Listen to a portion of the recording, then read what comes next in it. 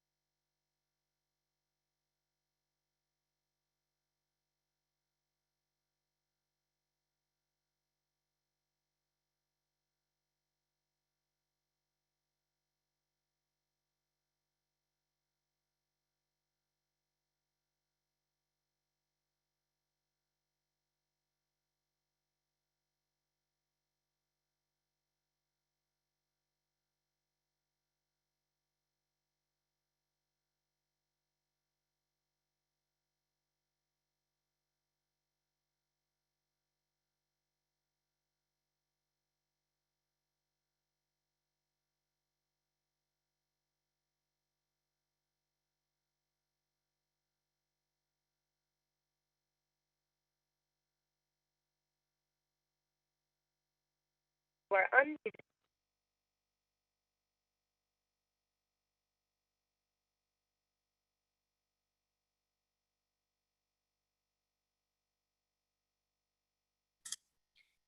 Good evening, everyone. The City Council meeting will begin in about 10 minutes. I will keep everyone on mute until it is your turn to speak or if you are part of this evening's presentations. Thank you.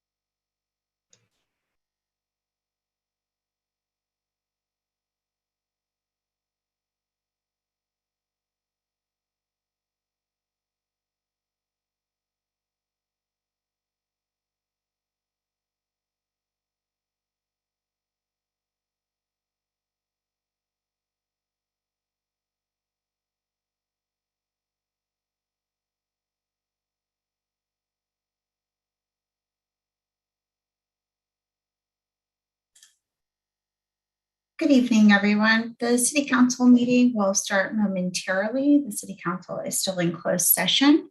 I'm going to keep everyone on mute with your cameras off until it is either your turn to speak or to present. Thank you.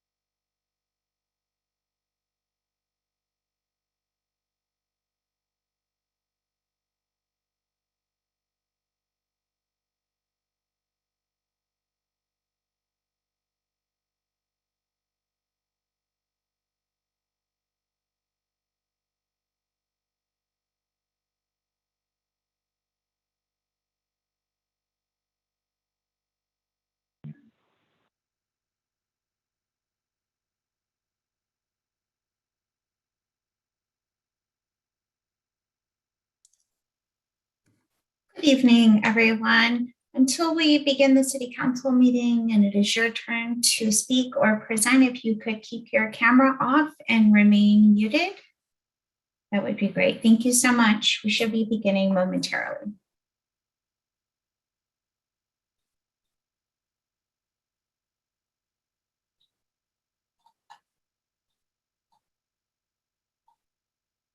Joyce and Paul, if you guys could turn off your cameras and mute yourself, please.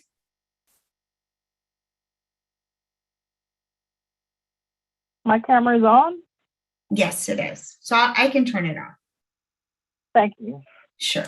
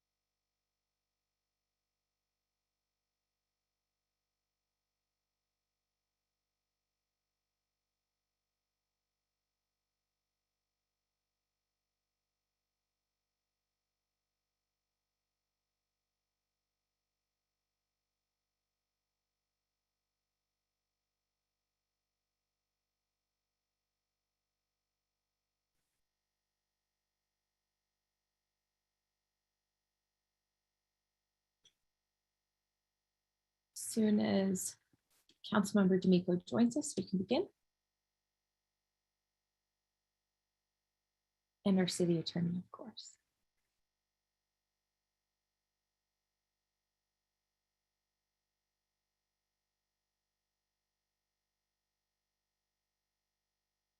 Is our city manager with us? He's just coming into the meeting there. Thank you. You're welcome.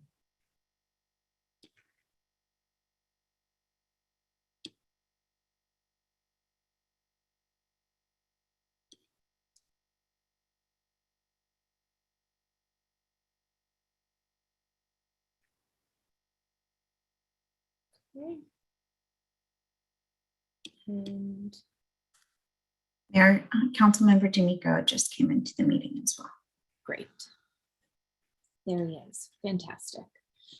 So I will call this meeting to order and begin with our statement on the virtual meeting in compliance with California Governor Gavin Newsom's executive order to protect public health and prevent the spread of COVID-19. This city council meeting is being conducted via teleconference on the city's website and is also provided on a wide array of streaming media platforms to offer access to the public to the fullest extent possible. WehoTV staff have confirmed that this city council meeting is currently streaming successfully on Spectrum Channel 10 and online at weho.org/WehoTV. In addition, and as a courtesy, this meeting is also successfully streaming on the city's YouTube channel at youtube.com/WehoTV and on Roku, Apple TV, Fire TV, and Android TV. WehoTV staff monitor this broadcast on all platforms throughout the meeting and will notify the city clerk and council should broadcast disruptions arise. Please do not interrupt the live meeting by calling or texting the city council about difficulties viewing the meeting. If you're experiencing viewing difficulties while watching this live stream, please reload the page or visit weho.org/WehoTV to access our official live stream and to view a list of other available streaming options. In addition, you may call in to listen to this meeting by dialing 669-900-6833. Our meeting ID is 824-0452-4847, and then press the pound sign. Please understand that internet speeds, device reliability, third-party platform reliability, and individual or personal technical issues are out of the scope of this broadcast. WehoTV staff has published a guide at weho.org/WehoTV to troubleshoot your connection. If you're having difficulties connecting to the meeting, you can also call 323-848-3151. And now we will begin with our Pledge of Allegiance, which will be led this evening by Ms. Jasmine Canick. Good evening, everyone. Please place your right hand over your heart and repeat after me. I pledge allegiance to the flag of the United States of America and to the republic for which it stands, one nation under God, indivisible, with liberty and justice for all, someday. Thank you. Thank you very much. Madam City Clerk, roll call, please. Thank you, Mayor. Councilmember D'Amico. Yes.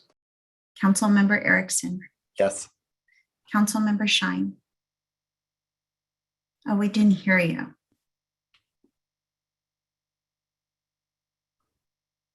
Here. Yes, now we can. Thank you.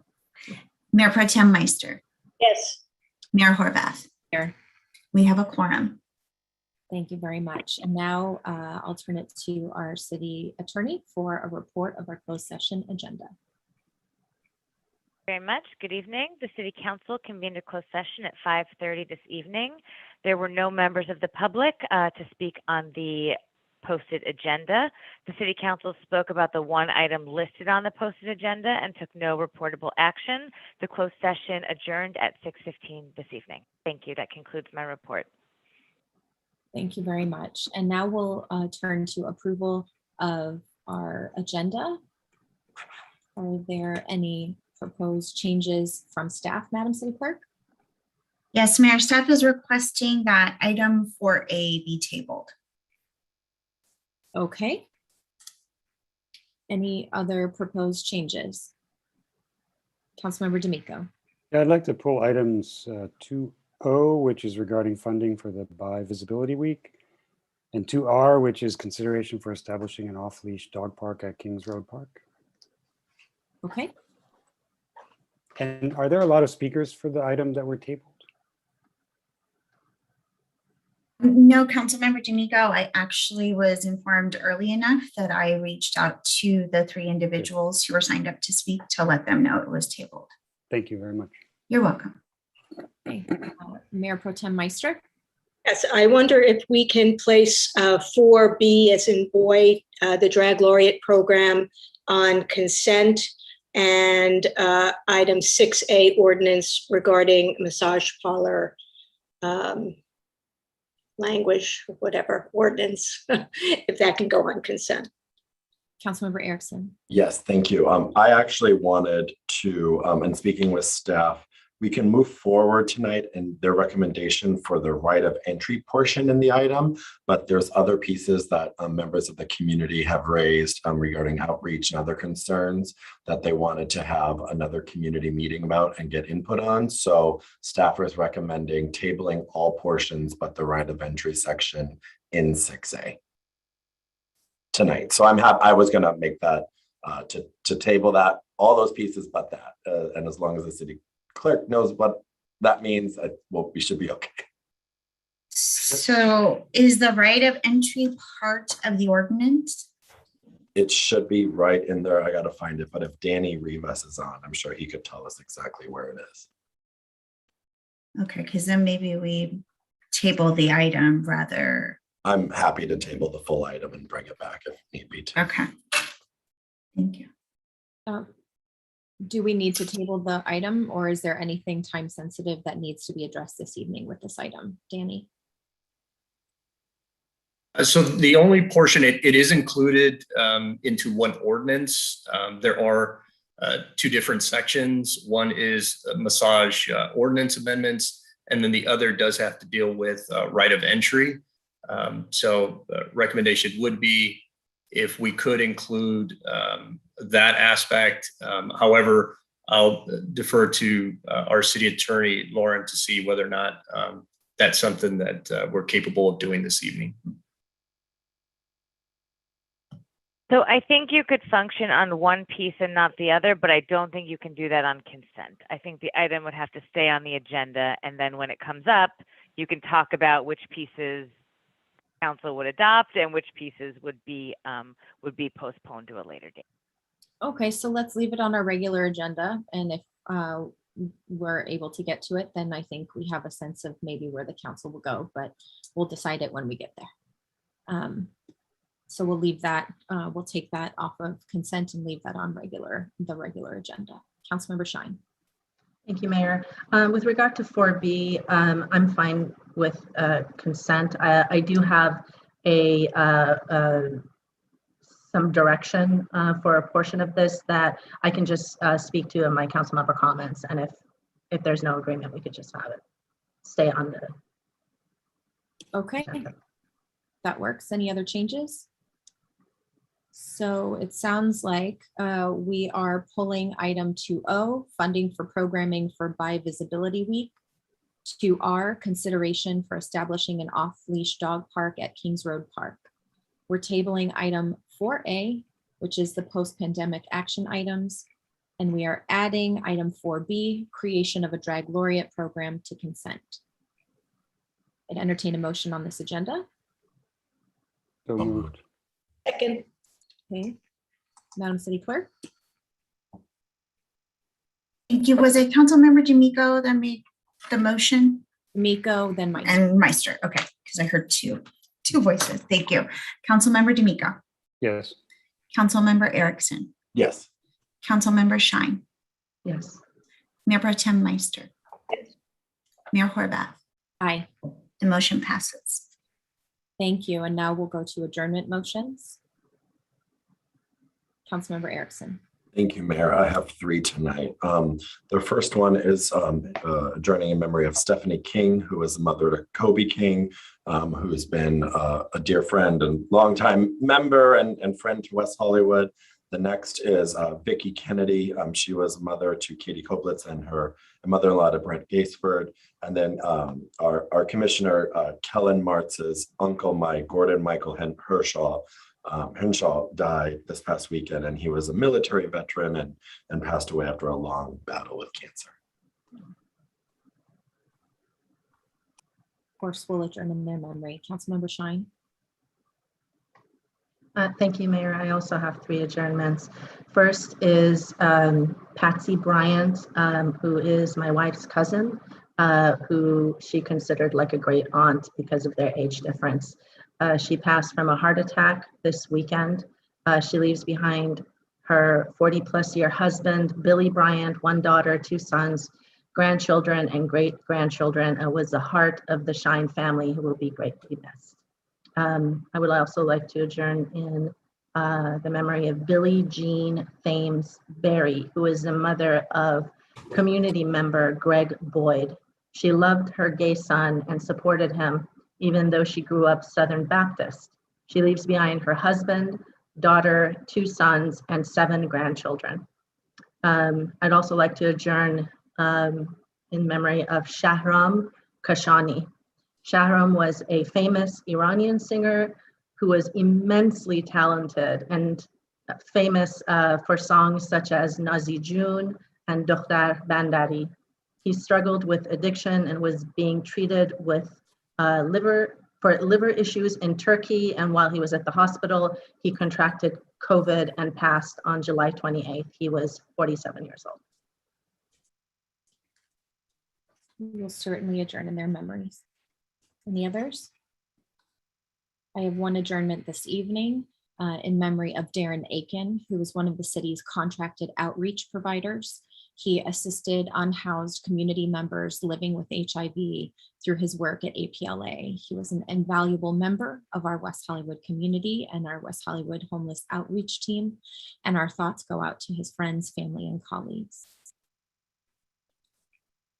And now we'll go to presentations. First, we will have a presentation for Justice for Jamal, Timothy, and all the survivors. I call this the Dream Team for Justice. And while many folks are able to be here with us tonight, there are some who aren't, but I'm grateful for those who are. And to make sure that they are featured, I would ask that they are able to turn on their cameras and that we turn ours off so they're all able to be on the screen at the same time, if that works for everyone.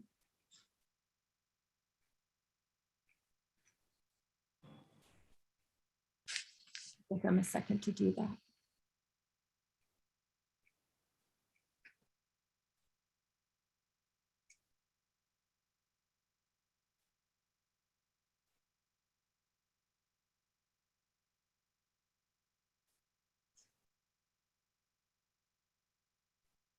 So tonight, we would like to recognize Jasmine Canick, Corey McLean, Jerome Kitchen, Ms. Letitia Nixon, Ms. Joanne Campbell, Ms. Joyce Jackson, Detective Rodriguez, Detective Mundell, Sergeant Cardella, many friends and neighbors who participated, and certainly last but never least, Dane, Arthur, and Cody.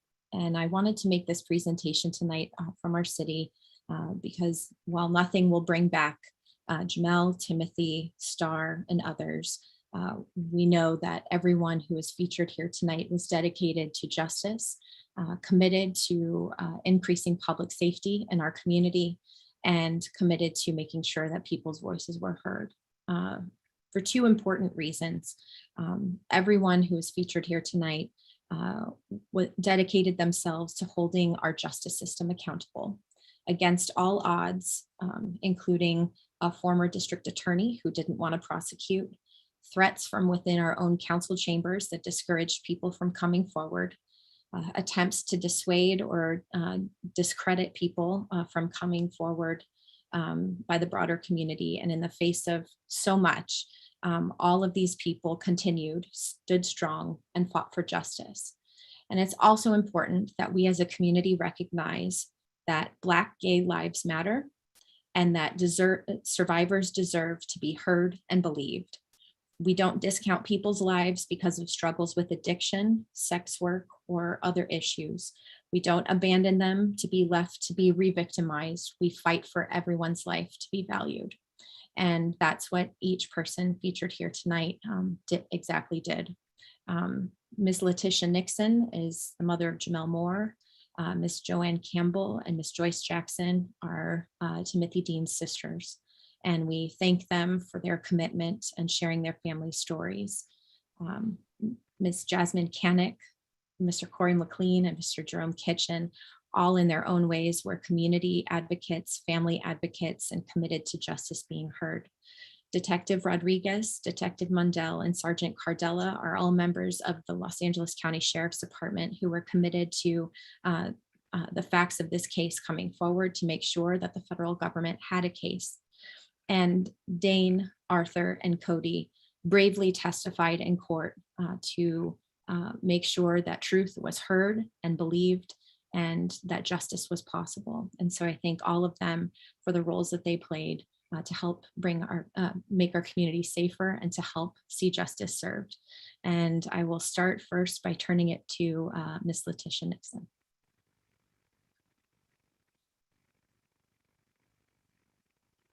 Hello, how you doing, Mayor Horvath? I want to first and foremost thank you for everything that you've done. I want to thank everybody. You believed us from day one. You honestly and truly care about West Hollywood.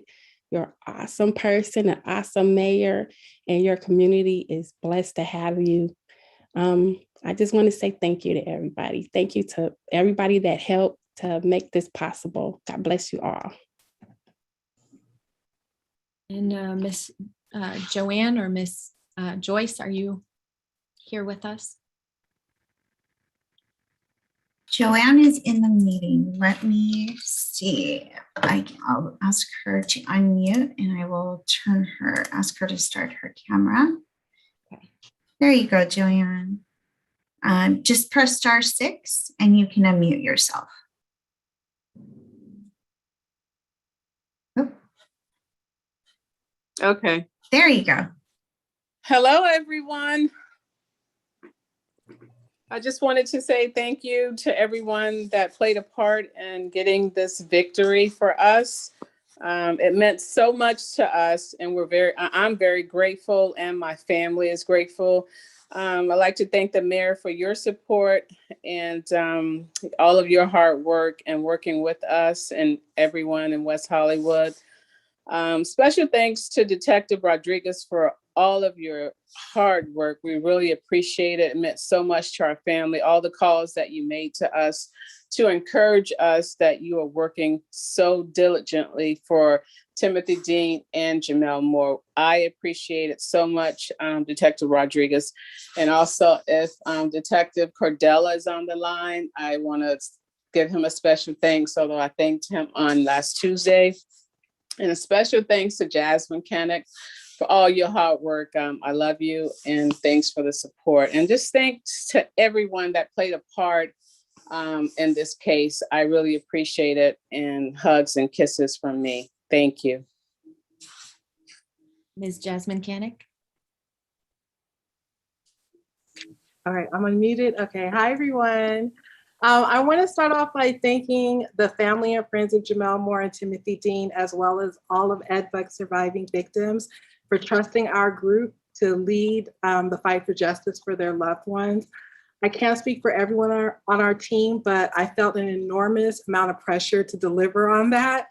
When people entrust you with something so important as getting justice for their son or their brother or their best friend, that's not something that you take lightly. It's a huge responsibility, and I'm deeply honored that they put their trust in us and that we were able to bring them some semblance of justice with those 9 guilty verdicts. I also want to thank everyone on Team Justice for Jamal and all of EdBuck's victims, Corey, Sammy, Jerome, Marcus, Mark, and our attorneys, Nada and Hussein. I especially want to thank Detectives Q Rodriguez, Paul Cardella, and Detective Mundell. There would be no case, there would be no verdicts without their dedication. And I'm so grateful that they turned out to be my Olivia Benson, that they saw these men as victims and they worked this case. And I'm just so appreciative for everything that they've done. I also want to thank Chelsea Norrell and Lindsay Bailey, who are our prosecutors. And I got to stop for a moment and thank you, Mayor Horvath. You've been with us for 4 years. Every step of the way, you have been an amazing advocate, not just for us, but for your city and for just doing what was right, even when it was uncomfortable and people did not want you to. I appreciate you. And I just love you so much as a sister for standing up. And we're here with you on your journey. Thank you. And finally, I just want to thank anyone who did anything, anywhere to help us advance the cause of justice for all of Ed Buck's victims. We thank you. I thank you so very much. Thank you. Dane? Hi, everyone. First and foremost, I want to thank Mayor Horvath for this honor. I really do appreciate it. This was totally unexpected. So I just want to thank you so much for being a part of the team and helping everyone achieve this goal. That was a hard, long haul to obtain. So thank you for that. I want to thank Jasmine, Officer Rodriguez, and Sergeant Cardillo for listening to me. You guys took the time out to actually hear me and understand my story and believed in me. So I would like to thank you guys more than anything. And for the family and friends and everyone who was involved, I want to thank you guys because you guys gave me encouragement during the trial when I thought I wasn't doing well. So I would like to thank you all for your help, and that's it. Arthur? I just want to thank Mayor Lindsay for the recognition, and a special thank you to Ms. Canick. Without you, this wouldn't be possible. And looking at us as victims and not just nobodies. Cody?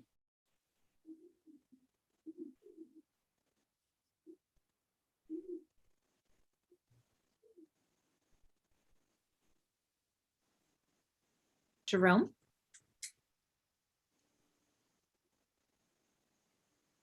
Hi, I just want to say thank you for us in our community.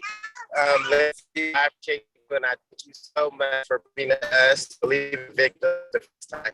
It was easy to go the other route when so many of your colleagues chose to go the other route, but you chose to stand out amongst the pack and make sure that young Black gay lives in West Hollywood understood that our lives is valued in West Hollywood. And I appreciate that. I appreciate great voices like Jasmine Canick and Mama Letitia and Joanne and Miss Joyce, because it's often in the Black community that we just try to silence these things and keep moving because we don't want the shame that comes with this. And for Letitia and Miss Joanne and Miss Joyce to share their family stories with our community, for we can learn and grow in the hope that we save additional lives. I'm forever grateful to be a part of this team and work with this team. This is one stone in many stones that needs to be overturned in our community, and I'm forever grateful that I was able to be a part of this. There's more Ed Bucks out there, and we're looking for them too. So believe us when it's come time to make sure we clean up these streets for everybody. Corey? Hello. So yeah, I would like to thank everyone that had played a part in this. I'd like to even thank, I believe it was like 2 or 3 city council members that came out to some of the protests, but I want to give my whole heart to Lindsay. As just the city council member, you were there from day one, believed us, nurtured us, was there to support and just love on the families in the time of need. And as a mayor, would you deserve that? Just keep that title for sure. I love that your heart was in it and authentic for sure. I want to thank the families for just enduring all of this and knowing that everyone had to come outside of themselves to support something greater than themselves to create a change. And hopefully we don't have to keep going through these things. And hopefully the families don't have to be on the front lines for too long. And we can finally use these positions in place to get the answers that we need without having to go that route. But I want to thank everyone, even Cardella, for all of the evidence that they passed over to the feds for this victory. So everyone playing their part and being in alignment on assignment is what got us where we were. And I want to thank Jasmine as well for just being the leader of everything and just showing us the way and just telling us where we need to be and what we need to do and being in place to creating this change. And I just thank everyone. Sergeant Cardella.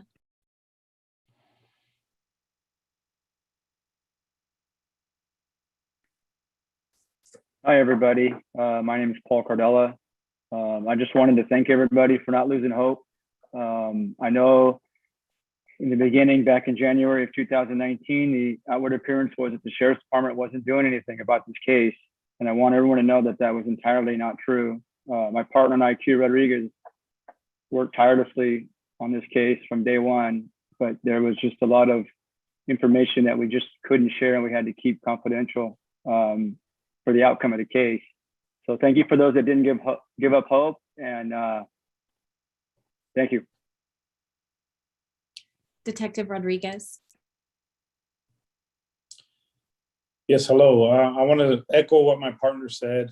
I want to thank the family, Joyce Jackson, Joanne Campbell, Letitia Nixon. Jasmine helped us, and it was a community effort. I want to thank personally my spouse for losing me for 2.5 years, and the West Hollywood City Council and Mayor. Thank you very much. Detective Mondell.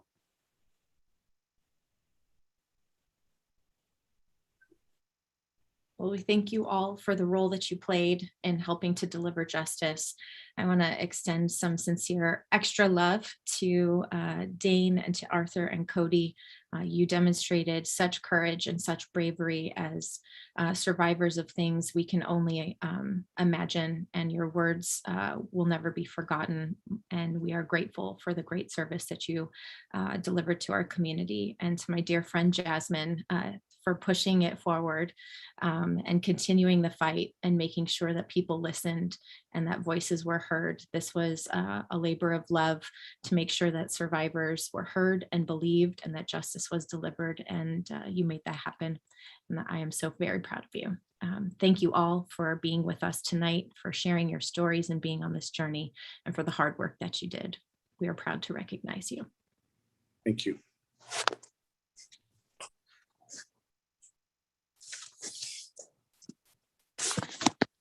Thank you. I just want to say thank you again before I get out of here. I appreciate all of you all so much.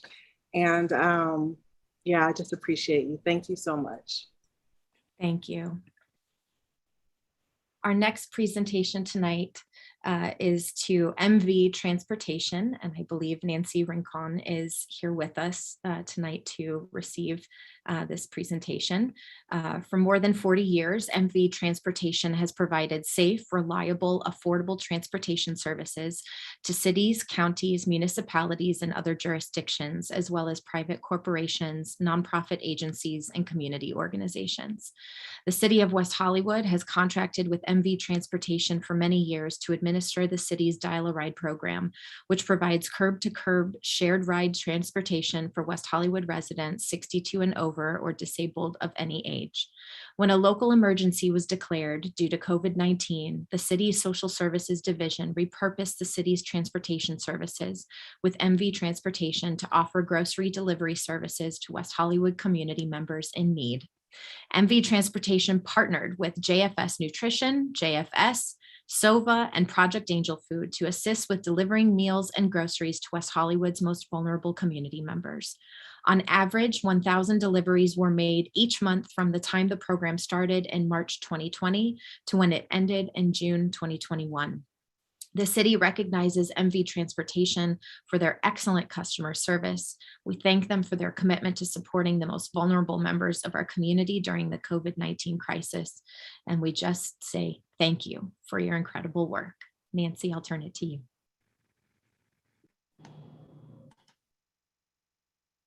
Thank you, Your Honorary Mayor and City Council members. It's a pleasure to receive this award on behalf of our division here, 48. I'm pleased. It's been a pleasure working with Chriselle, Diane Schneider at JFS Fairfax, Linda Alter at JFS Van Nuys, and Robert Bowler at Project Angel Foods. Without hesitation, our team transitioned from transporting and delivering passengers to delivering frozen foods and also grocery items to our valued residents.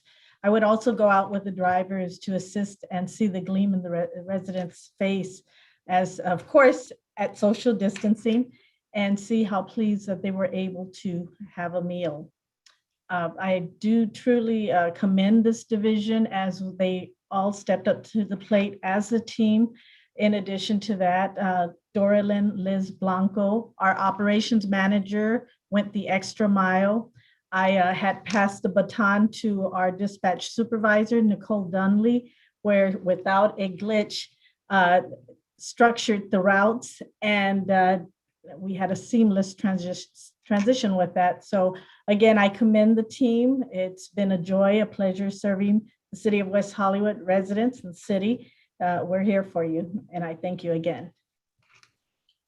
And Nancy, I'm sure all of us can say this, but I definitely saw your team out delivering meals. I would deliver for Project Angel Food on Thursday mornings, and the buildings I delivered to were also getting deliveries from your teams as well. And people were excited to see their deliveries arrive and to see the people who greeted them. It wasn't just about the food that they brought, but the joy that they brought as well, and that connection during a time that could have otherwise been complete isolation. And so I just want to thank you. It was a really touching thing to witness during this really difficult time. Yes, it was. Thank you. We are here for you. Okay, and now we will turn to public comment. Madam City Clerk, I will turn it to you to administer our public comment this evening. Thank you, Mayor. We have several people sign up to speak on our consent calendar items. So we are going to keep the first public comment period to 20 minutes. When I get to the last speaker, I will make that announcement so that the other individuals sign up to speak under public comment know that they will be moved to the second public comment period.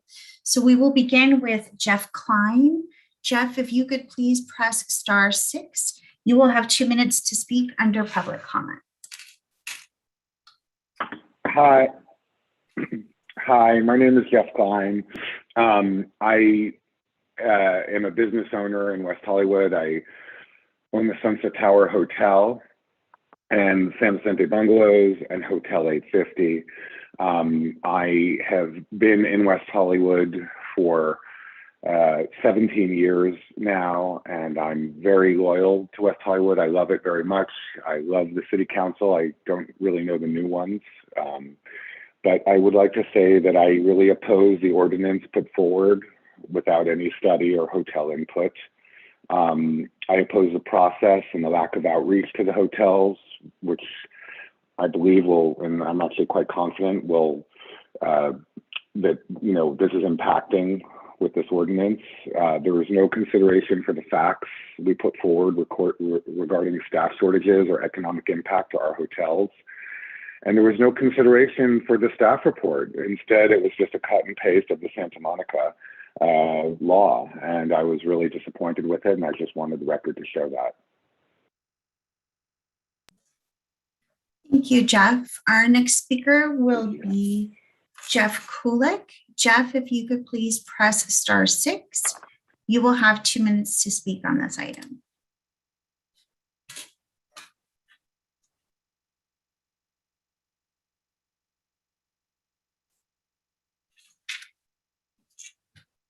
I'll move to our next speaker, Genevieve Morrill. Genevieve, if you could please press *6. You will have 2 minutes to speak on this item.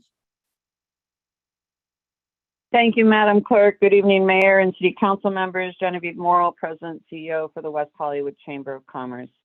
I'm speaking tonight to again oppose item 2G on the consent calendar, the second reading of a cut and paste ordinance passed in Santa Monica. We oppose not only the ordinance, but the lack of consideration to those it impacts the most. Most alarming is that no real data was used from West Hollywood hotels, the speed in which it was passed, and the hostile and disturbing accusations made by this council is truly one of the saddest in my 22 years in West Hollywood.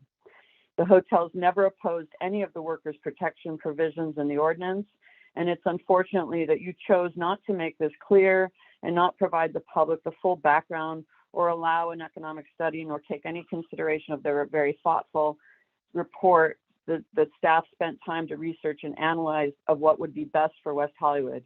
It's unfortunate that you didn't have that same goal. The viciousness of your comments about the hotel community and that they only care about the bottom line is truly disturbing from the new council member who was elected to represent all of our community, not just who endorsed your campaign. And on a personal note, your attacks on me and my character were deeply hurtful and unwarranted. I represent the business community and my job is to represent their interests. We fought against a policy. I hope moving forward we can agree to disagree without public verbal insults. We should be given the same courtesy you extend to Unite Here, an organization who fights for the interests of their members the same as we do. On another topic, please get vaccinated. We have come so far with so much to lose. We support all businesses who are requiring only vaccinated patrons, and we encourage others to join this movement. West Hollywood businesses are leading the way, and we have national media attention on us. Thank you. Thank you, Genevieve. Our next speaker is Nick Remedio. Nick, please press *6 and you will have 2 minutes to speak on this item. Good evening, everyone. Nick Remedio here from Lapeer Hotel, as well as Chair of the Chamber of Commerce. I too am calling in to strongly oppose the hotel ordinance as it's written. We've said since day one that worker protection and safety is our #1 priority, and the West Hollywood promise that we submitted on April 4th demonstrated that commitment, as well as the facts verified from the state of California in the months subsequent. Where are your facts from West Hollywood employees? We have over 2,000 employees working here every day. Where are they? We remain committed to our employees, always have and always will be. Their safety is our priority. It is now clear that the process was flawed from the start, given the lack of transparency as it related to requests for information, most of which that came back as privileged. Why don't the residents of this community deserve to see what was redacted or withheld? What are you hiding? What is clear from the ordinance is that the only input that you considered was from Unite Here. If you object to the special interests associated with your support, I encourage you to share your views on independent expenditures versus direct campaign contributions and the role that they should play in city council elections. But to the general public, it is clear that supporters of this ordinance benefited from their ties to Unite Here and will continue to do so in the future. I remain in disbelief with regards to the other lack of acknowledgement of the facts that the hotels put forward regarding staffing shortages and the extreme hardship that this ordinance would impose as we remain in a pandemic. If you do not like the implications associated with fake news, then you should have acknowledged the dozens of media reports that were submitted and consulted with the hotels on how they would facilitate such an ordinance. You did not do so.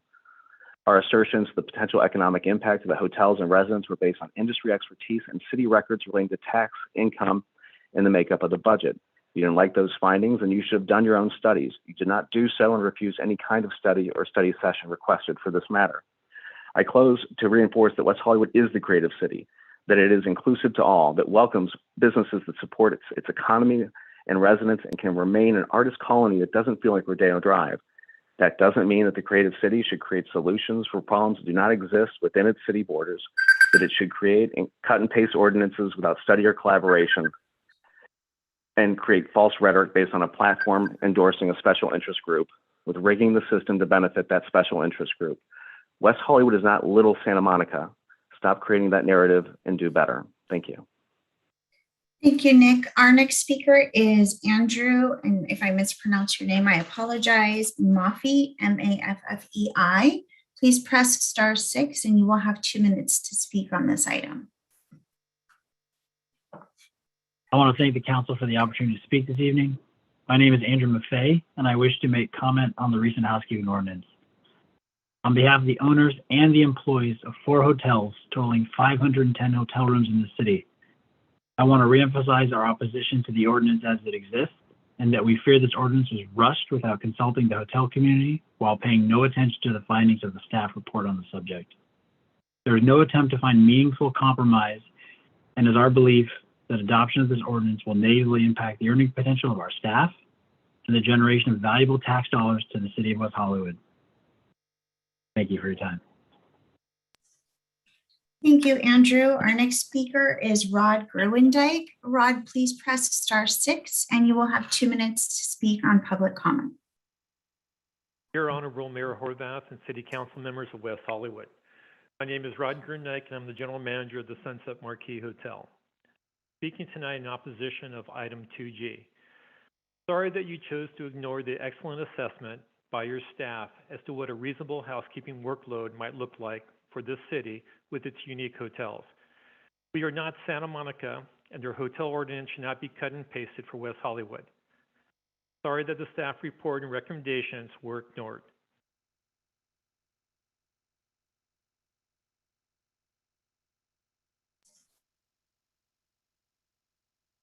Thank you, Mr. Gruendijk. I'm guessing that's it. Our next speaker is Adam Darvish. Adam, please press *6 and you will have 2 minutes to speak under public comment. Thank you so much. Good evening, Mayor Horvath, Mayor Pro Tem Meister, council members, city manager, city clerk, and city attorney. I'm Adam Darvish. I'm calling as a resident to speak to item number 2H under consent calendar, excuse me, specifically related to Transportation Commission had mentioned my name as a public speaker. The 2 items were captured wrong. I'll make sure that's corrected through the commission. But I wanted to make sure that the council members know about the point that I was trying to make across the noise level at Larrabee Street and Cynthia at the Circle. After hours when the bar crowd walk up for Uber and Lyft, where they have picked locations for I believe it's called rideshare locations on their app. So people gather after drinking and smoking whatever and just partying. So from 2 a.m. to 4 a.m. there's noise on the street. Neighbors and hotel customers, I'm sure they notice it too. And again, I'll follow up on this. I just wanted for you all to be aware, and this shouldn't be happening for Uber and Lyft to pick a residential street, as to me, it looks like a bus stop for a bunch of people that have parties all night and then wait there for the ride till 4 in the morning because it takes a long time for those share rides to arrive.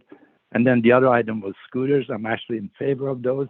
I was just pointing out who would hold those companies accountable for people that leave those scooters on the sidewalks where it blocks access to for handicapped people and older adults. And also speed lumps, that's on the agenda. I'm in favor of that. I just wanted how those streets were selected. Was hoping streets with large accidents or fatal accidents would be selected. So thank you so much.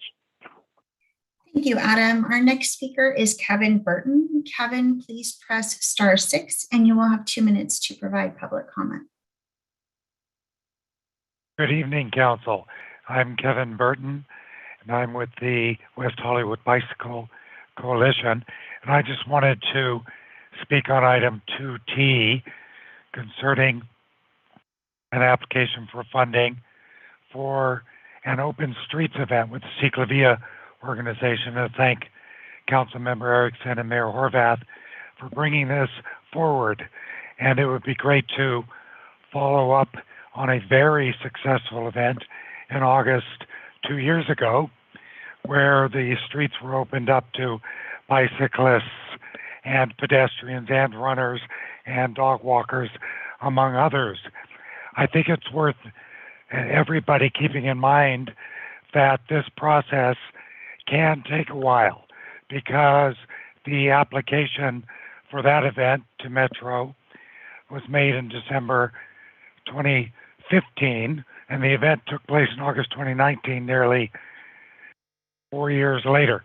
I'm very hopeful that, given the experience all parties now have, that timeline can be shortened. I think it's also worth noting that the previous application from West Hollywood in LA received the highest score from Metro for any application, the Meet the Hollywoods Ciclavia, and I am confident that that should happen again, especially if we can persuade Beverly Hills to come on board. They really missed out last time, and I think their council regretted it. So if they can be brought on board, it should make for a even stronger application and more enjoyable event. Thank you. Thank you, Kevin. Our next speaker is Matt Wise. Matt, please press *6 and you will have 2 minutes to speak under public comment. Hello. Go ahead. Hello, thank you. Hello, thank you, Council. I am the GM of the Formosa. I wanted to go on record to say that we have implemented a policy requiring proof of vaccination or a negative COVID test within the past 72 hours. Feedback from customers has been overwhelmingly positive, and our #1 priority is keeping staff and guests safe. So we hope that others will join us. Thank you. Thank you, Matt. Our next speaker is Bobby Green. Bobby, please press *6 and you will have 2 minutes to provide public comment.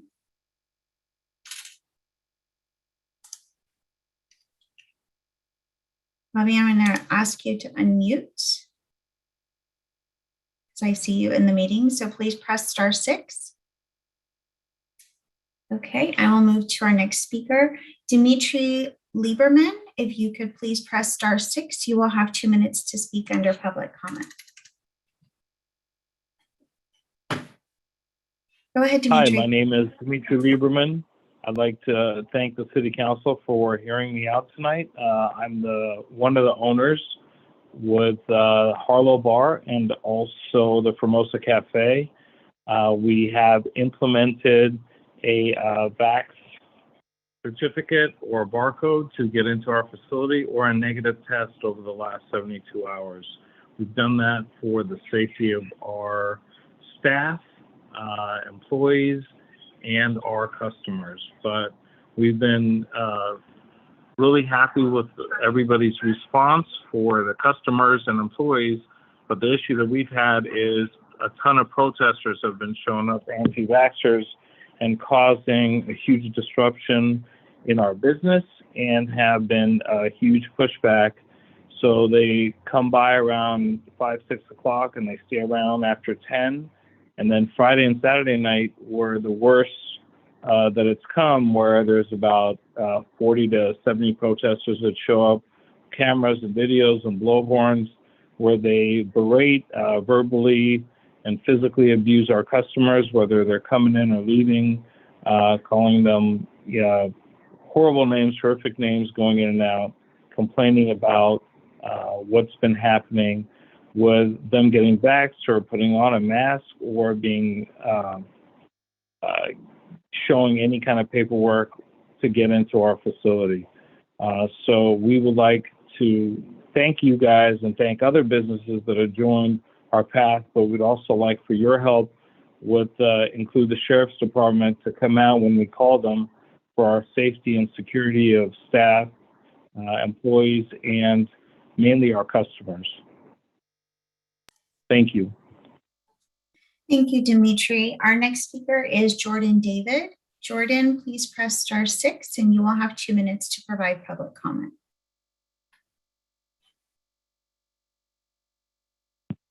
Hi, can you hear me? Yes. Hey, this is Jordan David. I'm calling from occupied Tongva land, and I'm a voter in West Hollywood election. Council members, at your budget meeting, you all agreed to have a holistic conversation to reimagine public safety.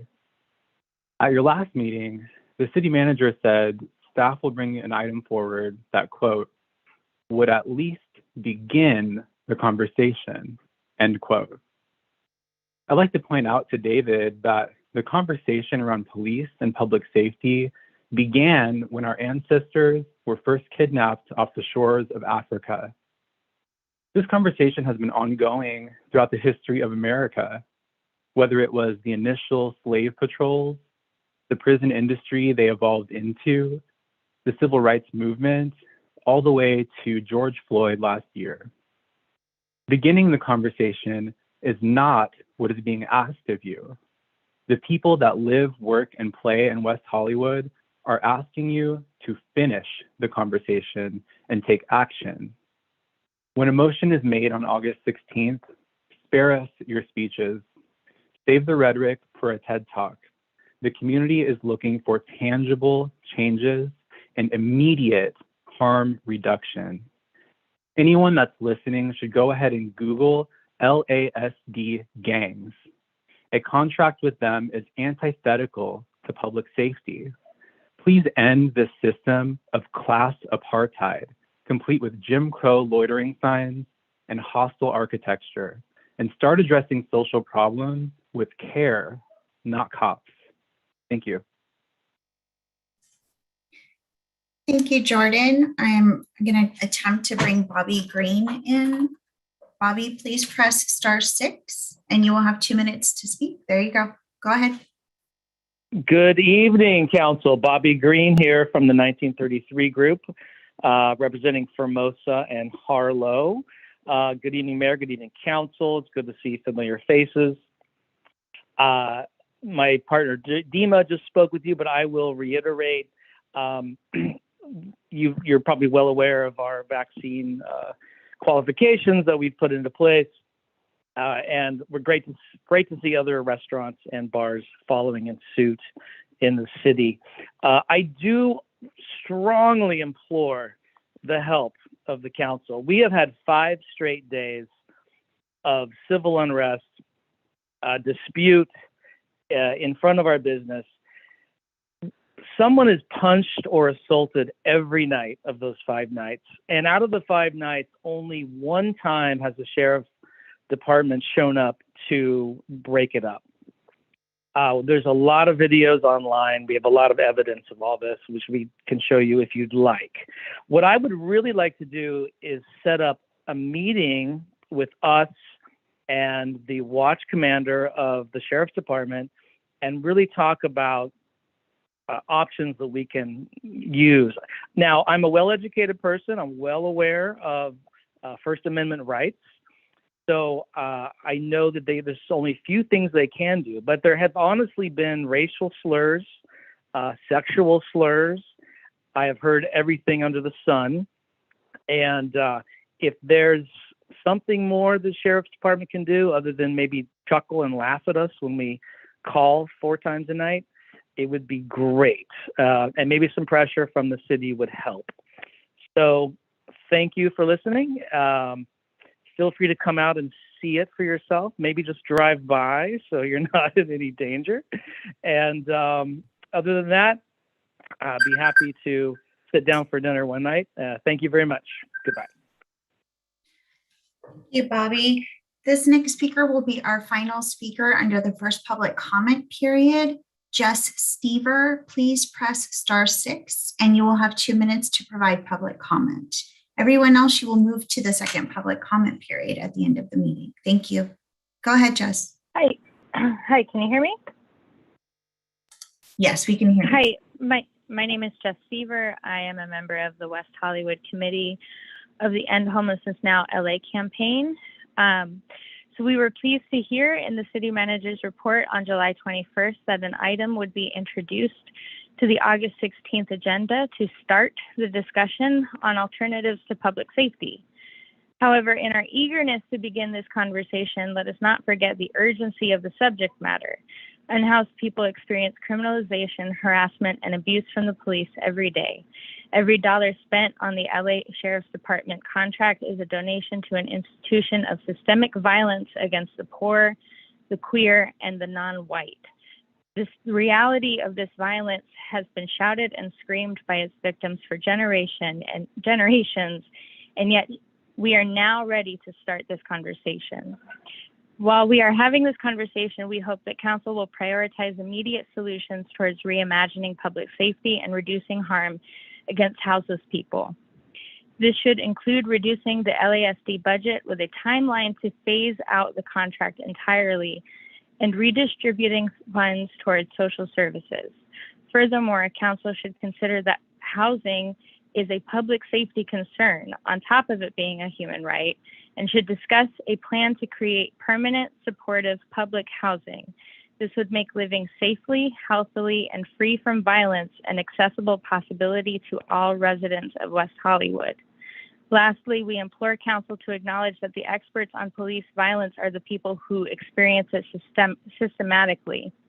To that extent, council should make every effort to invite and include the unhoused in this conversation to reimagine public safety, as well as other targeted populations and the activists and advocacy groups who have already been doing the work to generate solutions to the problem. Thank you. Thank you, Jess. Mayor, that was our final speaker.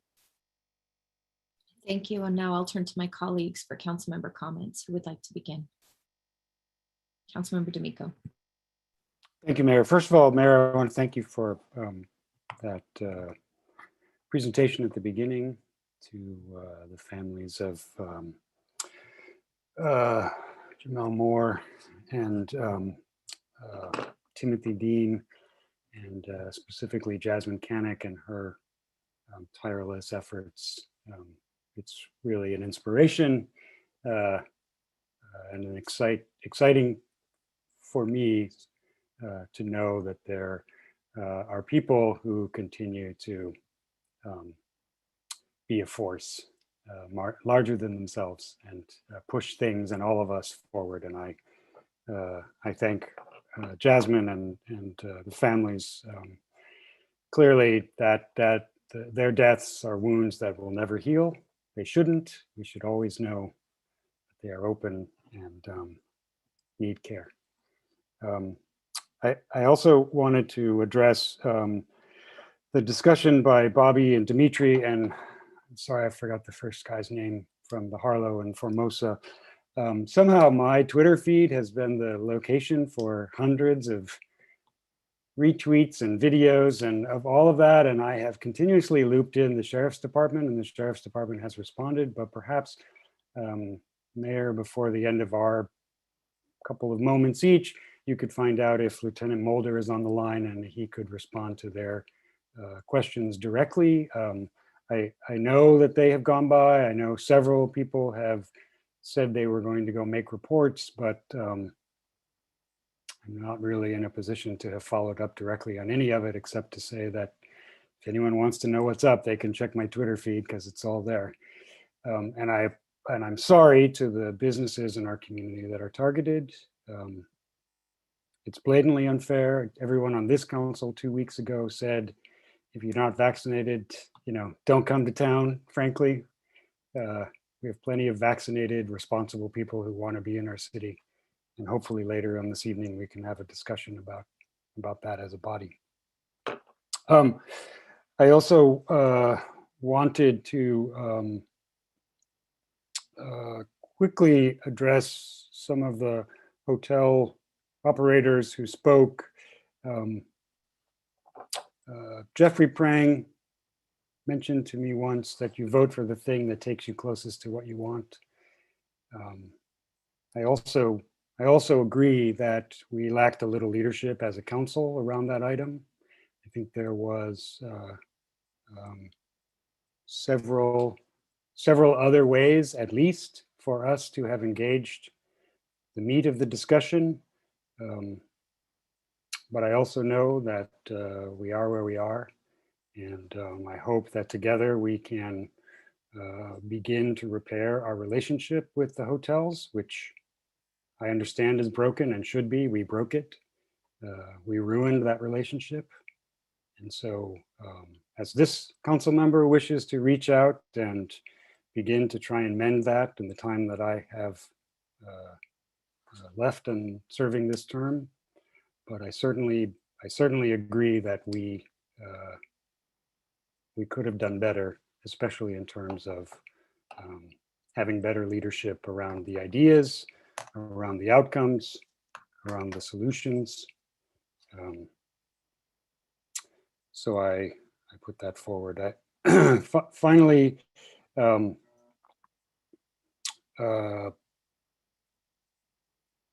there was one other thing.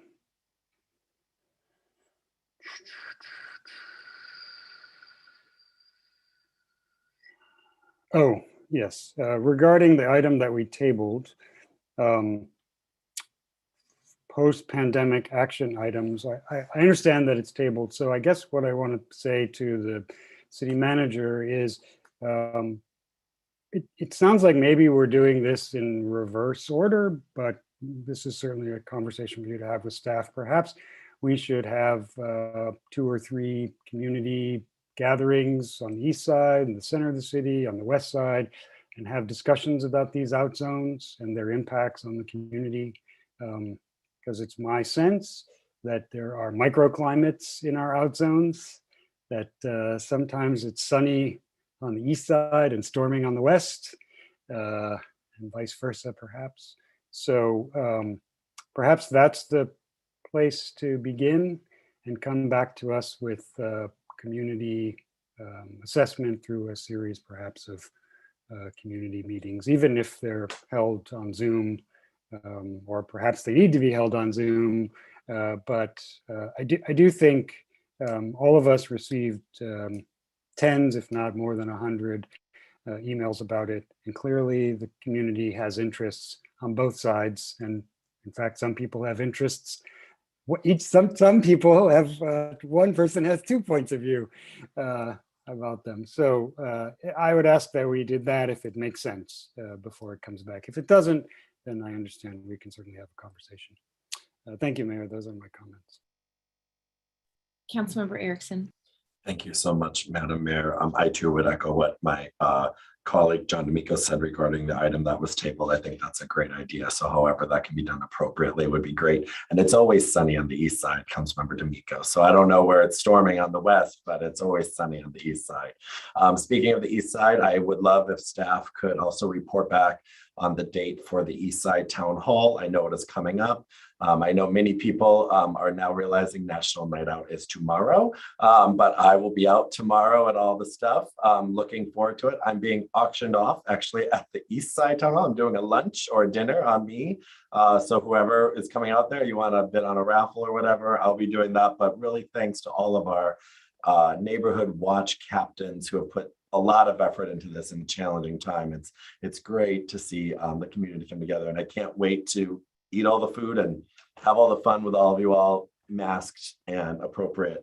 I also want to applaud the mayor and all the individuals that spoke tonight regarding the justice that is being done to the victims of Ed Buck and all the work that we still need to do as a society and city, and all the work that they do, especially to Jasmine.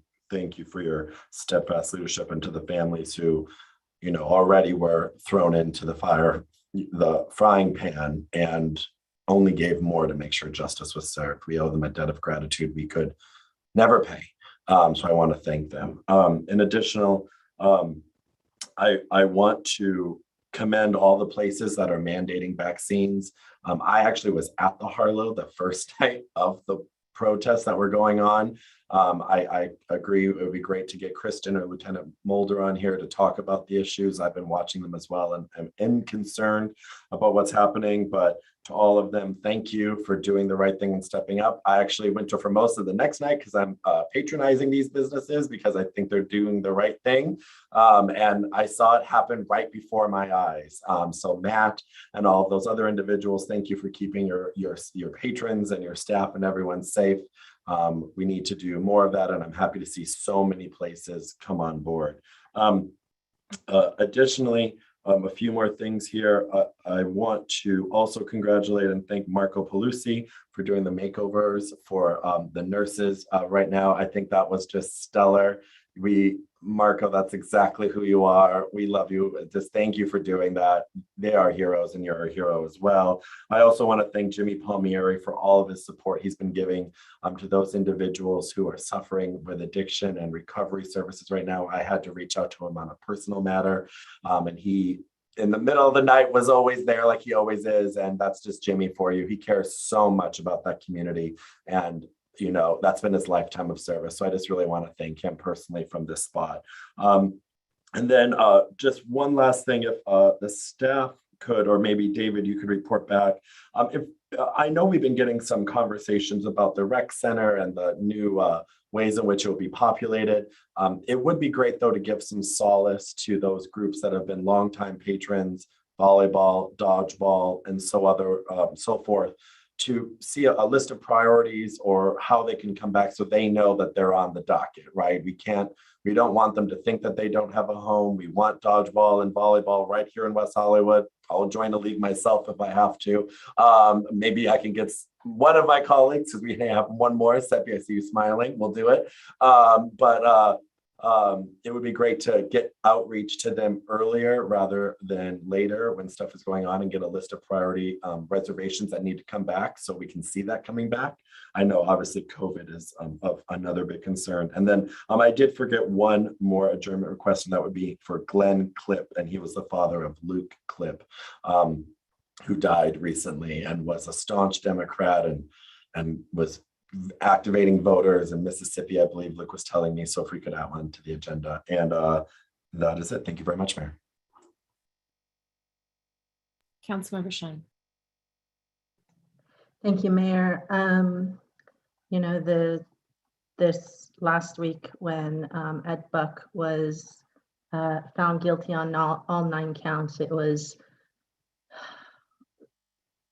truly probably one of the best instances of true justice in West Hollywood. And I know that neighbors were reaching out to me who lived near or in his apartment, and they were very happy with the results. Jasmine Canick, Jerome Kitchen, and the entire Justice for Jamal and all of Ed Buck's victims, their team really, and the families of the victims really carried this torch for justice.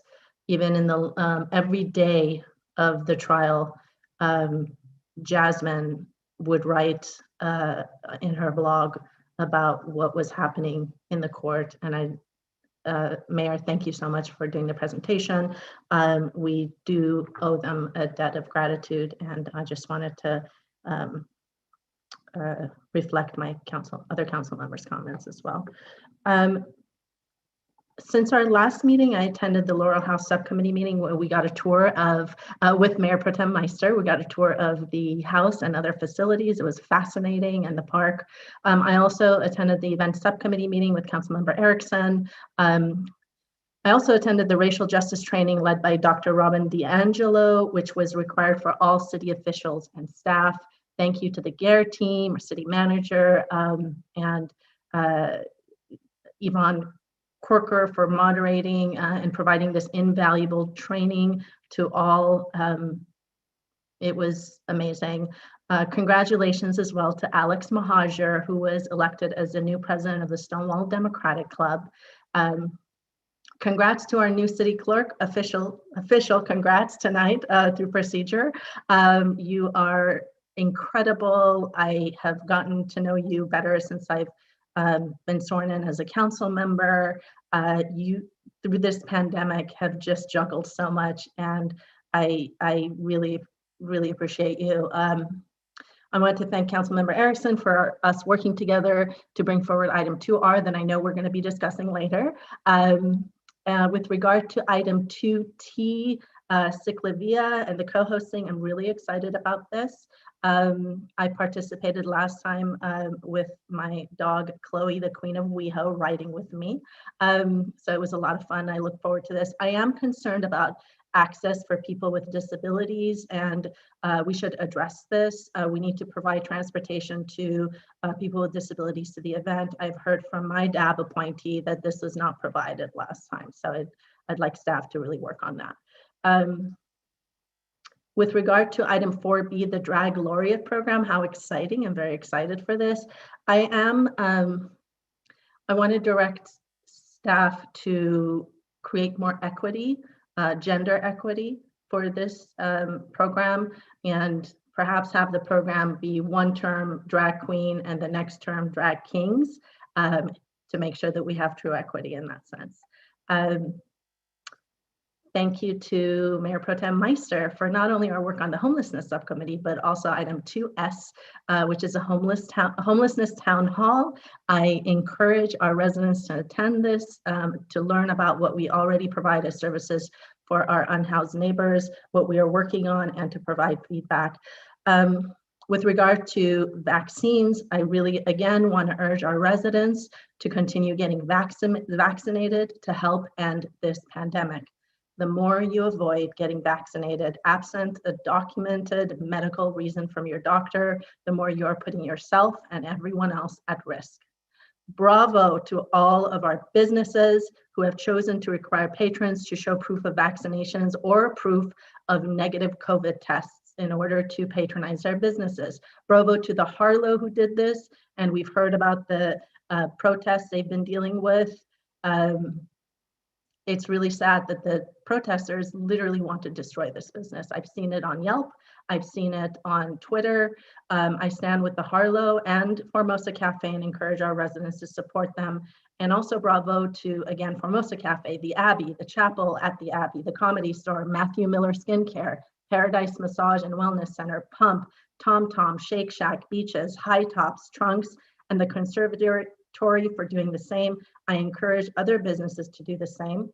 At this point, we have enough information which lets us know that the vaccine dramatically prevents you from being hospitalized from a COVID-19 infection, and the breakthrough infections, which means getting COVID despite being vaccinated, are low compared to the high rate of infections and high rate of hospitalization from COVID when not vaccinated.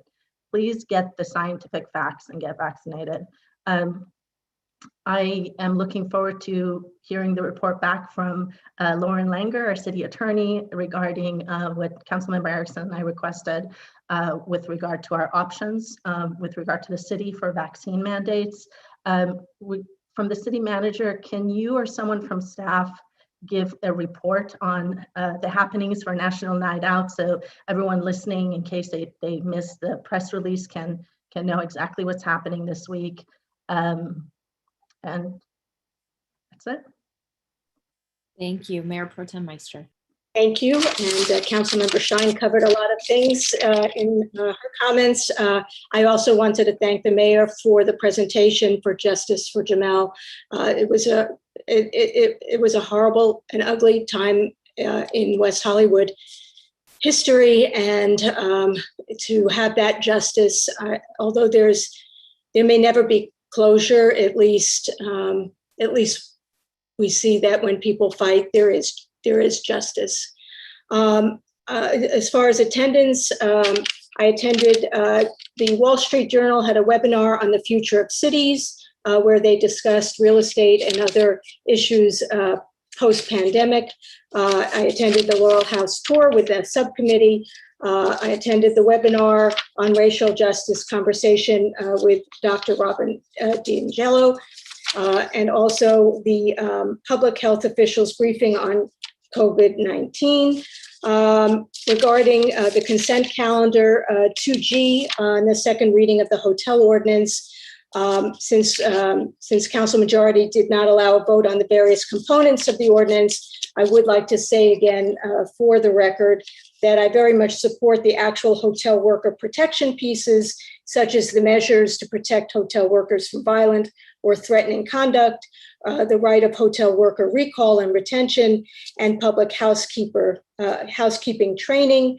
What I found problematic were the items on overtime and the square footage model, particularly since the union hotels were exempted from these requirements, making for an unfair playing field for non-union hotels. In addition, the fact that council majority and staff were unable to answer my questions regarding what compensation model the union hotels were using, and also unwilling to study alternative workload compensation models and their potential impact on our hotels concerned me. So I will vote no on this item, consistent with my vote on July 19th. Item 2N, 2021-22 LA Marathon street closures. particularly for 2021. I just want to make sure that if there is an issue with increased COVID numbers, that we will have the ability to work something out. I really don't want to see us help this pandemic grow rather than to minimize numbers. Also, 2Q, appointment of the city clerk. I just wanted to say congratulations, Melissa. It's well deserved. On 2S, the West Hollywood Homeless Initiative update in Town Hall. Thank you, Councilmember Shine, for co-sponsoring the item. It's definitely an opportunity to update the public on what we've been doing, what we've accomplished, what we haven't accomplished, the challenges we are facing, and the feasibility study that was approved by council. Please gather your questions and concerns and show up at this event, which will likely be a Zoom event, and I believe it would happen in September. I think we're looking at September if this is approved by our colleagues. And then regarding 4B, the Drag Laureate Program, the only change I would like to see is that where it says West Hollywood business owners as part of the selection committee, that we change it to West Hollywood business owners or managers or owners or their designees. So if they can't or don't want to participate and someone else in the business can participate, that we allow for that, and definitely open for to Councilmember Shine's modification. So happy to do that if that helps move this item along. I want to also say that I applaud the businesses that have implemented the checking of the cards, or now they have the digital, which actually is much better in terms of entry into the business. I think that for restaurants and bars, it is a necessity. So if we are able to discuss this evening, I would like to see if this is something that we can make mandatory of all of our restaurants and bars. The difference among businesses, you go into a clothing store, you can leave your mask on when you try on an outfit. You can't leave on your mask when you're trying to eat or drink. So I think for the safety of our residents, of our business, of our employees, and patrons that come from out of town, I think that this is a very important thing for us to discuss. I think that West Hollywood needs to set the standard. I would also like to have a discussion about our own employees being vaccinated as well. I think it's important that we set the example, not only as a city for our restaurants and bars, but also for City Hall. And so I hope that we can discuss that this evening. I too look forward to seeing everyone at National Night Out, and would appreciate if staff can share all the locations and times of the events that will be happening tomorrow. And I believe that those are my comments. Thank you. Thank you very much. So with regard to the changes on item 4B, which has been added to consent, is everyone in agreement? Just so I'm clear, we can leave it on consent. Great. And next I would welcome our Captain Ramirez to address the role that the Sheriff's Department has been playing with regard to the incidents that have been mentioned in public comment tonight. Yes, hi, good evening. First off, I'd like to apologize for not being on camera. Unfortunately, I'm having problems with my system and I'm getting my camera replaced later on during the week. That said, over the past week and a half, there have been multiple anti-mask and anti-vaccination protests centered primarily around Cedar Sinai Medical Center and Harlow Restaurant. In some cases, counter protesters have also attended, and the protests have become volatile at times with both verbal and physical confrontations between the groups. West Hollywood Sheriff Station, along with additional personnel from LASD, including specialized teams, have responded, ensuring public safety, protecting the community, and preserving everyone's constitutional rights. These extra resources assisted with managing the crowds and allowed the station to still be able to respond to regular or emergency calls within the city. The first night, a person punched another person in front of deputies. Deputies arrested that person. That protest ended without further incident. The second night, there were 3 acts of violence. And in the interest of public safety, the sheriff's department declared an unlawful assembly and gave a dispersal order. Protesters left the location. The third night, there was a fight involving multiple people, and in the interest of public safety, we once again declared an unlawful assembly and gave a dispersal order. Protesters left the location. The subsequent evenings had no verified acts of violence throughout, although there were various noise complaints. All in all, on 3 of the nights, we did give a dispersal order because of the actions of the protesters, and all subsequently left the location. What I would like to add is that, having experienced in dealing with the protests over the past year or so, we have certainly had our critics, and we have been criticized for a couple of things. One, showing too much of a police presence, and then secondly, other times not having enough of a police presence. I can tell you this, that we do base our game plan on intelligence received, and we'll always do what is necessary to protect the people who live, work, and visit West Hollywood, while delicately balancing the feelings and perceptions of our residents and our critics. And I'd also like to leave you with this, is with some of these, the help that we have coming in, we don't want too much of we don't want to show too much of a police presence, but I can tell you that they are close by in the event that we need them. So although you may not see them, they are actually there. And I'll take any questions if you have.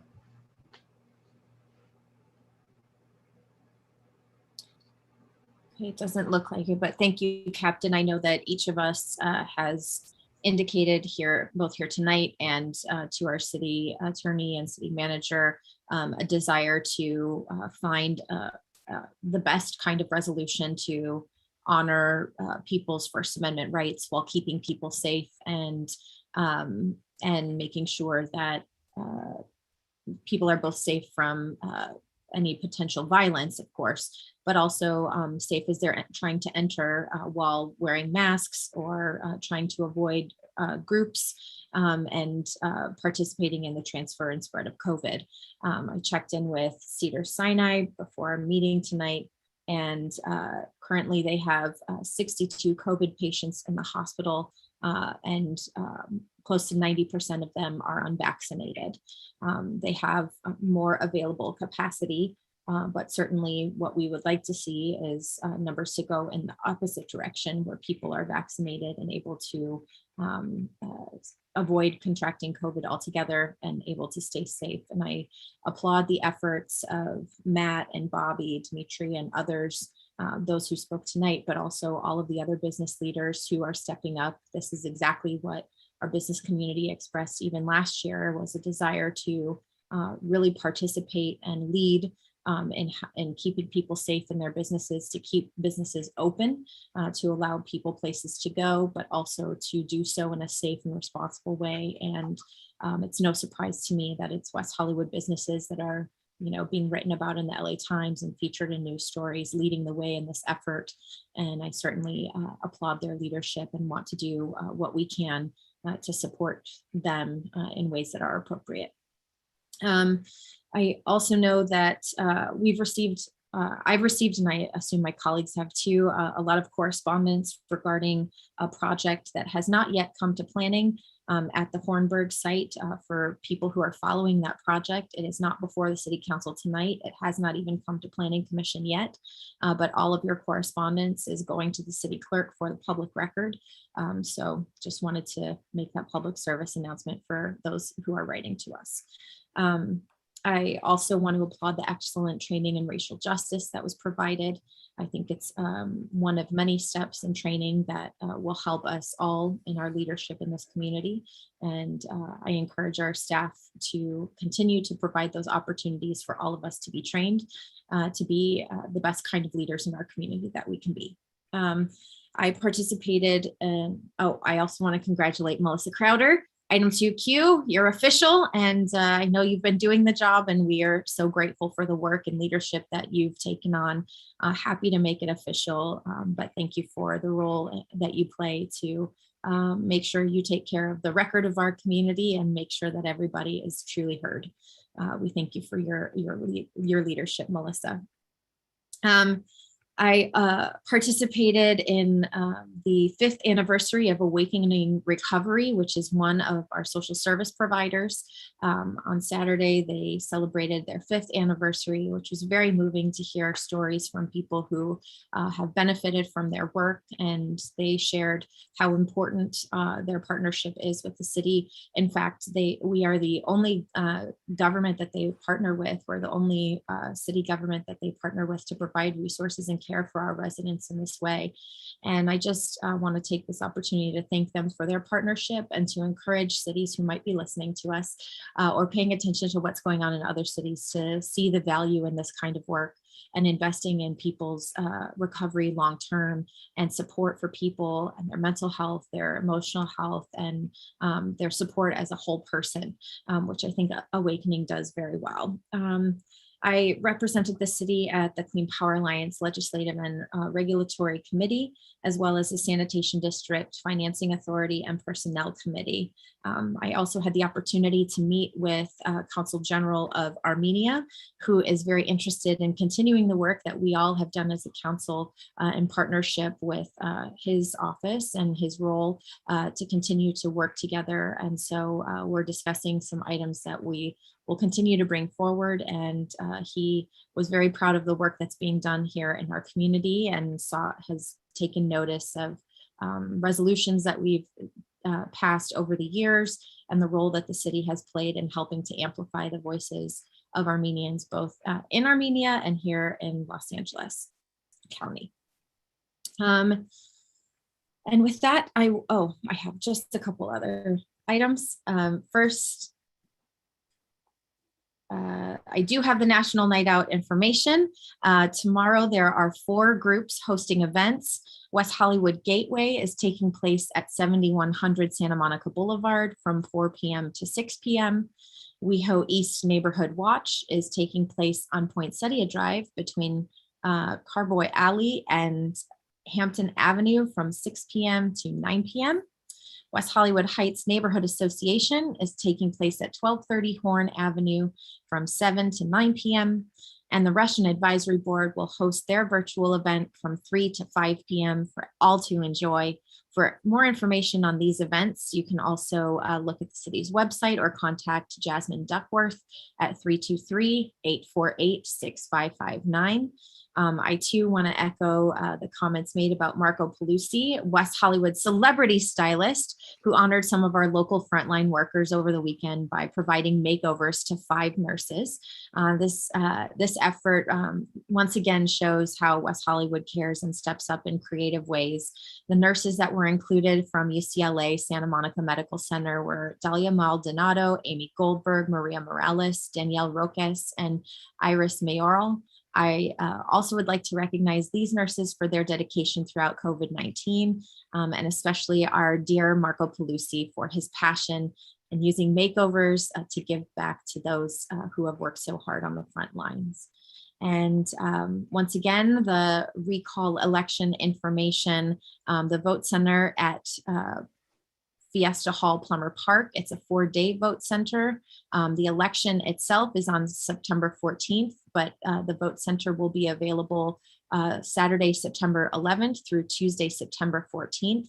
Mail ballots will be mailed to all registered voters on August 16th. So that's coming up. Keep an eye out for your ballots to participate. And if you have any questions, you can certainly contact City Hall on how you can participate in this recall election that is taking place next month. I'll now turn it over to our city manager for his comments. Thank you, Mayor. Just to respond to some of the comments and questions earlier, first I do want to add my congratulations to Melissa Crowder. She's done an excellent job, both in her role as acting city clerk and since her promotion to city clerk, and now as our official city clerk. So thank you, Melissa, for all your hard work. We will explore having community meetings regarding the post-pandemic response item before returning to council. The Eastside Town Hall is scheduled as a virtual event on August 17th at 6:30 p.m. Information can be found on the city calendar on the city's website. Staff has and will continue to reach out to groups that have routinely used the city's recreation facilities regarding the use of the new Aquatics and Recreation Center when it opens. So we will do that. Regarding the LA Marathon, the race organizers are obligated to follow applicable health orders at the time of the race, but the city does reserve the right to revoke the permit if needed at that time. And I think that answers all the questions. Thank you, Mayor, for providing the information regarding National Night Out. So I think that covers everything. So based on the requests from the council at the last meeting, we have posted "Do not leave your pet or children in the car" signs at all city-owned garages, as well as Gelson's. Staff is working with other private parking lots to install additional signage in their lots as well. City Hall is currently open by appointment only. Most of the appointments have been related to parking and building and safety permits, but we do continue to remain open by appointment. If the public would like to make an appointment, that can be done at www.weho.org/appointments. The LA County Department of Public Health is providing COVID-19 mobile vaccine events at senior residential developments, senior centers, churches, community organizations, workplaces, and other locations throughout the city. So to register and host an event, that can be done on the LA County's website at vaccinatelacounty.com. We are also continuing to work with LA County regarding bringing a mobile vaccination van to Plummer Park, similar to the mobile COVID-19 testing center that is currently there. And then at the last council meeting, and since that council meeting, there has been requests regarding for the city attorney to provide information on the various options related to vaccine mandates or routine COVID testing. Before the city attorney provides that update, I do want to give a brief update related to the vaccine mandate or requiring COVID tests for city employees. The vaccine mandates that have been recently announced by several larger cities in the state of California and the federal government are all related to employees of those agencies. We are a little different from those cities in that we do not have our own police or fire department or healthcare workers that do go into the homes of community members. But we are working with our bargaining units to ensure that the city's program, vaccine mandate program or COVID testing requirements fits our city. We have conducted a voluntary survey of city employees. Almost 75% of employees have already responded. Of those 75%, 92% have provided proof of vaccination. So there is a great desire and action by city employees to get vaccinated and to take care of one another and our constituents. But we will certainly provide you all with updates regarding the discussions with the bargaining units and implementing a program. And with that, I will turn it over to City Attorney Lauren Langer. Mayor, I have a question for City Manager, Mr. Wilson. Thank you, David, for that regarding the mobile vaccination pop-up. I really appreciate it. That line outside Plummer Park for testing is quite long, so it would be good to have it right next door to say, also, you can go get vaccinated. But I know there have been also some other ways in which maybe social services staff could work with LA County Public Health or other mobile vaccination sites that are really highly trafficked areas. Now that pretty much a lot of the businesses in our major corridors are offering proof of vaccination. If you can't get in the Abbey, go right up the street, get a Johnson & Johnson shot, see you in 2 weeks. So maybe we could see if public health and social services staff could create those types of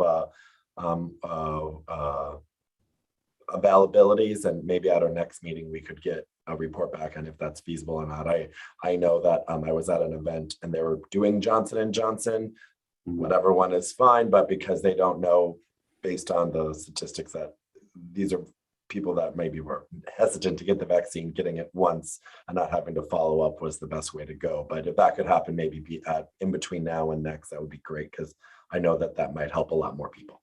Yeah, certainly we can. And we have been in those discussions, and part of it is the 2-dose requirement for 2 of the vaccination types. And so it would be limited to Johnson & Johnson.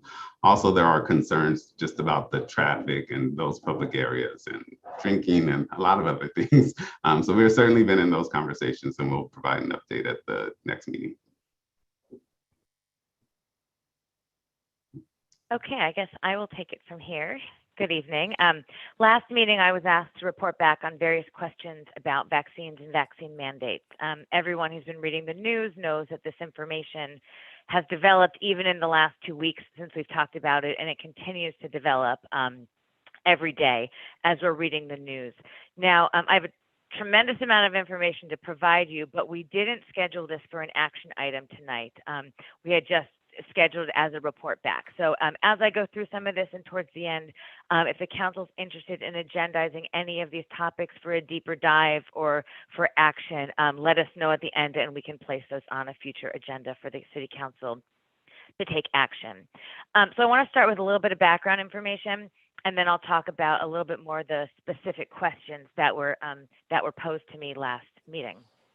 First, I want to be clear about the language that we're using. When we're talking about vaccine mandates, we're not talking about involuntary vaccination. I think sometimes it can have that connotation. We are just talking about programs that impose consequences on individuals who refuse to get vaccines, such as they're not allowed in certain facilities. This is not about involuntary vaccination. Also, vaccine mandates are not a new concept. It's one of the legal cases we've been reading a lot about during this pandemic actually dates back to a vaccine mandate out of the state of Massachusetts in 1905, having to do with a smallpox vaccine. And that's a case that we've been reading constantly as we deal with all of the legal issues through COVID. And even in modern times, most people know that many types of vaccines are mandatory in order to enroll in school. So these aren't new concepts. We're just looking at these concepts in different ways as governments and private companies try and tackle this pandemic that's like none other that we've experienced. Another thing I want to point out about these, you've heard a lot of announcements in the news lately about various governments and some private companies adopting vaccine mandates. But I want to point out that these programs require time to draft and time to implement. So even though a lot of announcements are being made that these things are happening, that they do take time, they're not an immediate solution. One of the reasons for that could be this. Many of you know that the vaccine is still approved under the FDA under emergency use approval, EUA. That's a status through the FDA. It doesn't have final approval yet. And so of all the cities that have announced they're going to do mandatory vaccines for employees, only two policies have been released so far to the public, have been drafted. And both of those policies actually say it's not going to become effective until the FDA has granted its final approval, which is expected sometime in the fall, and then some time after that. So I just want to point out that while it's a very important topic that's in the news almost every day, that there's some time that it takes to put these policies into place, to get people vaccinated, and to get them up and going.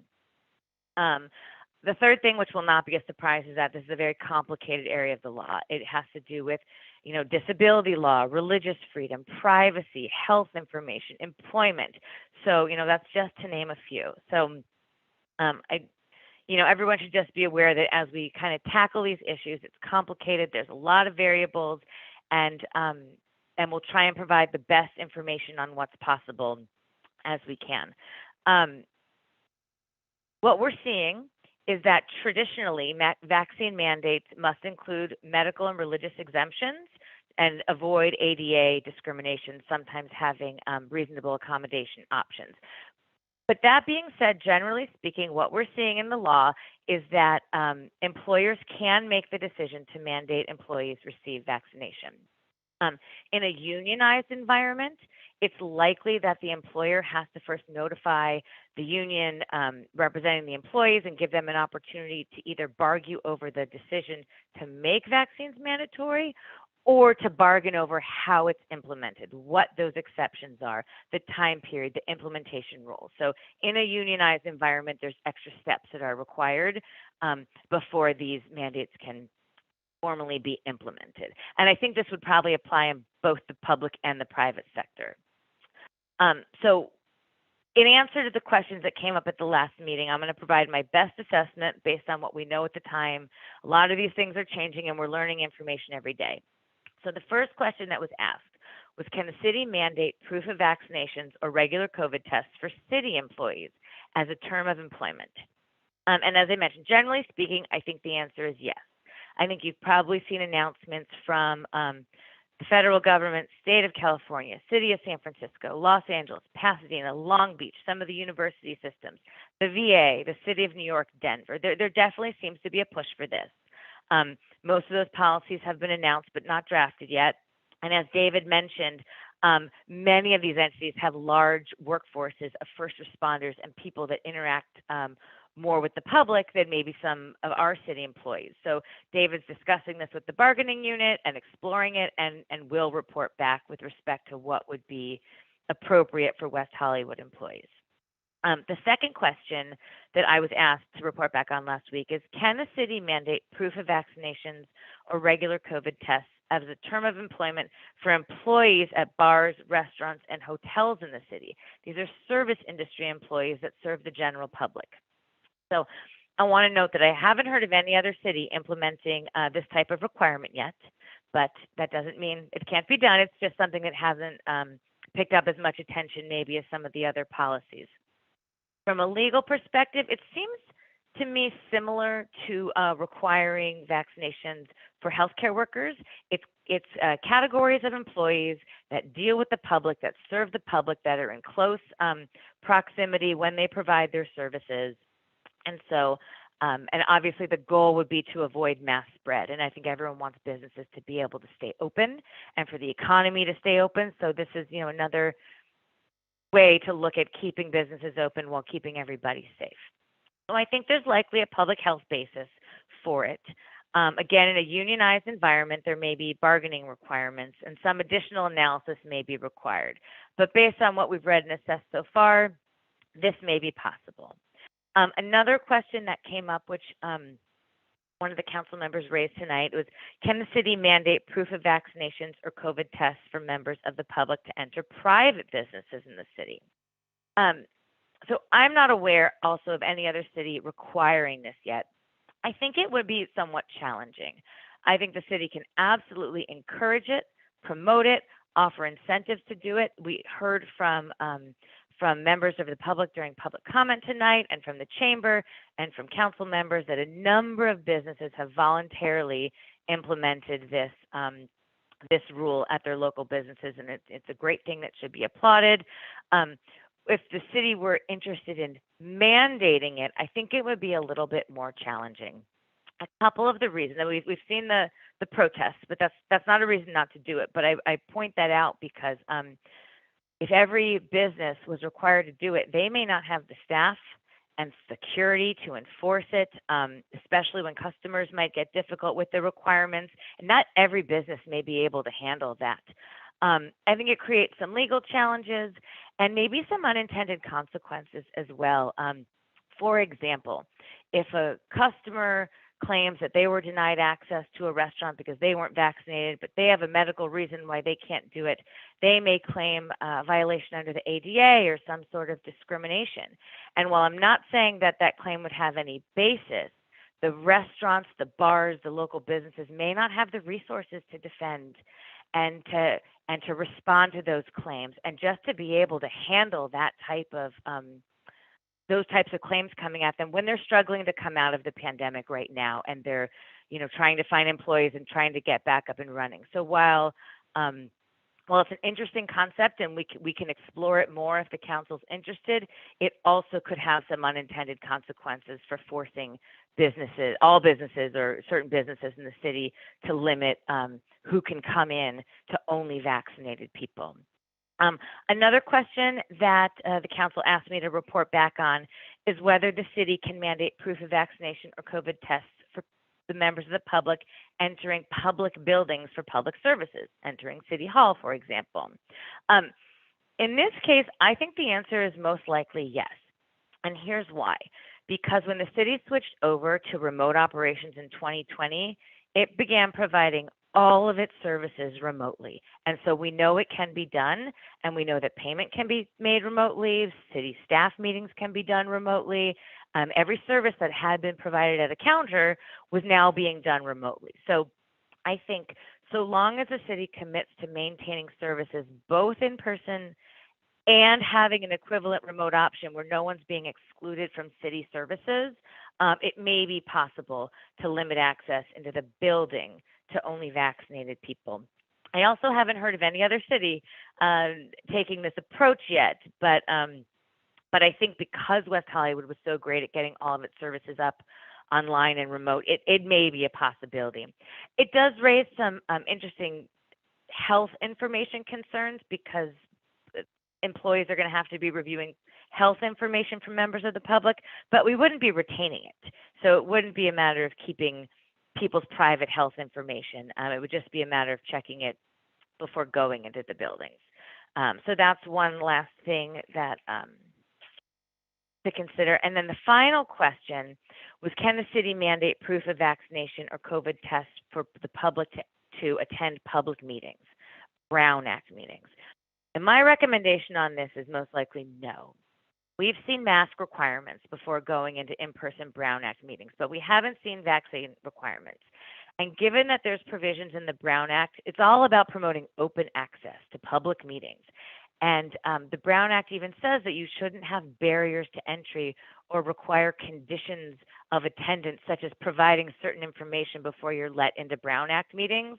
So even with a Zoom remote option, I wouldn't recommend limiting in-person Brown Act meetings to only vaccinated people. I think unless the governor or the legislature further provides more flexibility in the Brown Act than we have now, I think that might be something not to focus on at the time being. So I think that responds to the 4 or 5 questions that the council posed last time. And if any of these topics are interesting, you want to take a deeper dive, or you want to provide direction for staff to bring something back, we're more than more than happy to do that.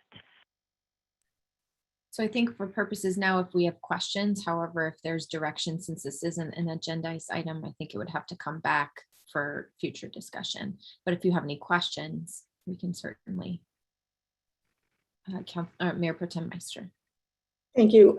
Lauren, you mentioned that we could potentially require vaccination for entry into city buildings. So wouldn't council chambers qualify as a city building to get around that issue of the Brown Act?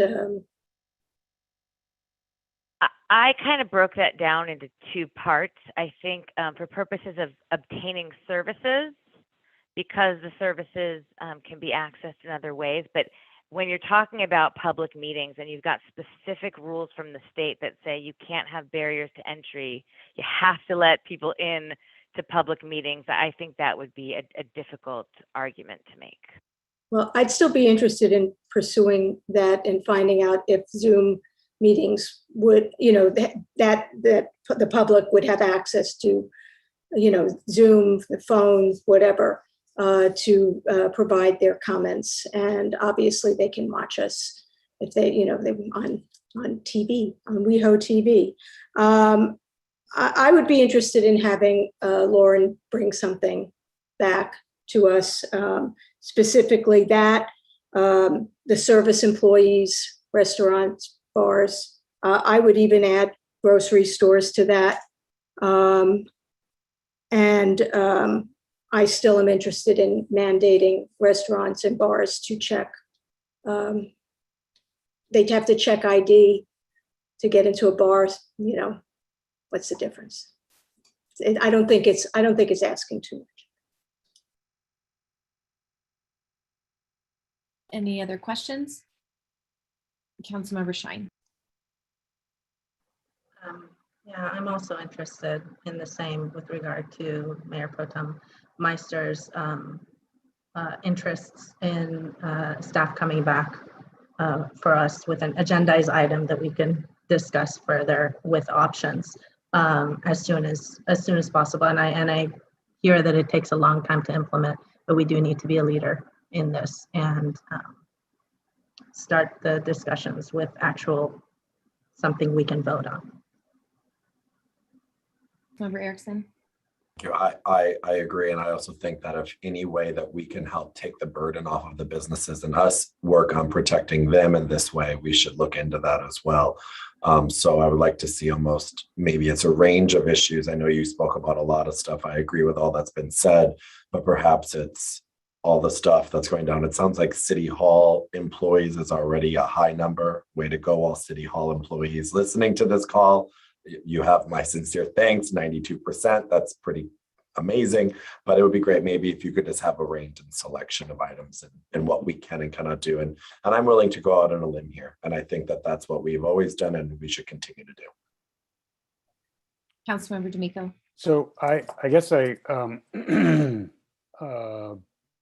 agree. Thank you, Lauren. I know when I wrote to you and John wrote back and you said you'd have a statement, I didn't expect it to be actually quite as full-throated and really comprehensive. So thank you very much.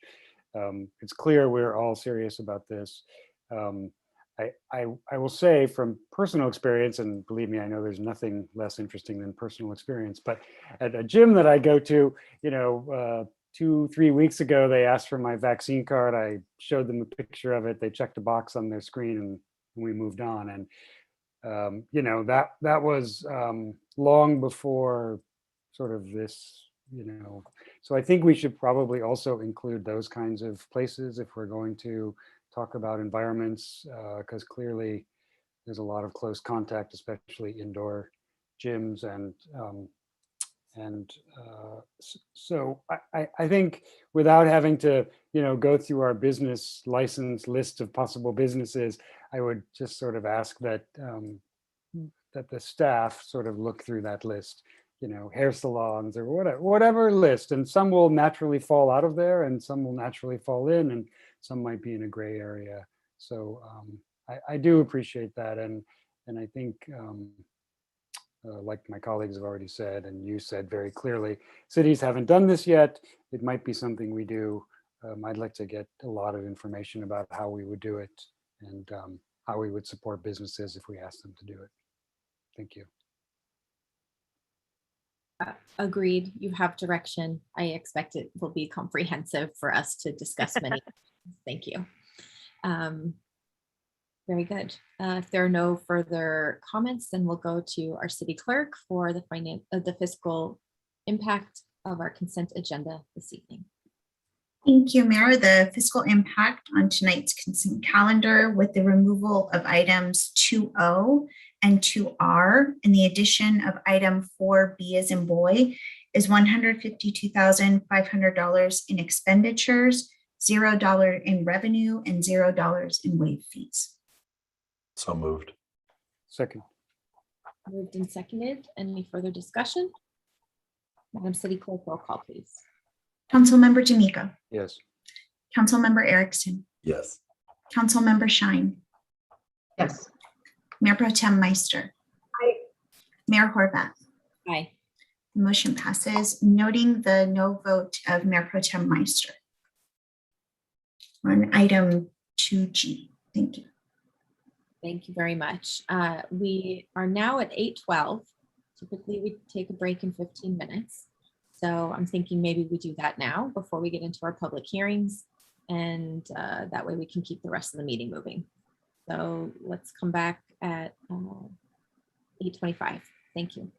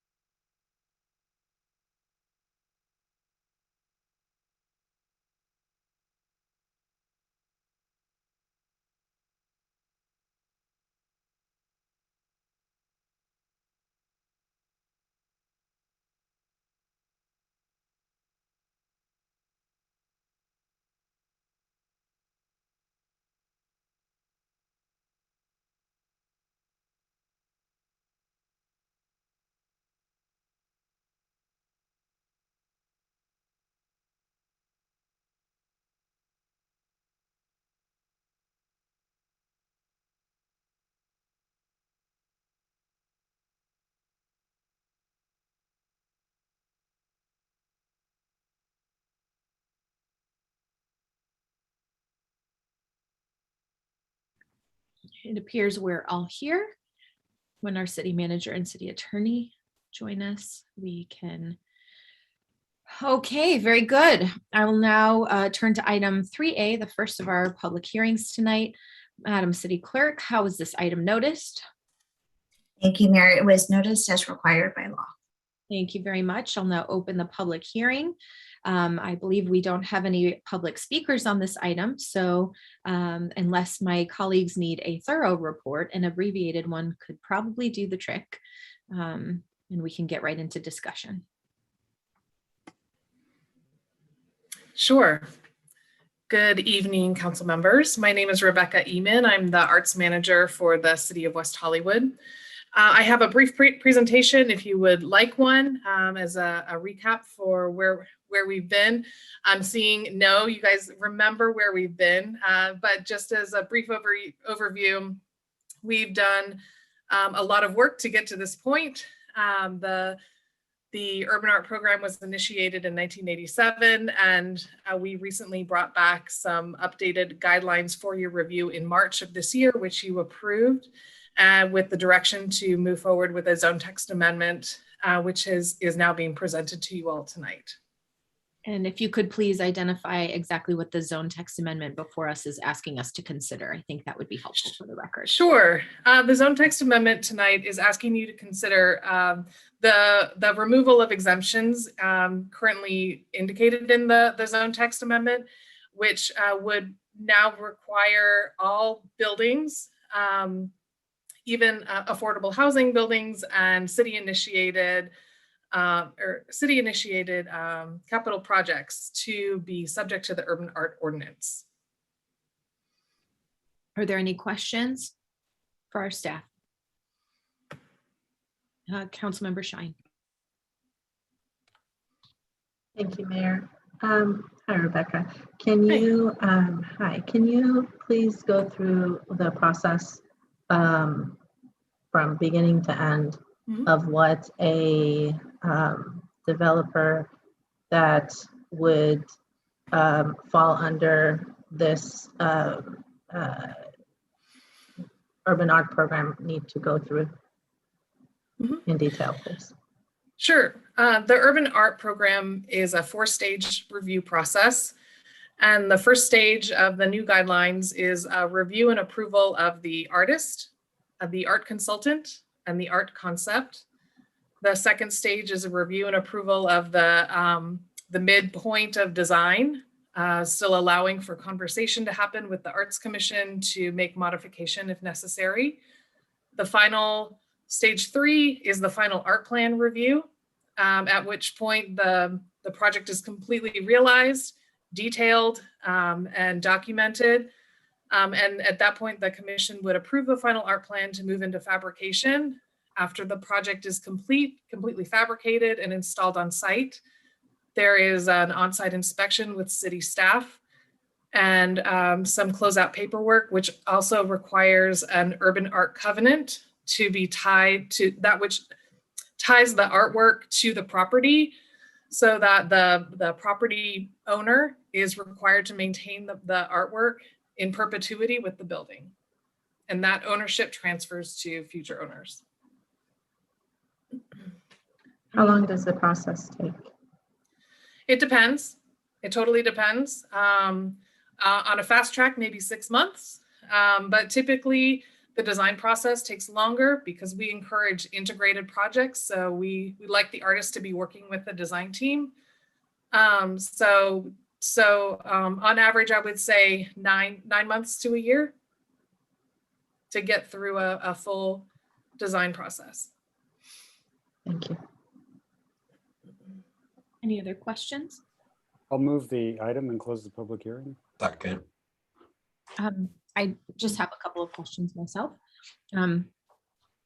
before we take a vote. I know that the Planning Commission had some very extensive discussion around the concern of affordability, developing affordable housing, and how this might be an impact to either slow down or deter the development of affordable housing. And I just wanted to make sure you address that here. Sure.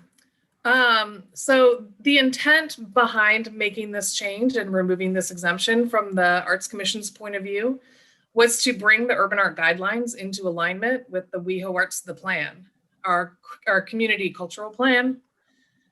Specifically within the plan, there is a recommendation to present art in places where people frequent, take works to complexes or affordable residences where people may feel more isolated and homebound. So the intent really is to insulate the program from fluctuations in taste and to make sure that art is accessible to everyone and presented to even those who are potentially homebound. So how have you guaranteed that the development of affordable housing will not be slowed down to incorporate art? And how can we ensure that those processes happen concurrently? That sounds like a question beyond an arts division response. Maybe Brian or Robin or John want to jump in on there? So I can jump in. So the arts component has been included in the development review process for many, many years. So when a developer, whether it's a nonprofit or a for-profit developer comes to the city, we let them know that art is going to be part of the project from the very beginning. And we ask them to start communicating with our arts division right away. And so that process can begin kind of basically the same time that the development project review starts. And then it can go all the way through while the development review is going on into when plans are submitted to building and safety for construction permits. So it goes concurrently with those two items. Mayor Pro Tem Meister. Thank you, Mayor. I have some concerns, and I know that we went, we had the decision in March, but since March, a lot of things have happened, a lot of things have changed. And one of the discussions that we've had here at Council is how do we make it less burdensome for affordable housing projects to happen. And another conversation that we've also had here is not only about the expense and the time, but also other priorities that might be important for the community that requires affordable housing. For example, vegetative green space. I think that the last 6 months we've really gotten more in tune with how to make the city an urban forest. We had the symposium. We have talked about how green space, not open space, but actual green space is beneficial not only to the society and climate change and all of that, but also to the tenants, the people who live there, as well as people in the community, passerby. So I would like to suggest that we hold off on this and consider having a conversation, a council conversation about priorities, about and especially in terms of affordable housing, but really to talk about are our priorities shifting in some way in terms of green space and what other things that we could be doing that might be easier for an affordable housing project to implement. So those are my comments, and I do appreciate all the work that the Arts Division put into this and the Commission, but I just think that a lot of things have shifted over the last 6 months, and our concerns about bringing affordable housing has been one of our concerns. Thank you, Mayor. Councilmember Shine. Thank you, Mayor. Rebecca, thank you for responding to the questions. For me, I actually agree with Mayor Pro Tem Meister on this. We do need to have a larger discussion. We have the housing element coming back. What really, I watched the Planning Commission meeting on this, and I know it was a pretty close split vote.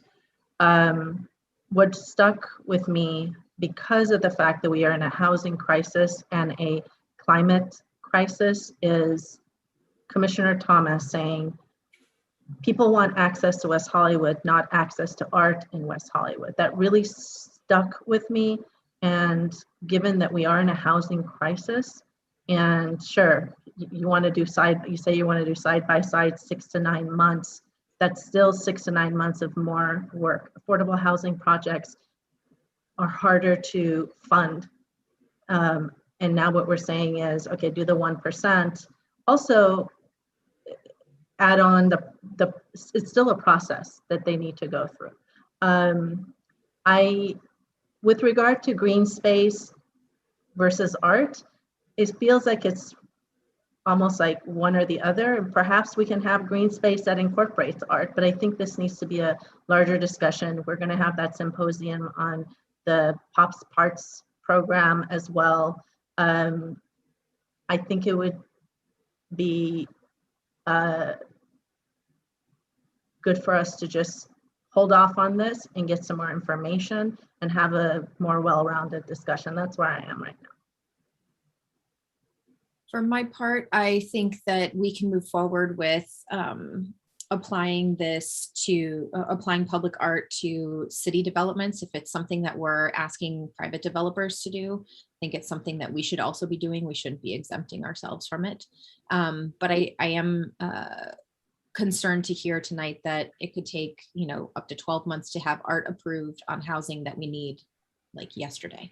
And so I just want to make sure that I have a complete understanding of how we can make sure that the timeline for developing housing isn't slowed down. I'm hearing from staff that they are looking at how those timelines can be concurrent. And I think that we can also incorporate discussion around other issues on housing. I think tonight the specific aspect that's before us is art, but perhaps we can split the decision and move forward with applying this standard to city buildings while we take a little time to consider what the impact might be on the development of affordable housing. So, Mayor, I guess I want to make sure my understanding is correct. So, art that is integrated into the design of the building, let's say some sort of bas relief on the side of a housing complex, that would complete with the building. The building would be finished, the art would be finished, people would move in, assuming we make sure people move into our finished buildings. That's a separate discussion. Art that is separate, that is sculptural perhaps, or garden, that can take longer. It does not prohibit people from moving into the building. It might take some additional review or some additional time to wait until the site is ready, like our own AIDS monument is finishing separate from the rest of our building. I appreciate everyone's concerns, but I mean, I think I would just ask us to step back in two directions simultaneously. The first one is, we don't have a housing crisis. We have too much housing for rich people. There are 2 units of housing vacant today for every homeless person in Los Angeles County. There's not a housing crisis. There's a rich person excessive housing glut. And the second thing is that this is 1%, and often, in fact, I think every single time an affordable housing project that's 100% affordable comes through this body, we often give $1 or $2 million, which is often 30, 20% of the price. And I think it's not unreasonable to ask that we install works of art in those buildings. And the last thing I would say is that, in our school districts, art's always the first thing that's cut. in our developments, art's always the first thing that's cut. And here in our own city council in the creative city, we're saying we can't afford to invest in the artwork that frankly we're paying for. And I think I just think it's a red herring to say that putting some artwork in an affordable housing project is going to slow down an affordable housing project. All of the barriers to finishing affordable housing, they already exist. That 6-year timeline from, the $1.5 million we gave to whatever that housing project company is on the east side, that's going to go get us some affordable housing that's going to be wrapping up in 2026. So I just think, this is the least we can do. This is the very least we can spend 1% in the arts. And if we wanted to, handicap it as much as possible, perhaps in affordable housing projects, it's 0.5% in the arts. And, maybe in times of plenty, staff can come back and say, do you wish to make this 1% by giving money directly from the general fund? But I would be very disappointed if the creative city decides that we can't afford to put to cause art to happen in our own city. And look, I'm disappointed all the time. This is just another thing. We'll go on to item 3B. But I strongly encourage us to move forward with this policy. If it's a problem, we're going to hear about it. But right now, we're paying for it on the front end and we receive it on the back end. And the idea that this would slow down a development, I think, is just doesn't bear any fruit for me. Thank you, Mayor. Councilmember Erickson. Thank you. I share what Councilmember D'Amico was saying. The problem with the affordable housing issue that we're talking about here is it's stuck in the same clogged up system for developments and projects in the city. Sounds like we should get really serious about fast tracking affordable housing projects within our zoning code and what we can do there. It sounds like those are some of the things that we need to have a conversation about. So that's a separate conversation. I share the concerns. I understand what Mayor Pro Tem Meister and Councilmember Stein are saying, and Mayor, what you're saying. I don't necessarily think that is going to stop what the process is, because there are affordable housing projects that are stuck behind big developments that are still waiting for us to even see the light of day when they'll be finished. And they get stuck and staff time gets stuck and all of that stuff. So that's why I'm supportive of this item. And I do concur with that. I think that if something does go wrong, we will hear about it, but I don't necessarily project that that's going to happen, because it sounds like we're all actually really dedicated now to fast tracking affordable housing projects, which is good to hear. That's a future conversation though, outside of this one. Any other comments? We have Councilmember Stein.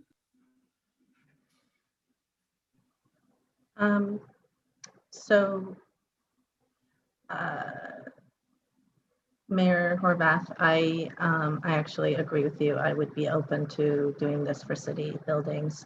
And if Councilmember D'Amico, I like your idea of reducing the percentage if that is a possibility. The process, so it didn't seem, when I asked Rebecca how long is a process, it didn't seem like there was just hanging up art on the side of I still heard 6 months to a year, and that's a long time. I think, again, the other part of this is also not saying no to this, but saying no right now because we need more information. And we also should have the conversation of what are our priorities. And I don't want to slap this on now and then later have the conversation about, well, green space, and then add that on to something. So having a more holistic conversation where we're considering both, as Mayor Pro Tem Meister and I believe Mayor Horvath, you mentioned the having two conversations would be where I would be willing to support.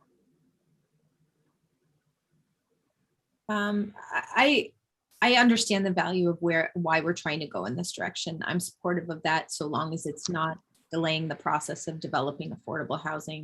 And so long as it's not substantively increasing the cost of of housing development. I think that's my concern. And so if I suppose we could do a couple of, I think certainly happy to have a conversation around green space. And I think that is a separate conversation, though all of those elements might be implemented together in a development. But I think what is before us tonight is to achieve goals in our community arts plan. And I think that makes sense to me. My concern is what it does to impact the development of the housing that we need the most.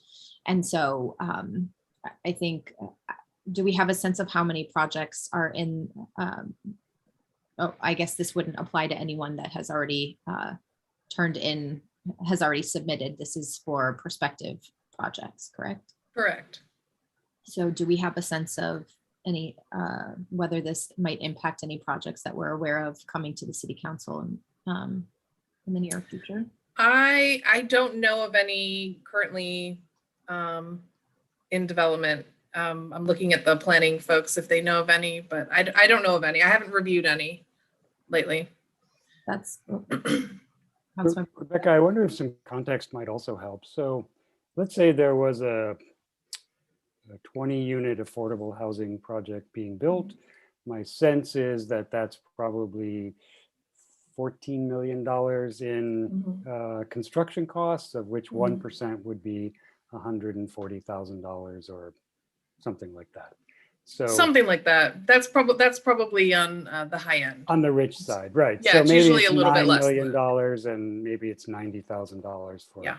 And so that covers, the fees for the artist, the work itself, the consultant. I mean, it's all of those things. So I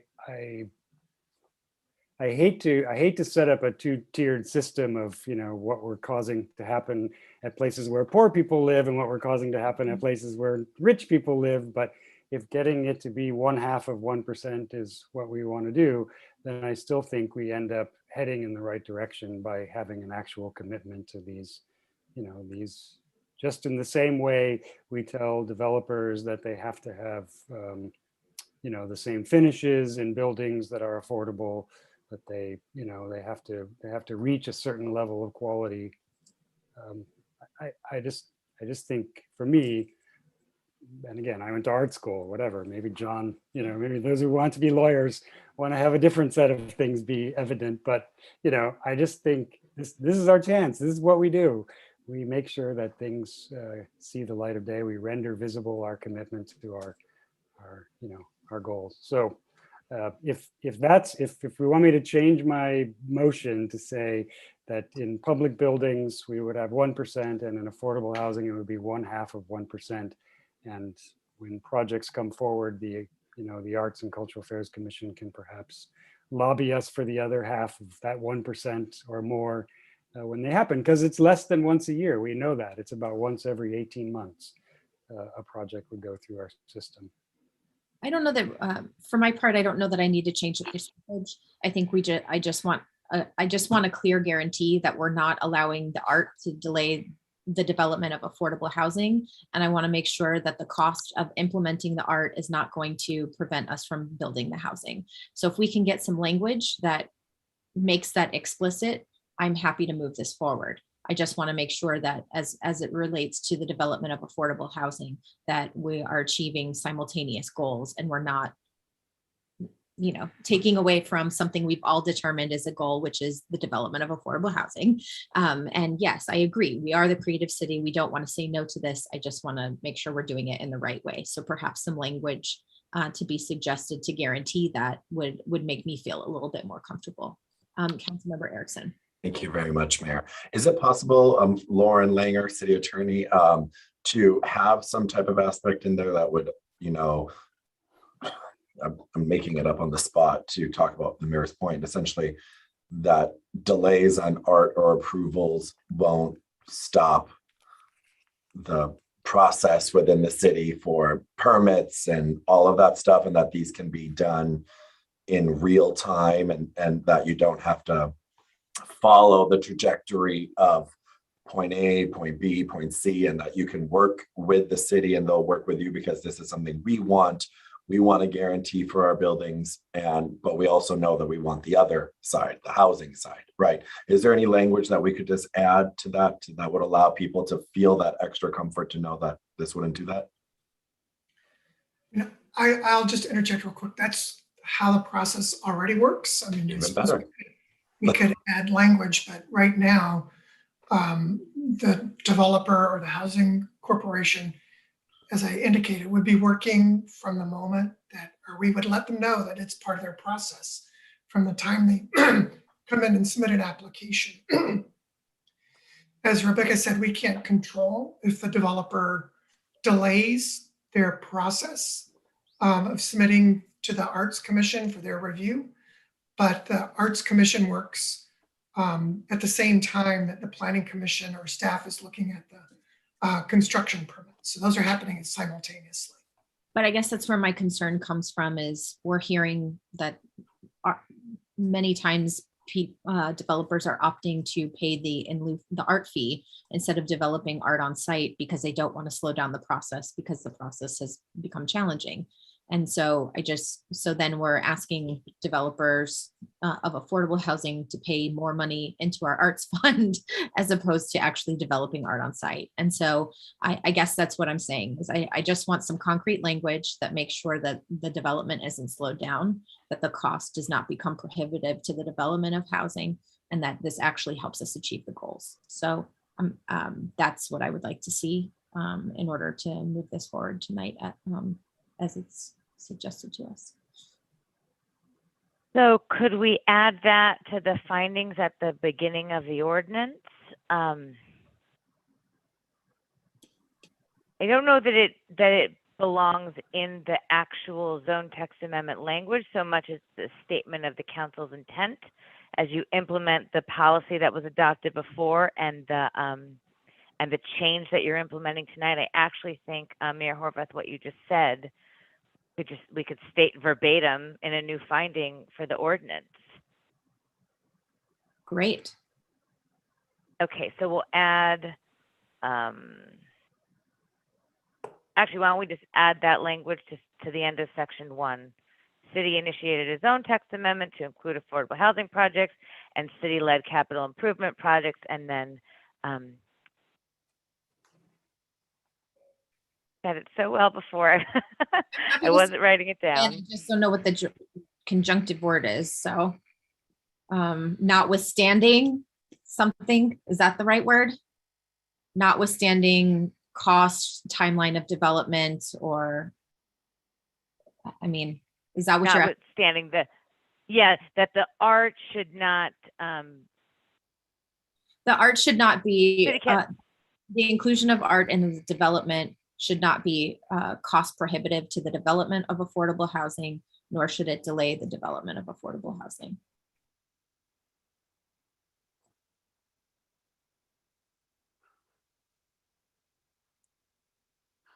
That's in section 1 of the ordinance. Is everyone comfortable with that? Yes. Okay. And as long as you're willing to accept that friendly amendment, we have a motion and a second. Is there any further discussion?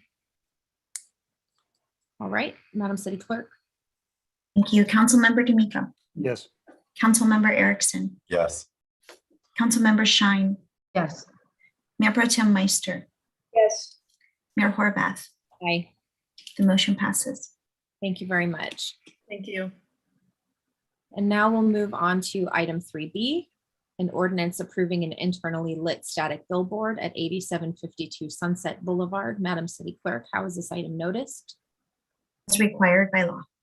Thank you. I'll now open the public hearing and turn it to our staff for a brief report. I believe we only have one comment on this item as well. So I'll turn it to you, Brian.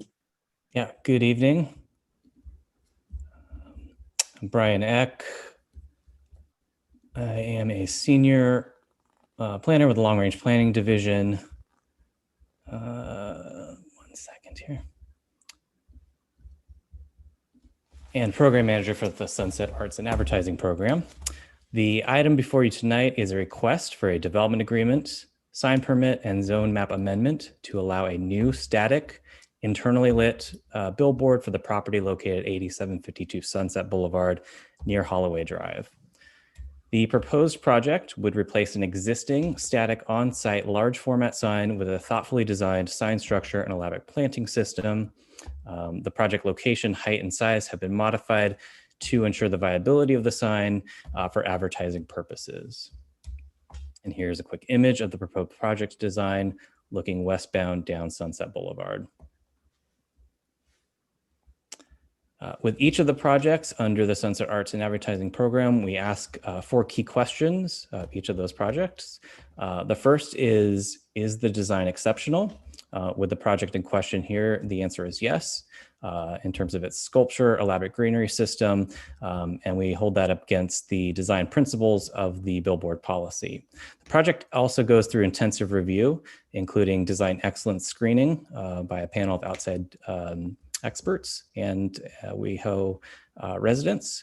It gets screened by staff, the Sunset Arts and Advertising Subcommittee of the Planning Commission, and then the Planning Commission itself. The second question we asked is, does it create or sustain a positive land use outcome? Here, the development agreement ensures the maintenance of an active ground level use, the restaurant Evely, which is currently on site there. It also creates aesthetic improvements to the Sunset Boulevard by adding natural greenery. The third question we ask is, does the sign act as a good neighbor? Here, the project has been thoughtfully located with other buildings, signs, and the public realm in mind. In addition, the use of internal illumination and adherence to lighting standards for all projects limit light spillover on adjoining properties, particularly for residential properties. And then finally, we ask the question, does the project include extraordinary public benefits? And here, the project includes an ongoing revenue share to the city, which is projected at over $10 million over the life of the term. The applicant has agreed to and will pay for a tree planting program that will result in 9 additional tree plantings in the city of West Hollywood. And last, the sign will participate in the larger Sunset Art program up on the Sunset Strip. So with this in mind, the recommendation is the approval of the project, development agreement, sign permit, and zone map amendment. That concludes my presentation. I'm here for your questions, and we also have the architect and the team from Orange Barrel Media to answer any questions. Thank you very much. We have one speaker. Can we go to that speaker before we have questions and deliberation? Seeing no objections, I'll turn it to our city clerk. Thank you, Mayor. Our one and only speaker is Genevieve Morrill. Genevieve, please press *6 and you will have 2 minutes to provide testimony on this item. Thank you, Madam Clerk. Good evening, Council. Genevieve Morrill, President and CEO for the West Hollywood Chamber of Commerce. We enthusiastically support this Orange Barrel Media masterpiece. It's very exciting to see the city's vision for the Sunset Strip Billboard District come to life with this installation of what they are calling Standing Meadow at 8752 Sunset. And it is indeed that, a meadow swaying on Sunset Boulevard amidst lights and traffic, billboards and hillsides. It's marvelous, and I cannot wait to see what our other creative companies will put forth. Regarding Orange Barrel Media, they've been an excellent partner with the city, and their design works is why they were awarded the Sunset Spectacular, which was heavily bid upon in proposals. This sign stands alone amongst the new signs coming to Sunset in that it's small, static, and yet still dynamic in its delivery of aesthetic improvements. The living garden incorporated into the structure will add a unique experience on Sunset, and hopefully more signs and development projects will include this type of greenscape and pedestrian engagement.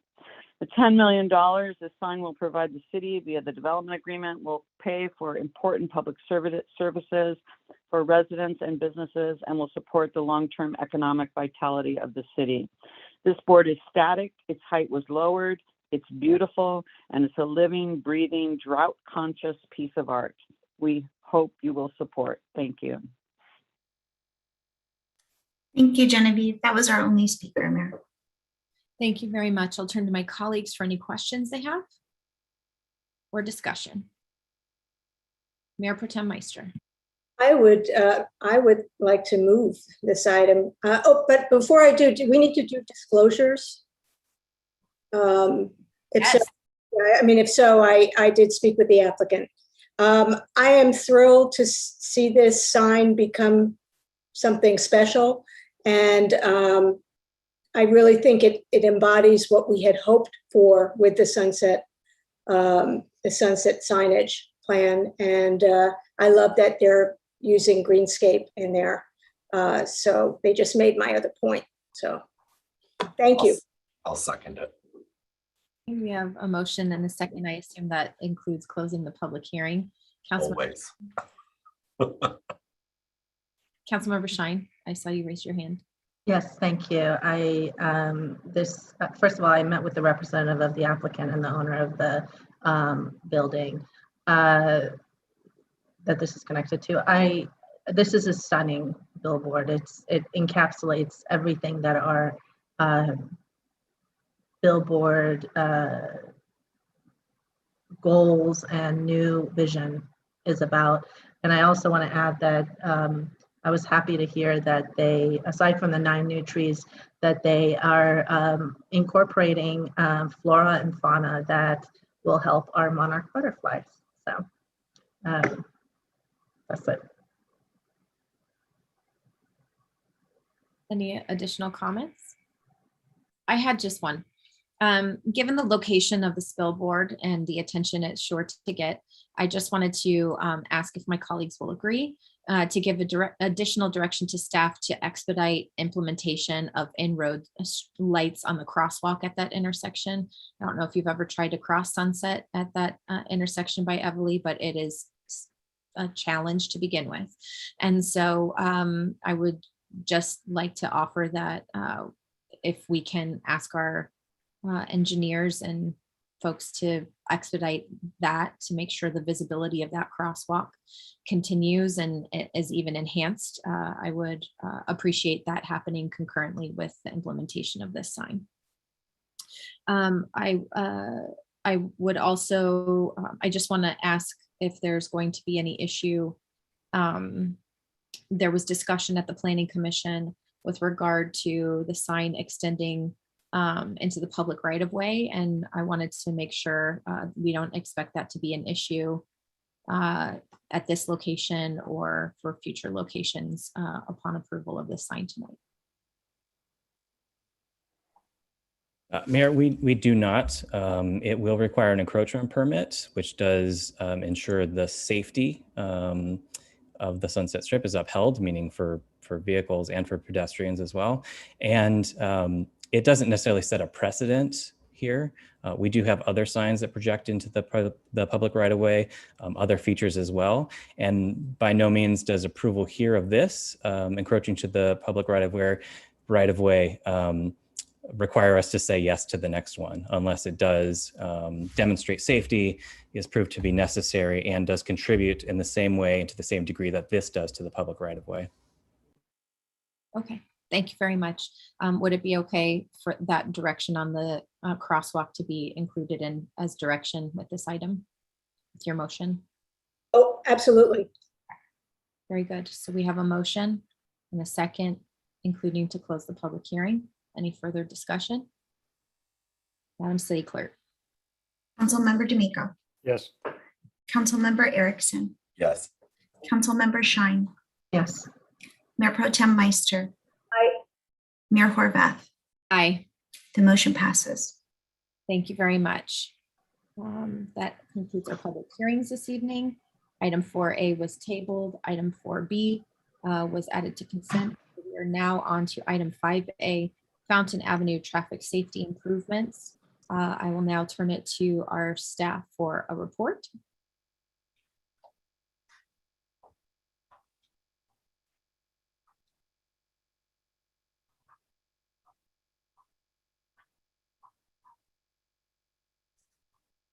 Dimitri, go ahead and press *6. There you go. Can you hear me and see me okay? We can hear you there, and adjust your camera.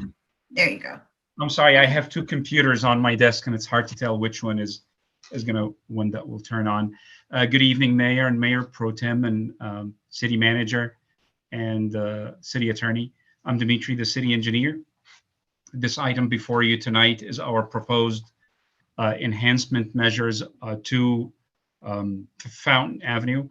This is part of an ongoing effort to constantly and consistently enhance safety for all modes of traffic, whenever and wherever we can throughout the city. I want to remind you of a project that was a fairly good project on Fountain Avenue back in 2018. We implemented in-roadway warning lights at 5 different intersections. We also added sidewalk bulb outs to shorten the distance that pedestrians have to cross the street at those street intersections. We also added some radar speed signs that start flashing as drivers approach or exceed the speed limit on Fountain Avenue. And we've also added additional signs and enhanced striping out there, as well as turn restrictions at all the intersections where we had an increased number of broad-sided accidents. So we've made it right turns only. Drivers at those 5 or 6 intersections on Fountain Avenue cannot go through the intersection or turn left. And roughly a year down the line, after implementing those enhancements, we looked at the collision data and we saw a 44% decrease to the number of collisions and injuries. So those measures have been extremely effective, and they were well received by the community out there. And we continue to get very positive feedback from everyone to this day regarding those improvements that we've implemented. And more recently, we've done one more thing on Fountain Avenue. On the weekends, we put all the traffic signals on pedestrian recall.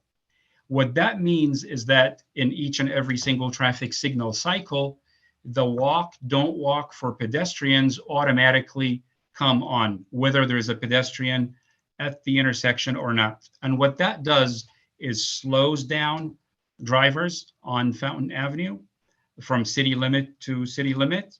And by doing so, we're obviously increasing safety for all modes of traffic. Once again, the emphasis is on all modes of traffic: pedestrians, vehicular, and bicycles. And we are here tonight to propose more improvements in the short term and the intermediate term. And with that, I will turn it over to Richard Garland, who's on the call with us tonight. He's our principal traffic engineer. He will go over very specific measures and recommendations. And after that, we will be more than happy to answer your questions. Richard, go ahead, please. Thank you, Dimitri. In addition to what we've already done along the Fountain Avenue corridor, there are some 6 or 7 things that we plan on doing over the next few months. And they're listed in the staff report, but just briefly, one is to install some additional radar speed feedback signs along the corridor. That lets the drivers know how fast they're driving. That we're going to freshen up the pavement markings along Fountain Avenue just to make everything clear where the crosswalks are. We're going to install advisory signs such as speed limit strictly enforced to let motorists know that the sheriffs are going to be out there watching their speeds. One of the items says that we're going to step up enforcement of the speed limit by Sheriff's Department, which is actually already happening. They've been out there over the last couple of months to try to slow down the speeders. We're going to install a median island at the intersection of Fountain Avenue and Curson Avenue to prevent left turns. And there have been some accidents and some near misses at that location, so we want to make that a little safer. We're going to install leading pedestrian intervals, and this is where the pedestrian walk display comes on prior to the green light, so the pedestrians can start across the street before the drivers get their green light. So that'll make it safer for pedestrians. And then we're going to study the feasibility of installing left turn pockets on the north and south approaches of Gardner Street at Fountain Avenue. And that would require coordination with the City of LA because the north side of that intersection is Los Angeles. So those are the short-term measures that we can do over the next few months. And then in addition to that, there's some things in the staff report that we're calling intermediate and long-term improvement measures that will be happening over the next maybe half year to a year or longer. And one of those happens to be to put in left turn arrows at the intersection of Crescent Heights and Fountain Avenue. So, and one other thing I wanted to add with regard to the previous council item is that we are already looking at and designing in roadway warning lights on Sunset Boulevard at several locations. And I think one of those is the location that we're talking about where the billboard would be going in. But that's an aside. So we're available for any questions. One last thing I want to mention is the total cost of what we're proposing tonight is only $48,000. And we have that money already allocated in this fiscal year's budget. So once we get approval tonight from council, we'll be able to implement those recommendations ASAP. Thank you. We have one speaker before we go to questions, if that's okay. Madam City Clerk. Thank you, Mayor. Kevin Burton, please press *6 and you will have 2 minutes to speak on this item.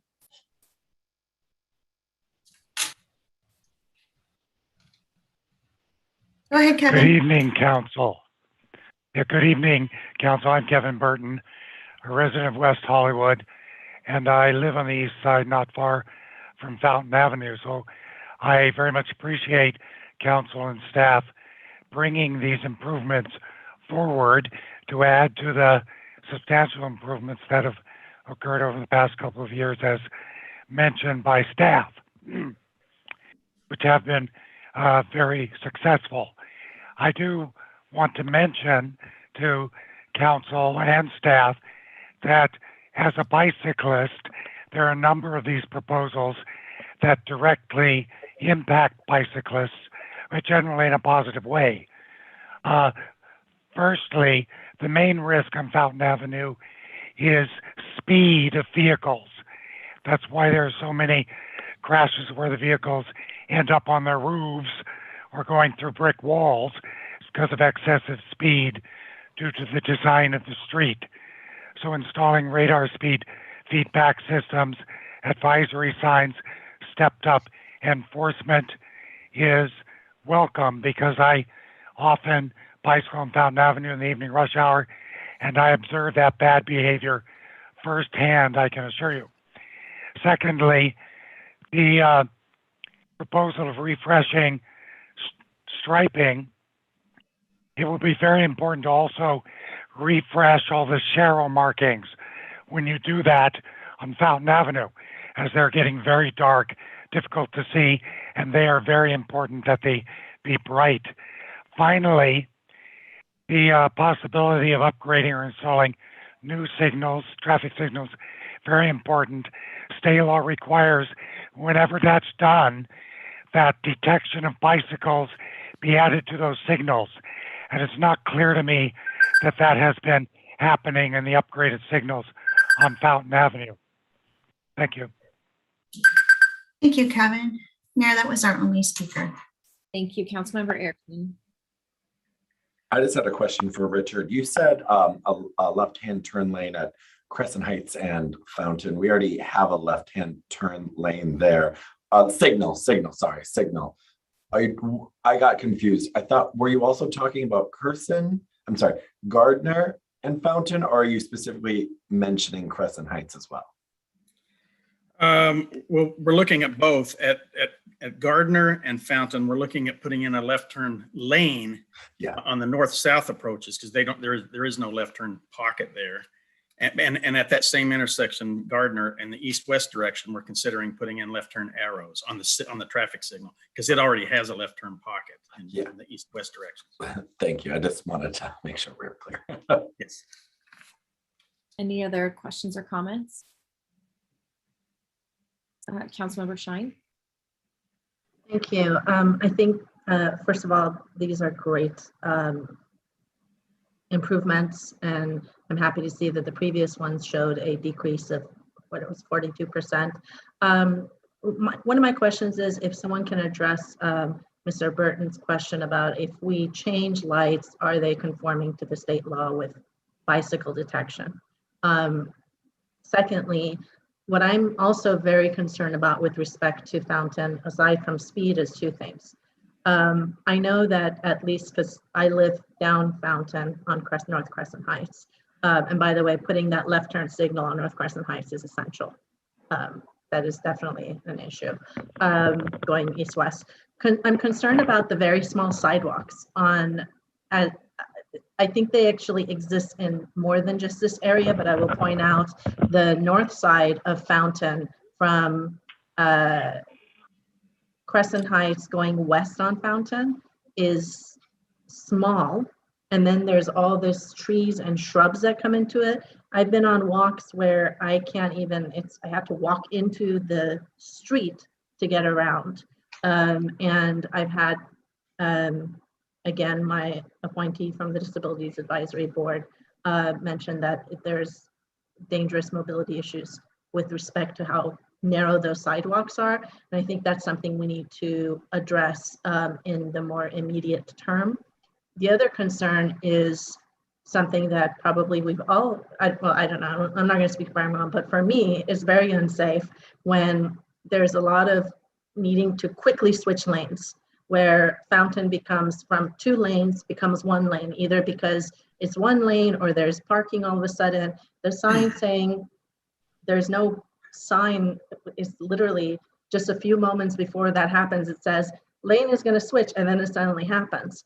And that's really dangerous. I think that some parts of it maybe, if it's in LA, we need to partner up and with the city of LA to come up with a different solution. But I really we need to look into that of what we can do to remedy this issue, because it goes from 1 lane to 2 lanes to 1 lane, and it's dangerous. I can address some of these items very quickly if you like. Let's start with the bike lanes. As Richard mentioned earlier, what we're proposing tonight is short-term and intermediate term, but in the long term, we will definitely look at the feasibility of adding bike lanes on Fountain Avenue. The one thing I would like to highlight tonight is that this would have an impact on street parking, which is, as we all know, it's at a premium on Fountain Avenue from La Brea all the way to La Cienega. But I definitely appreciate the concerns that Council Member Shine has and Mr. Burton. They are very valid. We are well aware of those concerns and those challenges, and it's part of what we're studying in the long term for Fountain Avenue, and we'll definitely be back with another item in the near future with those long-term recommendations. But what we're proposing tonight is specifically in the immediate term. If we get the green light tonight, we will be able to implement what we're proposing tonight, because we have the budget for it, and we also don't have the other challenges of dealing with the removal of on-street parking, widening the sidewalk, for example, which is obviously a very extensive amount of work. It takes a lot of engineering to relocate utilities, to relocate poles, to relocate guy wires that are attached to the poles. So that's more of an extensive effort that takes a lot of designing and a lot of engineering. That's why it's not part of what we're proposing tonight, but it will be part of the long-term improvements that Richard alluded to earlier. And I think I just covered all 3 things, the bike lanes. Oh, on the issue of bike lanes, I want to mention one more thing for everyone's benefit who's watching tonight. Dimitri, you didn't about bike lanes. Yeah, my question wasn't about bike lanes at all. I asked, Mr. Burton brought up that state law, when a traffic signal is changed, Apparently, there's state law that requires the new signals to also be able to pick up if there's bikes at the signal. That was my question. So when we change the lights, are our new lights, do they have this capability? Yes, there is what we add to the pavement out there is a loop detector embedded in the pavement that is specifically designed to pick up bicycles. Okay. So the answer is yes. Yeah. So even though there are no bike lanes necessarily out there on Fountain Avenue, but the new signal will be able to detect the presence of a bicycle. Thank you. Regarding the lane switching, did you address that? I know you said that making the sidewalk bigger is going to, although in this area that I mentioned, by the way, there's no parking in that strip. Yes. Yeah. Yes. But what It's about very the true. lane switching? Yes, it's very true. We have 2 lanes on some sections of Fountain Avenue, 2 lanes of traffic. Some other sections have only 1 lane. So this is what causes or triggers the switching back and forth from a 2-lane configuration to a 1-lane configuration. But once again, this is very closely related to the fact that we have on-street parking and not enough width within the paved section of the roadway to provide 2 travel lanes plus the on-street parking. This is the main reason why on some blocks of Fountain Avenue, we have that switching from a 2-lane configuration down to 1 lane and then back up to 2-lane configuration. Thank you. I think that with respect to, I know we're doing a feasibility, I think we're doing a parking analysis in the city and also a feasibility study on bike lanes. What I also mentioned is lack of notice to people that the lane is switching. So I would like for you to look into what safety items we could do in the short term as well and come back to us on what you can propose that would make it give more notice to people at least that the lane is going to switch, because right now nothing is evident. The sign, it says lane's going to switch and then the lane switches, and that's not safe. There's certainly a number of things that we can do, and one of the things that I have used in the past with a great deal of success is what we call blank out signs. So they are digital signs posted on the side of the road, and they come on when we need them to come on. And those signs can warn drivers that up ahead, the lane configuration will switch from a 2-lane to a 1-lane in each direction, and it advises them, or it prompts them to make the merging maneuver well in advance. So that would be one recommendation, but we can certainly look at other recommendations as well. Okay. Mayor Pro Tem Meister. Thank you. I just also wanted to confirm that the sharrows are going to be repainted. Yes, what we're proposing tonight is to refresh or repaint all striping on Fountain Avenue as part of enhancing safety for motorists and pedestrians and bicyclists. And I would just add that I think, looking at adding signage to just give people the heads up that the lanes are going to be narrowing into 1 lane would be very helpful. Yes, thank you. So very quickly, Dimitri. So back on September 14th, 2017, Lauren and I had a public meeting about this. And I think, for maybe some perspective about this, we've made kind of extraordinary gains. Traffic accidents are down, whatever, more than 60%. Speed is down, even though, if you live on that street, it's probably not your favorite thing that people travel 40 miles an hour, but it's better than 55. And we had lots of go rounds about staff saying to us, this is a commercial street, and us saying back, but this is where residents live, but this is a commercial street, but this is where residents live. And I think what I sort of want to put out one more time, 5 years later, is two things that seem factual. They may not be, but they seem factual. One is, this is where residents live. So I think we need to continue to slow down the traffic. And I think you can make that happen with stoplights, more frequently turning red. You can make that happen with more signs in the middle of the roadway.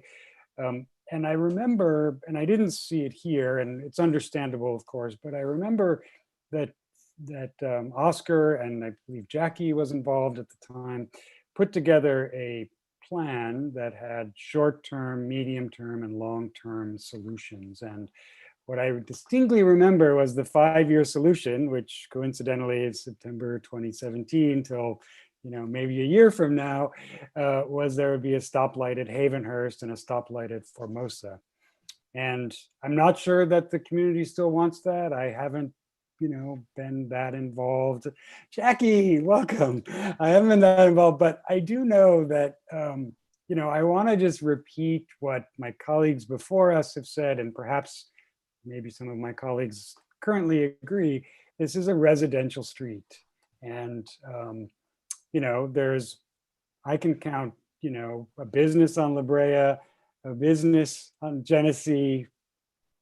Yeah, 2 businesses, right? So yes, it's a commercial street, but everything else is driveways and houses. And I want to just continue to remind us the speed limit is 35, and we should do everything we can to get people to travel 35 miles an hour, because we don't want to stop traffic from moving through there.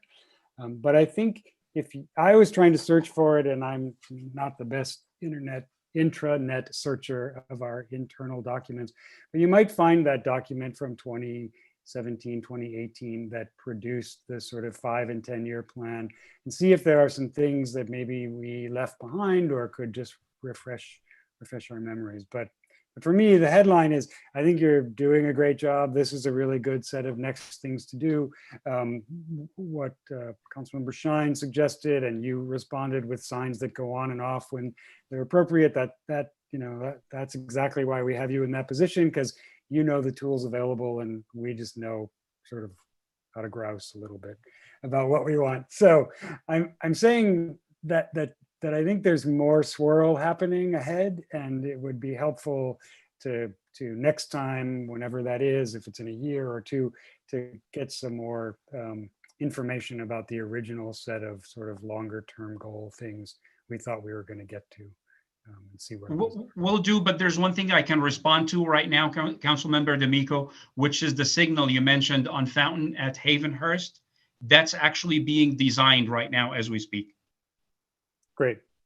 And at Formosa, that's still in consideration, or I mean, I'm not put you on the spot. I actually don't know.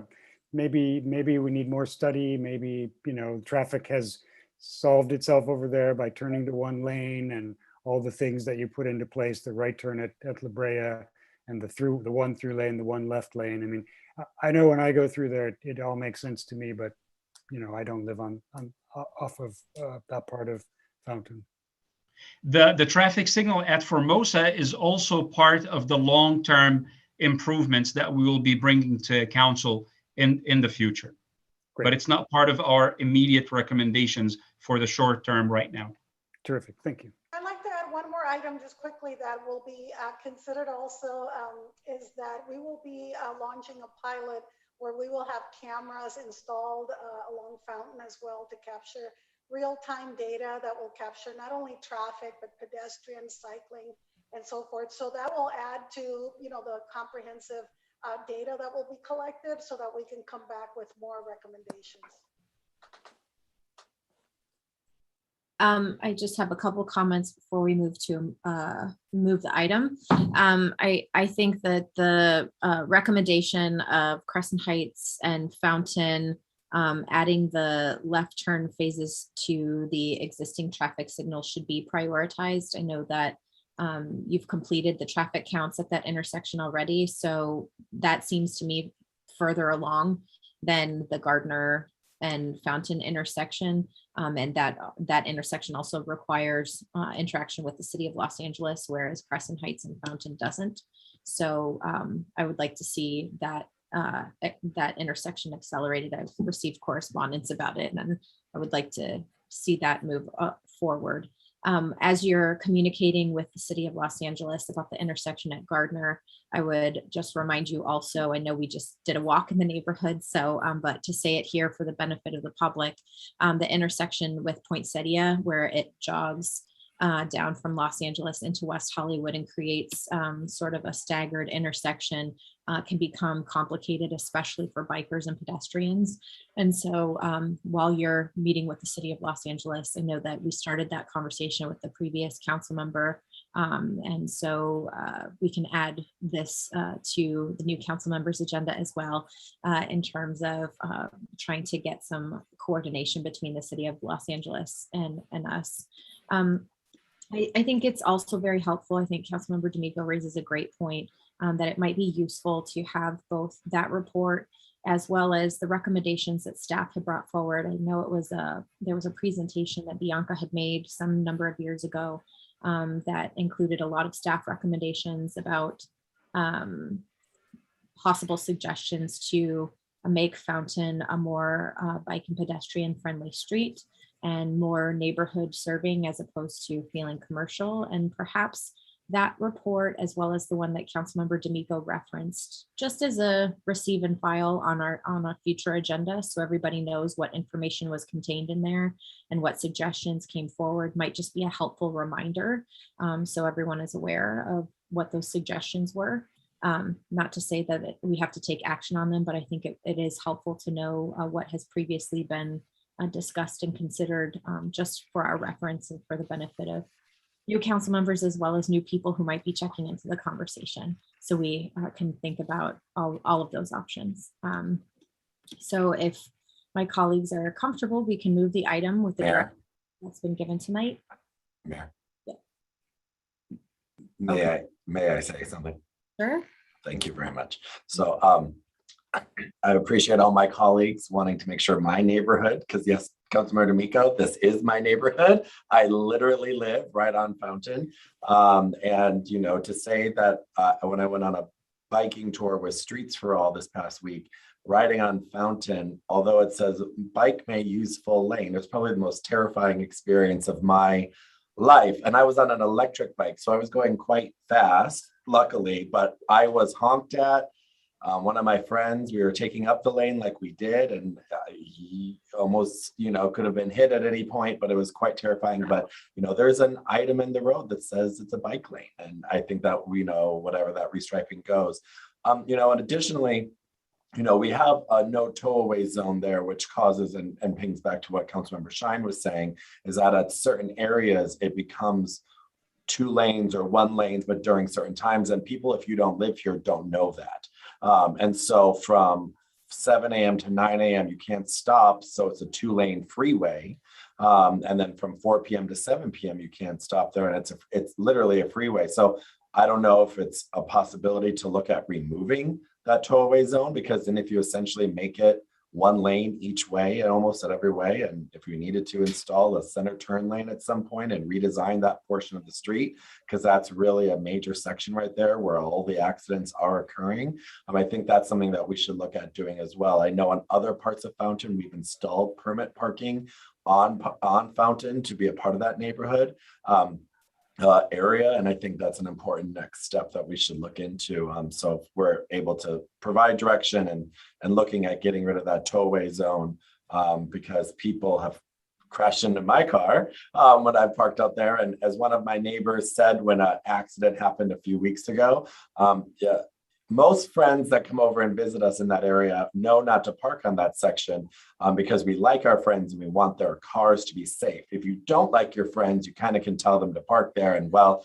their car may or may not be there by the time they come home, which is sad, but it's a reality that was said outside by many of my fellow neighbors that live around me. So I think that we should look at exploring getting away of that tow-away zone, because it only creates the further confusion that many of us have spoken about here. And it is probably the worst area in that corner in terms of stuff. And I appreciate all of staff's approach to this.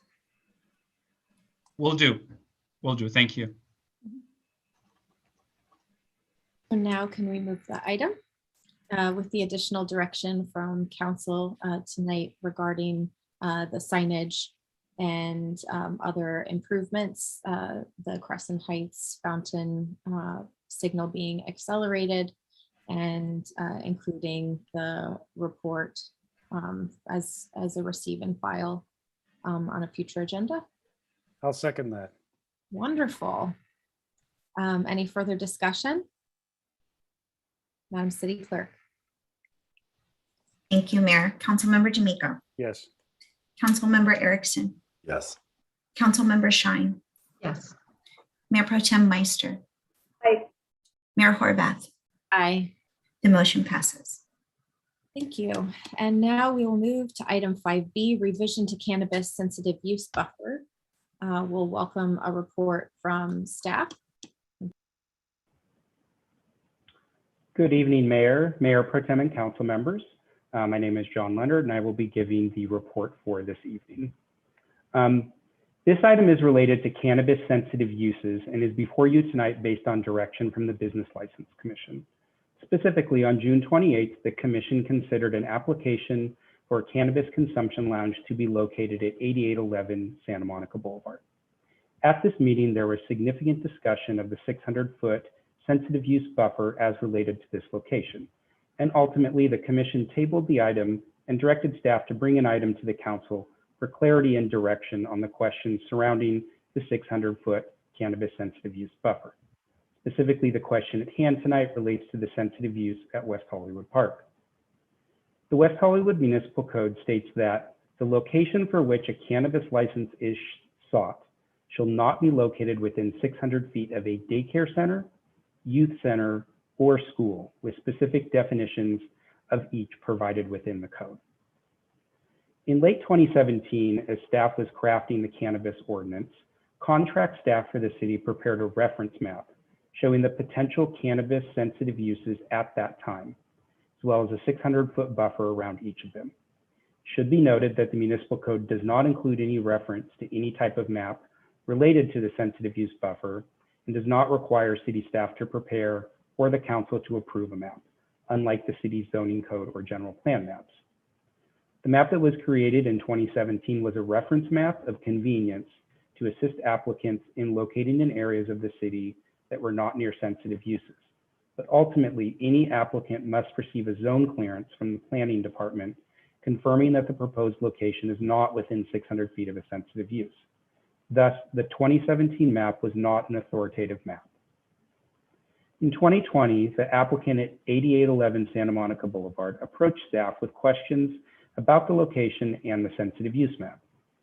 Staff frequently receives questions from cannabis applicants, including questions about sensitive uses. And in response to these questions, staff researches and reviews the sensitive use to see if any changes are necessary. Based on this research and review, staff made the determination that the sensitive use at West Hollywood Park is only the Tiny Tots program and not the entire park. The Tiny Tots program is currently at Plummer Park and will be moved to the southernmost parcel of West Hollywood Park once construction is complete this fall. Staff's determination that the map should be adjusted was based on the following two reasons. One, the 2017 reference map showed all of West Hollywood Park as a sensitive use. The entire park was included not because parks are sensitive uses themselves, but because a portion of the park was utilized for an activity considered a sensitive use, specifically a daycare center. However, upon review, staff identified that the 2017 map incorrectly color-coded the park as a youth center sensitive use. As defined in the city's municipal code, a youth center is a location that is primarily used, and I'll emphasize primarily, to host recreational or social activities for minors. While West Hollywood Park is used by minors, it is not primarily used by just minors. Instead, the park is used by a wide variety of adults and children. Also, the definition of youth center within the municipal code cites several examples of the types of facilities that can be considered youth centers, including private youth membership organizations or clubs, social service teenage club facilities, video arcades, or similar amusement park facilities as defined by state law, none of which will exist at West Hollywood Park. Thus, a youth center as defined in the municipal code does not exist at West Hollywood Park. Instead, the sensitive use that existed at West Hollywood Park was a daycare center because of the specific park facilities for the Tiny Tots program. Map should have reflected the sensitive use as a daycare center, not a youth center. Second item that staff looked at. The original reference map showed the park as one large sensitive use parcel. Planning staff has confirmed that West Hollywood Park consists of multiple parcels. The original location of the Tiny Tots program was on the northern parcel near the center of the park. Once construction began at West Hollywood Park, this program and the sensitive use were temporarily relocated to Plummer Park. While the application in question was being processed, Community and Legislative Affairs staff and the city attorney discussed the matter, and a determination was made that since the Tiny Tots program would be returning to West Hollywood Park once construction was complete, there would be a sensitive use located at the park. However, it would only be located within one specific building on the southern parcel. It would not be returning to the center of the park where it previously was. Since the program had a definitive location and the park is not considered a sensitive use on its own, staff determined that the only parcel that should be considered a sensitive use was the Aquatic and Recreation Center building, and that a 600-foot buffer should be calculated from that parcel. So for the reasons I just described, Community and Legislative Affairs staff and the city attorney determined that the sensitive use at West Hollywood Park should be adjusted, and the reference map should be amended. As mentioned in the staff report, the 2017 reference map was not updated in a timely manner after the sensitive use at West Hollywood Park was reviewed. This was an oversight and was not intentional. The 2017 map was created by a contract planner, and there have been complications in recreating the underlying layers of the map. With the significant amount of work staff has had during COVID-19 and some of the technical challenges from working remotely, the corrections to the map were delayed. Creating the revised map will be a multi-departmental effort, and staff will prepare and release a revised map once council provides directions related to this agenda item. However, with that in mind, it has also become clear through this process that more process and transparency is needed to reflect changes in the map in the future. With this in mind, staff also recommends the following as it relates to future revisions to cannabis sensitive uses in the city. 1. City staff will update the cannabis sensitive use buffer map to reflect the revised sensitive use location at West Hollywood Park and will post the revised map on the city's cannabis webpage. 2. City will also examine the other sensitive uses on the original 2017 map to identify if any other updates are necessary. Specifically, staff will review the sensitive uses at Plummer Park and Poinsettia Park and determine if any revisions to the sensitive use boundaries are necessary based on the activities at the parks. In the future, if staff identifies any sensitive uses, be it a business or an entity that has either been added to the city, gone out of business, or has changed, staff will update the reference map accordingly, agendize a consent calendar item for the Business License Commission, thus providing for public notification and potential discussion of the revised map as necessary. Lastly, I want to address several comments and assertions that have been made during this item, including comments from the Adult Use Retailers Association of West Hollywood. First, there have been requests that the 2017 reference map not be amended and stay as it is. As mentioned previously, there is not a requirement for the City Council or another body to adopt or certify a map showing prohibited and non-prohibited properties in the city. Likewise, there is not a requirement that the map be fixed in place and not adjusted. There is a rational basis for this, because inherently sensitive uses can move, go out of business, or new ones can be created, and a map created and frozen at a single point in time would not be able to capture these changes. Essentially, sensitive use locations can change, and whether or not a business is within 600 feet of one needs to be determined at the time the application is brought forward. There have also been assertions that the applicant at 8811 Santa Monica Boulevard was given special treatment by staff. This is absolutely not the case. In fact, in the past, staff has received multiple questions from different applicants, including several members of ORA, about sensitive uses and whether the uses were still in place or if they could be re-examined. In each case, staff researched and reviewed the questions to see if a change in the sensitive use was appropriate. The same as staff did for 8811 Santa Monica Boulevard. Staff has worked diligently with all applicants to help them open their businesses as requested by the City Council and has not shown any preference to specific applicants. Any any accusations of preferential treatment are false. Staff has worked to assist all businesses, interpret the code as appropriate, and adjust to the many changes that have come up through the cannabis implementation process. At times, this has not been easy for staff because the cannabis industry is extremely competitive and cannabis applicants have often been opposed to one another opening their businesses. Also, in the July 30th letter provided by Aura stated that between November 1st, 2020 and June 28th, 2021, 7 businesses went before the Business License Commission and 3 could have opted for a different location if the map had been revised and posted. However, this is likely not the case. Because of those 7 businesses, 3 were legacy medical businesses that are not permitted to move locations. 3 more of the businesses had already secured locations and zone clearances before November 1st, and the last business is supportive of the proposed change. Lastly, in Aura's letter, it was mentioned that during the cannabis settlement negotiations last August, it was decided that there would be no changes to sensitive use areas. This is also not accurate representation of the negotiations. During these negotiations, the potential for changing the 600-foot distance for all sensitive uses was suggested by some. However, this type of change could not have moved forward as a part of the settlement agreement because it would have required a change to the city's zoning code, which could not have been accomplished within the limited time frame the parties had to reach a settlement. I will lastly say that please note that this council item is only about the sensitive use buffer map and not a decision of the pending application at 8811 Santa Monica Boulevard, which you have received significant amount of correspondence on. That application is still in the Business License Commission's jurisdiction and should not be the focus of this more general item. The Business License Commission will resume its consideration of that application once council provides guidance on this sensitive use.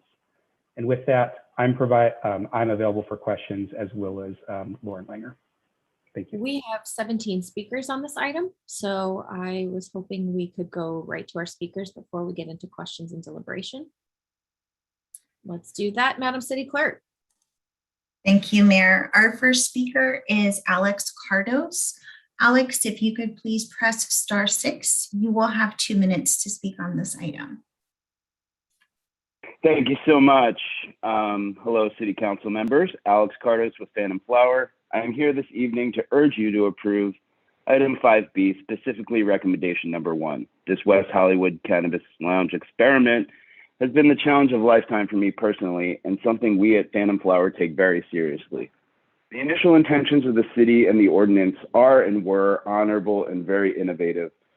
But the verdict on the success of this program is still out. We as lounges have had many unexpected surprises and hurdles thrown at us. Some of them have been, 1, struggles with state and city laws differing. We went to Sacramento in 2019 to try and fix this, and I know some are still working very hard to finalize the food and beverage laws. 2, the long drawn out process for everyone doing this, with 3 years already developing our businesses, finding a building with the right dimensions to split the businesses in 2 to satisfy code, and a kitchen have been one of the biggest challenges. Finding landlords that will rent to you is extremely tough. This map controversy has halted our timeline and proven to be very costly for our group.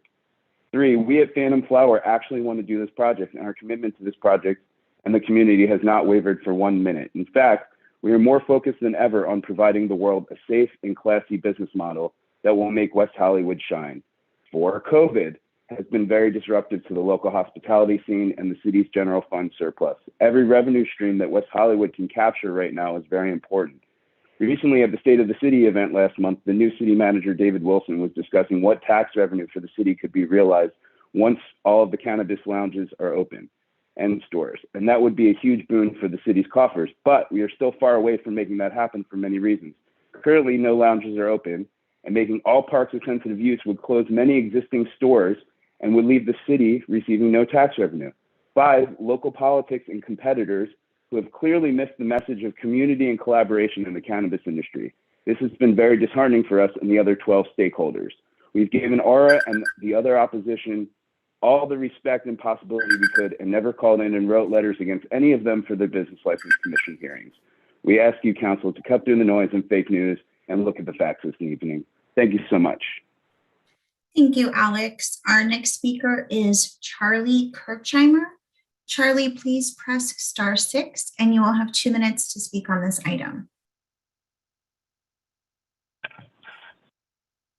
Good evening, Mayor and Council members. My name is Charles Kirchheimer. I'm a stakeholder in the City of West Hollywood. I am with the Phantom Flower and speaking tonight to encourage your support of the staff recommendation for item number 5B with a focus on recommendation number 1. I've been advocating for safe access to cannabis since 2009, starting in the City of Los Angeles, where the obstacles to get any comprehensive cannabis ordinance were daunting. Time after time, going to council chambers with terminally ill patients and continuously being shown the door by various city attorneys and council members. The rules of the road, quote unquote, or a comprehensive cannabis ordinance with zoning regulations are the lifeblood of a thriving cannabis sector in any community. What the staff has outlined tonight is just that, a comprehensive cannabis ordinance with zoning regulations that are consistent with the state of California and the intent of the City of West Hollywood. I can speak as the initial compliance advisor for the Phantom Flower that we have followed all rules and regulations correctly, as highlighted by the city staff and city attorney. The stopgap that we have endured in dealing with the details of the map are crushing to any business. 90 days of not operating or being able to move forward is what has shuttered many businesses over the past year and a half due to COVID-19. I implore you to adopt the resolution brought forward by the staff with a focus on recommendation number 1. Thank you for your time and consideration. Thank you, Charlie. Our next speaker is Oren Bitan, B-I-T-A-N. Please press *6 and you will have 2 minutes to speak on this item. Thank you very much, Madam Clerk. Good evening, Mayor Horvath and City Council members. My name is Oren Bitan. I'm an attorney at Buchalter. I represent the applicant Where Eagles Fly LLC, doing business as Phantom Flower. I want to just focus, I submitted a letter on July the 27th, but would like to focus on just a few high-level points. Number 1, the Tiny Tots program that's referred to is not operational at all. So there is no sensitive use that exists today that's within 600 feet of this 8811 location, nor did it exist when the application was approved. The city approved the zoning in November, quite some time ago. And this applicant has been languishing really since then. And I think it's also important to underscore that this applicant did everything that it was expected to do. It followed every protocol the city presented. And part of that protocol required checking with the city regarding the 600-foot buffer and to execute a lease in order to secure zoning approval. And that's exactly what Phantom Flower did, and has now obligated itself to a 10-year lease based on the zoning approval of the city. So I think necessarily, as Mr. Leonard articulated, the agenda item today is prospective in nature, meaning it's looking forward, it's charting a path forward, but it should not impact Phantom Flower. The Business License Commission, I think, was overwhelmed by a number of issues and an outpouring of public input, had a difficult time processing it, and is looking to this body for direction. So our request is that this council send Phantom Flower's application back to the Business License Commission with instruction that the 600-foot buffer is not at issue and not prohibit its approval. I appreciate your time. Thank you. Our next speaker is Effie Kogan. Effie, please press *6 and you will have 2 minutes to speak on this item.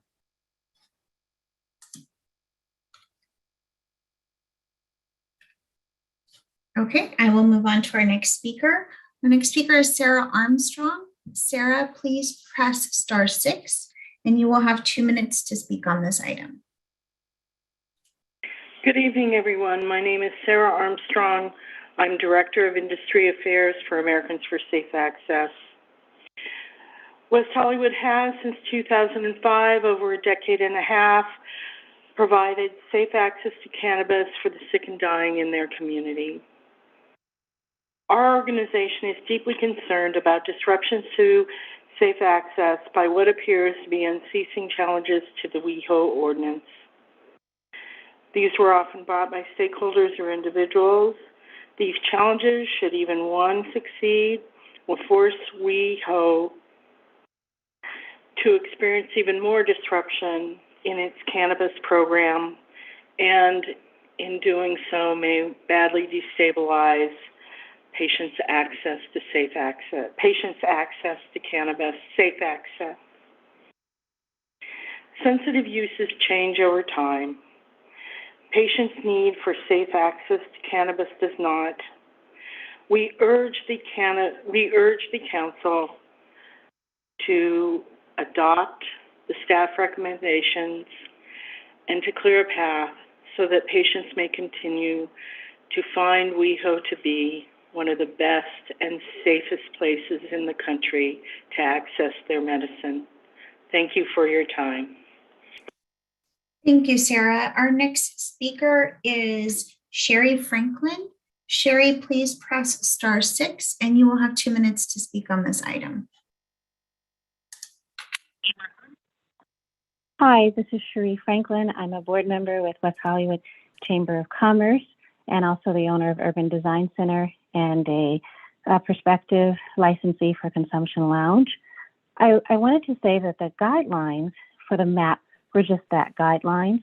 In the cannabis industry, we know that these maps were often prepared in a rush, and we have to take the onus upon us to check them. And the precedent has been set, particularly in the city of Los Angeles, that sensitive uses go to the building itself, not to the corner of the lot. So, and the ordinance for West Hollywood does not specifically say that it has to be to the property line. So it would go to the building. And if that program is not within that buffer, then it would not disqualify the location. West Hollywood is basically over 90% adult.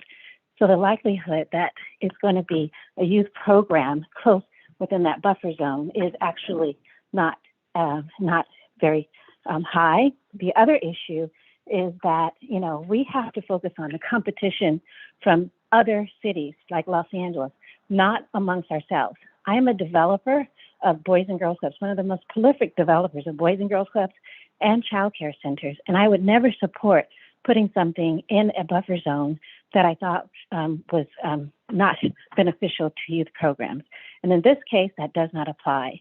This site is not within a buffer zone set by precedent by many cities and many other places where they've looked at how to determine, as the eagle flies, the crow flies, from a sensitive use. And I think we can look to these other cities as an example as to how you to determine whether or not a site is in a buffer zone. So I support keeping the map. I support the city's recommendation for their interpretation. And that's happened in the city of Los Angeles as well. Things will change as we move forward. Thank you. Thank you, Cherie. Our next speaker is Bambi Salcido. Bambi, please press *6 and you will have 2 minutes to speak on this item. Excuse me, may I interrupt a minute? This is Effie Kogan. I was supposed to speak before, but my phone didn't unmute. Sure, I can wait go for ahead. the next speaker. Go ahead. I work with Oren Baton. I also represent Where Eagles Fly. I just wanted to add a couple of things. As Oren pointed out, Where Eagles Fly zoning clearance was obtained and approved in November. The time for anyone to appeal that has passed. There's a lot of support for Where Eagles Fly here, and there's a lot of reasons to keep the map fluid in the future. As Mr. Leonard said, the opposition here derives from other competitors who are attempting to use a map that is not part of a formal ordinance in order to interfere with a potential competitor's business. There currently is no special use at the park. The planning staff did exactly what it was supposed to do in approving the zoning ordinance. And really, I think all that needs to be done, because this isn't a public hearing or a challenge to the zoning clearance, is to send this back to with directions to the Business License Commission to simply determine the business license issues because the zoning clearance has already been granted, and that's kind of outside of its purview at this point. That's all. Thank you, Effie. Our next speaker is Bambi Salcido. Bambi, please press *6 and you will have 2 minutes to speak on this item.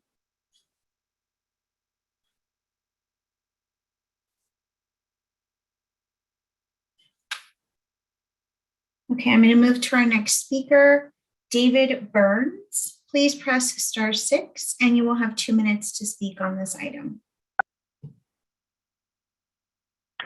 Thank you, council members. I've lived in West Hollywood for over 15 years, and I've been a homeowner for half of those years. In fact, my condo is in the 800 block of Larrabee. Phantom Flower will be my neighbor if you guys will allow it. As a member of the LGBT community and HIV positive communities, cannabis has been a lifeline throughout the years. I was alarmed to hear that we might use children as an excuse to deny a legitimate adult business catering to our community this permit. I mean, let's be clear. There's no risk that a toddler is going to venture out of a daycare center and be scarred by this business. It's silly in the type of mental gymnastics that I would frankly expect of the city of Beverly Hills trying to oppose a subway, not West Hollywood. This isn't our city.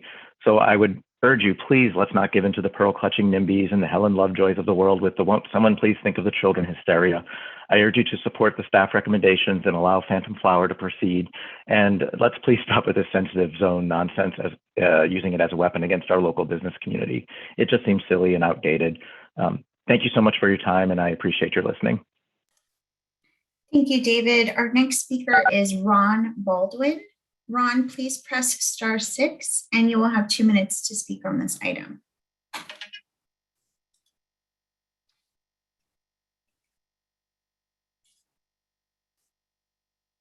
Ron, go ahead and press *6.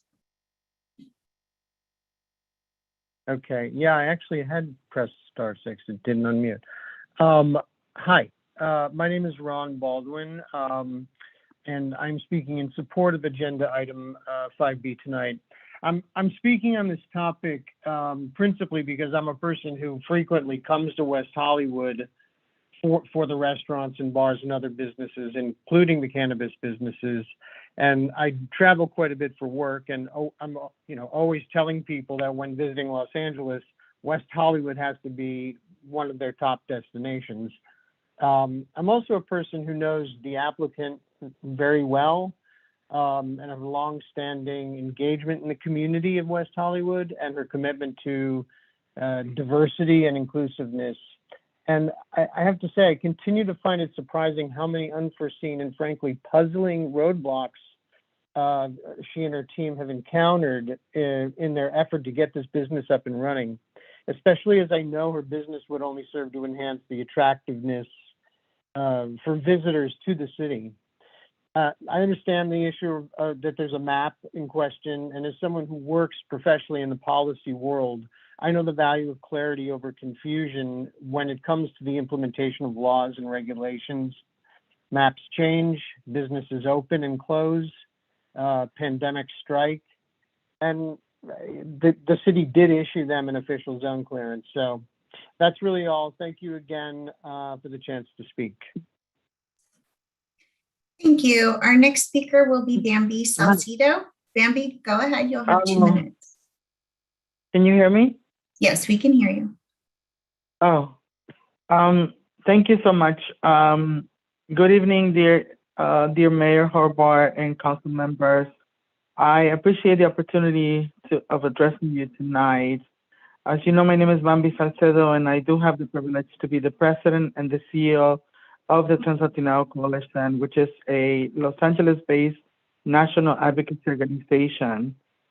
As you may know, myself and our organization only partner with intentional individuals and institutions. About 2 years ago, I had the opportunity to meet Alex from Phantom Flower. We discussed the opportunity of partnering and talk about ways that the broader trans community would benefit from this initiative. I was so excited because I know that the cannabis industry requires a social equity component to it. And I was hopeful when Alex and Phantom Flower will support the work that we do, but will also support members of our community with employment and other opportunities to learn, to create, and showcase the greatness of our community, while at the same time educating the broader community about our existence, our creativity, and what we're capable of doing. This is the type of business that the city of West Hollywood needs. We need to have social equity, and this is a way to do it. Please support Phantom Flower and their efforts to support not just the local trans community, but many other communities that can benefit from this business. This is a model that we all need, and this is a model that could definitely be replicated, and I'm sure many others will follow. I really appreciate your support to make this as a reality to our community. Thank you so much for the opportunity to address you. Thank you, Bambi. Our next speaker will be Genevieve Morrill. Genevieve, please press *6, and you will have 2 minutes to speak on this item.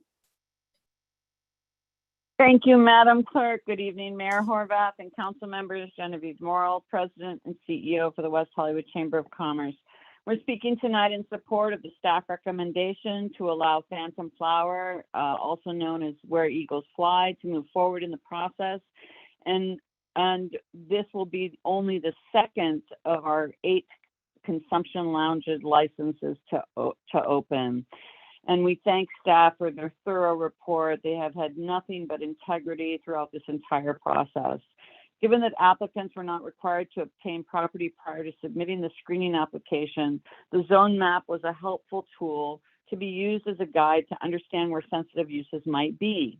It was understood that when the time came, the applicant would work with the planning department, if appropriate, to obtain all necessary clearances and conditions based on the chosen location. Phantom Flower did this, and staff saw that the preschool being removed, that there was no longer a questionable sensitive use in the zone area. This allowed staff to reevaluate, and a zone clearance was permitted. In addition, the state's regulations do not include parks as sensitive uses, and the city code essentially mirrored the state's. If the city council decides that they want to make the entire West Hollywood Park or parks in general a sensitive use, it may have unintended consequences for current operators, as well as many other cannabis license holders still unable to find non-restricted locations that meet all the necessary requirements for a viable business. Enabling Phantom Flower to open, filling a currently empty building contributes to the safety of the neighborhood. The more activity there is, the less likely crimes occurring in vacant properties, and an active business creates a vibrant environment that feels safer. I also I'm excited about this evolution of the Rainbow District, that we provide products and services for the LGBTQ community that have evolved beyond Go-Go Dancer Boy clubs, which of course are important, but that are also limiting to the expansion of the LGBT community. And we hope you support these type of venues. Thank you.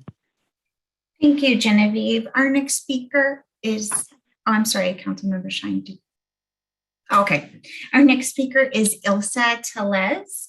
Ilsa, if you could please press *6, you will have 2 minutes to speak on this item. Good evening, everyone. My name is Ilsa Tellez. My team, Ash Society, won a lounge license back in 2018, almost 3 years ago. I am calling to voice my support for Phantom Flower's compliant location. Anyone who works in the cannabis industry knows that zoning maps are provided for reference only. These maps are a courtesy and subject to change without notice. West Hollywood is the only city I have seen without a disclaimer attached to the cannabis zoning map. Please allow Phantom Flower to move forward. They followed the rules, got the zone clearance, and are not located near a sensitive use. Thank you. Thank you, Ilsa. Our next speaker is Charlie Jasper. Charlie, please press *6, and you will have 2 minutes to speak on this item. Charlie, go ahead. Good evening, Madam Mayor, City Council. Thank you for giving me the opportunity to speak about this agenda item. I just think that it should be understood that the intent of this mapping exercise was to protect a limit, a radius of of an area that covered children in a manner that would be sufficiently distanced from cannabis sales or, its use. And a park is a place where people do like to use it. And I think that limiting it to this one small area for tiny tots is disingenuous, especially with the notion that, oh, well, it was done, it wasn't in use, to pretend as though kids will never go back to daycare as we get through this pandemic, I think is folly. The entire area could conceivably and reasonably be used by the kids. It's a $200 million renovation to the park. To the point that, empty storefronts breed crime. They absolutely do. I think that, there's plenty of other empty store and restaurant fronts in West Hollywood where a business like this could, perfectly safely operate. And I would support it wholeheartedly. But I think that if we put it so close to where, hopefully our city's kids will return one day soon, we're doing them a little bit of a disservice. Many users of cannabis in West Hollywood and LA in general feign ignorance of the law, especially with, limited law enforcement now after the whole defund the police movement, and believe that they can use it, while they're driving or walking around, and just whenever they want. And that's all well and good, except you can't use it while you're driving. You can't just walk by a school while you're using it. There's a whole lot more to it than just, I can do what I want. So putting this closer to kids is just unreasonable and irresponsible. Thank you. Thank you, Charlie. Our next speaker is Jake Stevens. Jake, please press *6 and you will have 2 minutes to speak on this item. Good evening, Mayor Horvath and council members. Jake Stevens, resident of Los Angeles. I urge you to tonight protect the integrity of your cannabis licensing process and reject privately made inappropriate revisions to a publicly distributed cannabis sensitive use buffer map that, as was noted by a previous speaker, lacked all disclaimers. This has absolutely nothing to do with denying anyone in WeHo safe access for patients in need or challenging any specific zone clearance. This is about playing by the same rules for all cannabis businesses in our city. While the staff report suggests that the cannabis map was only a reference document, that document was publicly relied on and presented as an official document with no disclaimers during city council meetings, business license commission hearings, and on zone clearances. Based off this map, the public's understanding and the understanding of the city council when they passed the ordinance, that was inclusive of the entirety of West Hollywood Park, Plummer Park, and Poinsettia Park. As a matter of fairness, it's important that all cannabis business license applicants be treated equitably with the same rules, and if those rules change, there needs to be a public process, and all businesses should be notified of any changes. This did not happen, intentional error or not. There cannot be two sets of rules at City Hall. Councilmember Shine, when you presided over these business license commission hearings, staff presented the 2017 map and never told you about the private and novel interpretation of sensitive uses at West Hollywood Park. They were not properly disclosed to the public. Staff's point about a frozen map is well taken. We simply ask that any changes to these maps take place in public with input from our officials. The notion that the map amendment can now be made because the southernmost parcel of West Hollywood Park is now the only sensitive use portion of the park is folly. If one park is used and experienced as a single facility, it must be considered a sensitive use consistent with the map that the city and the public has relied on since 2017. Thank you. Thank you, Jake. Our next speaker is Vared Nassim. Vared, please press *6 and you will have 2 minutes to speak on this item. Go ahead. Good evening, Mayor Horvath, Mayor Pro Tem Meister, and council members. My name is Vared Nassim, and I'm a cannabis business license holder with Valkyrie LLC, formerly HAH10.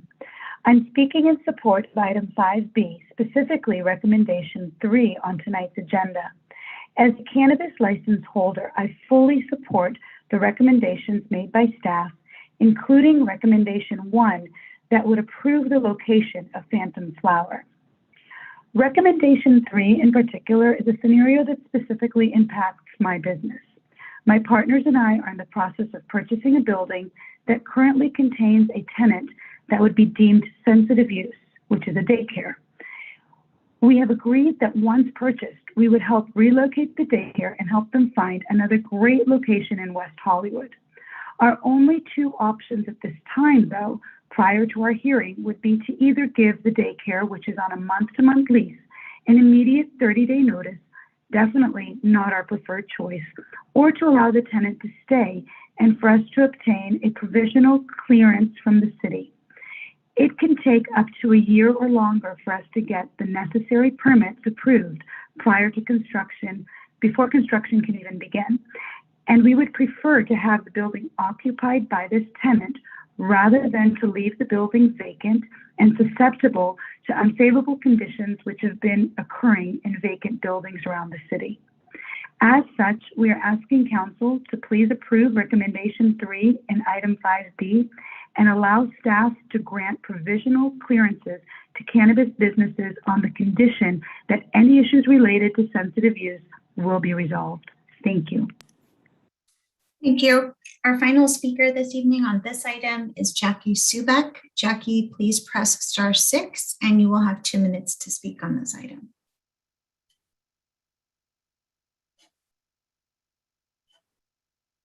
Hi, good evening, Mayor Horvath, Mayor Pro Tem, and council members. My name is Jackie Subek. I'm a 27-year resident and an owner of a cannabis lounge.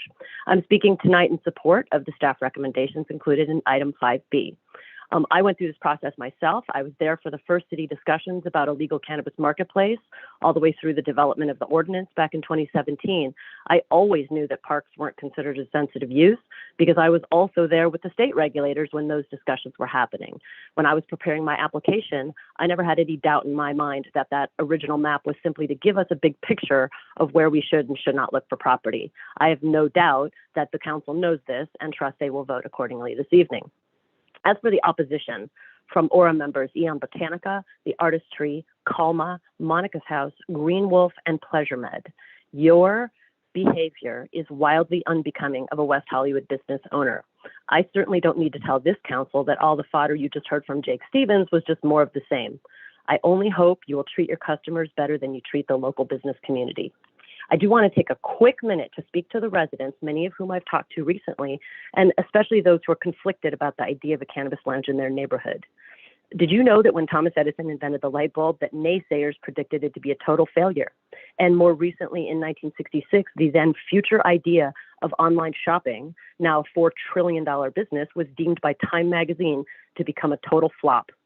Cannabis lounges are also new ideas that need time, patience, innovation, and community support to become all they can be. 83% of West Hollywood voters voted yes in favor of legalized cannabis. Rather than prejudge these lounges who haven't even opened their doors yet, I encourage you to go and meet the owners and talk to them about their core values and business philosophies. You may be surprised to find that you would actually really enjoy having them in the neighborhood. So tonight, please give the Phantom Flower and our other new cannabis lounges a chance and support the staff recommendations tonight. Thank you. Thank you, Jackie. Mayor, that was our final speaker this evening. Wonderful. Councilmember Shine.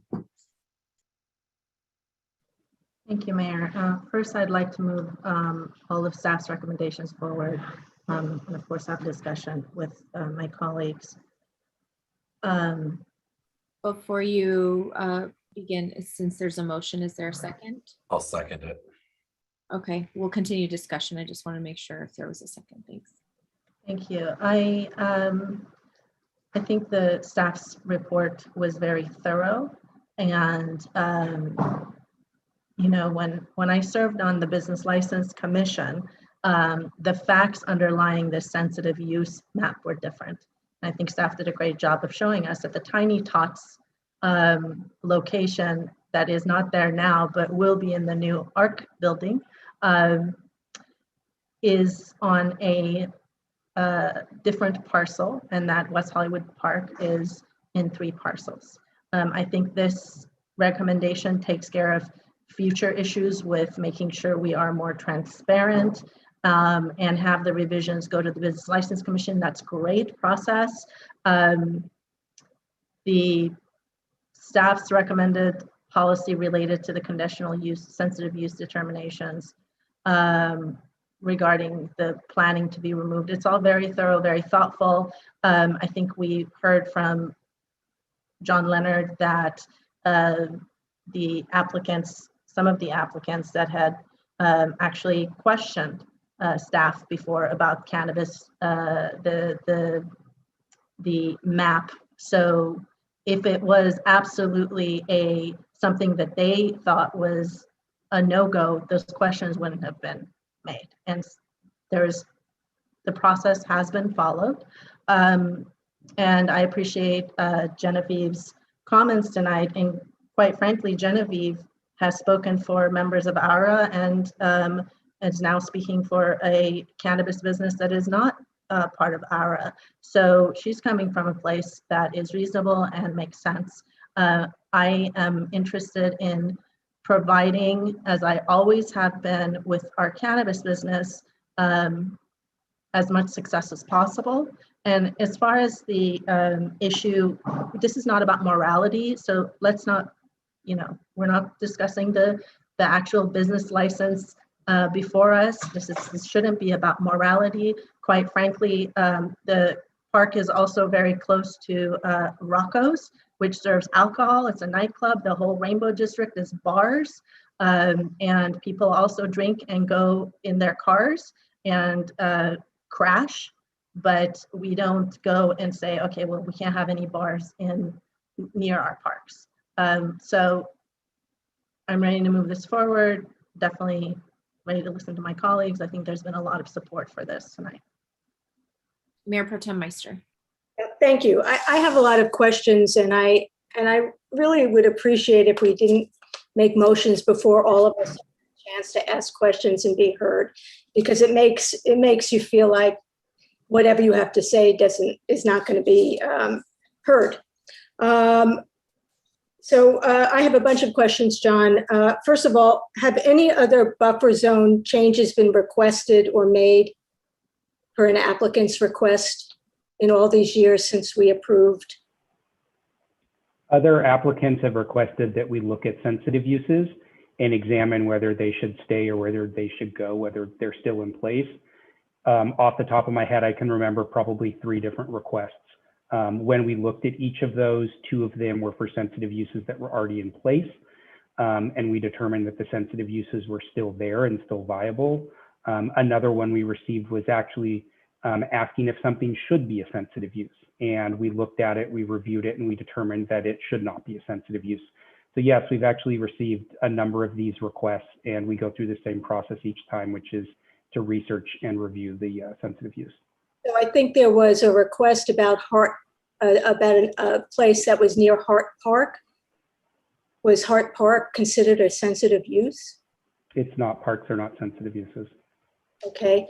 In the applicant's letter, they talk about the sensitive use and the radius from the sensitive use. But in your staff report, you talk about parcels and measuring from the parcels. First of all, I'm kind of surprised to hear that the park is divided up into parcels and that those parcels haven't been combined like most developments.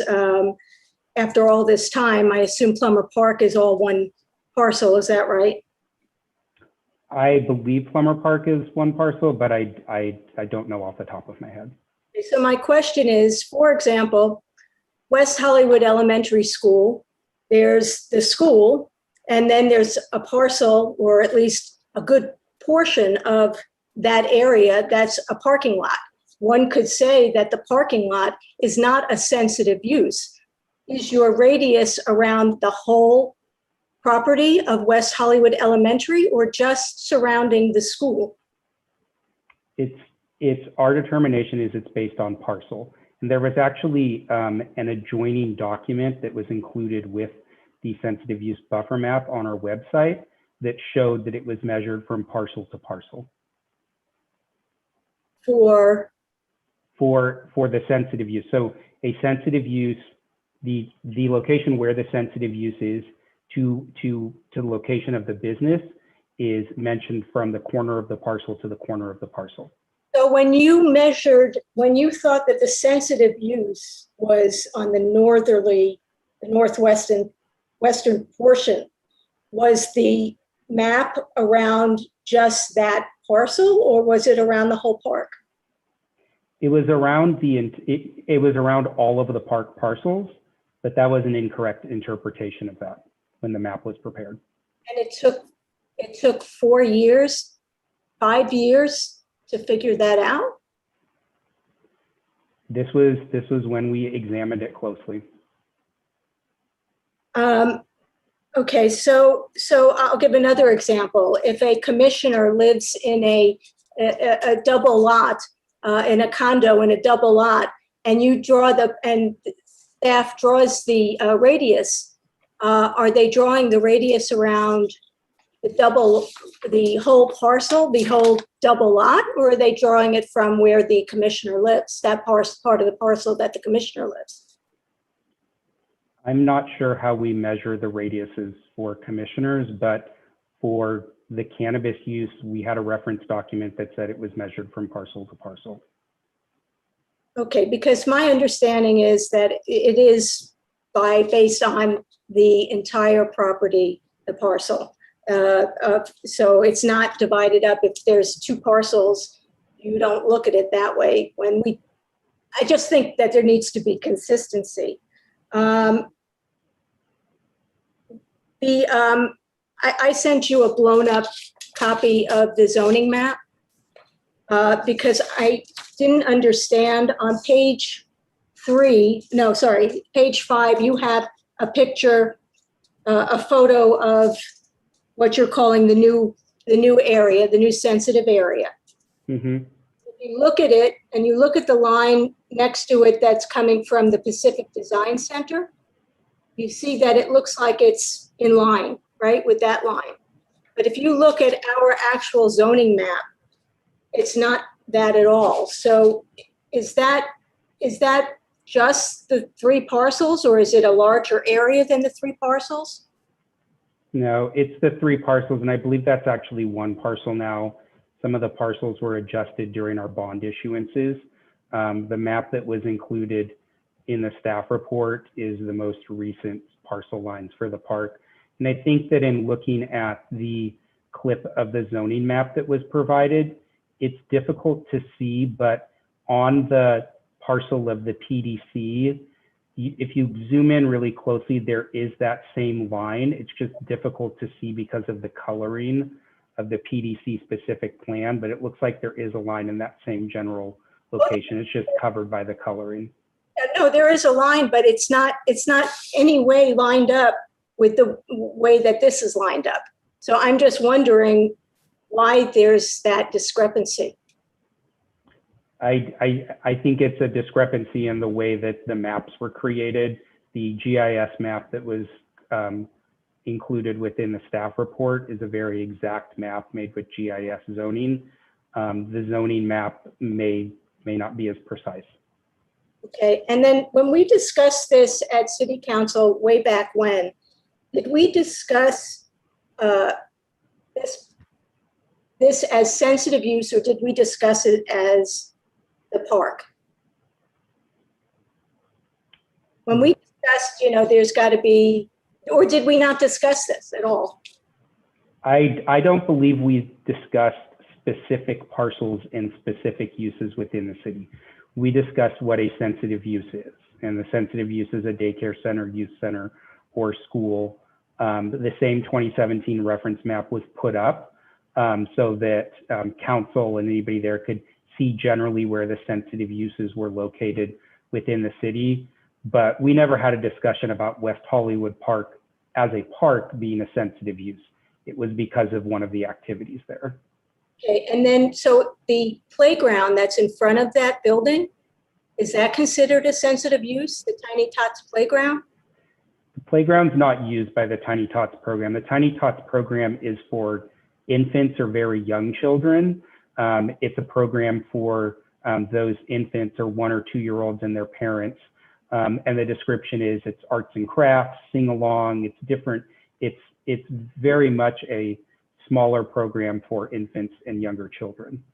So then can you explain to me why Plummer Park, the entire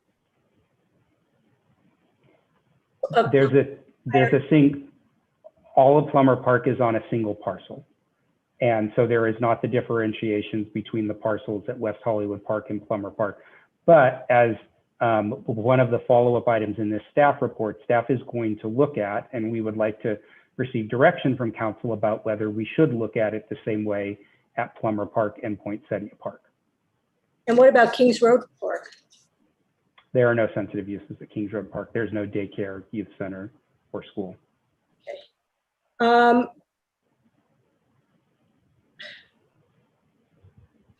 have my notes all over the place.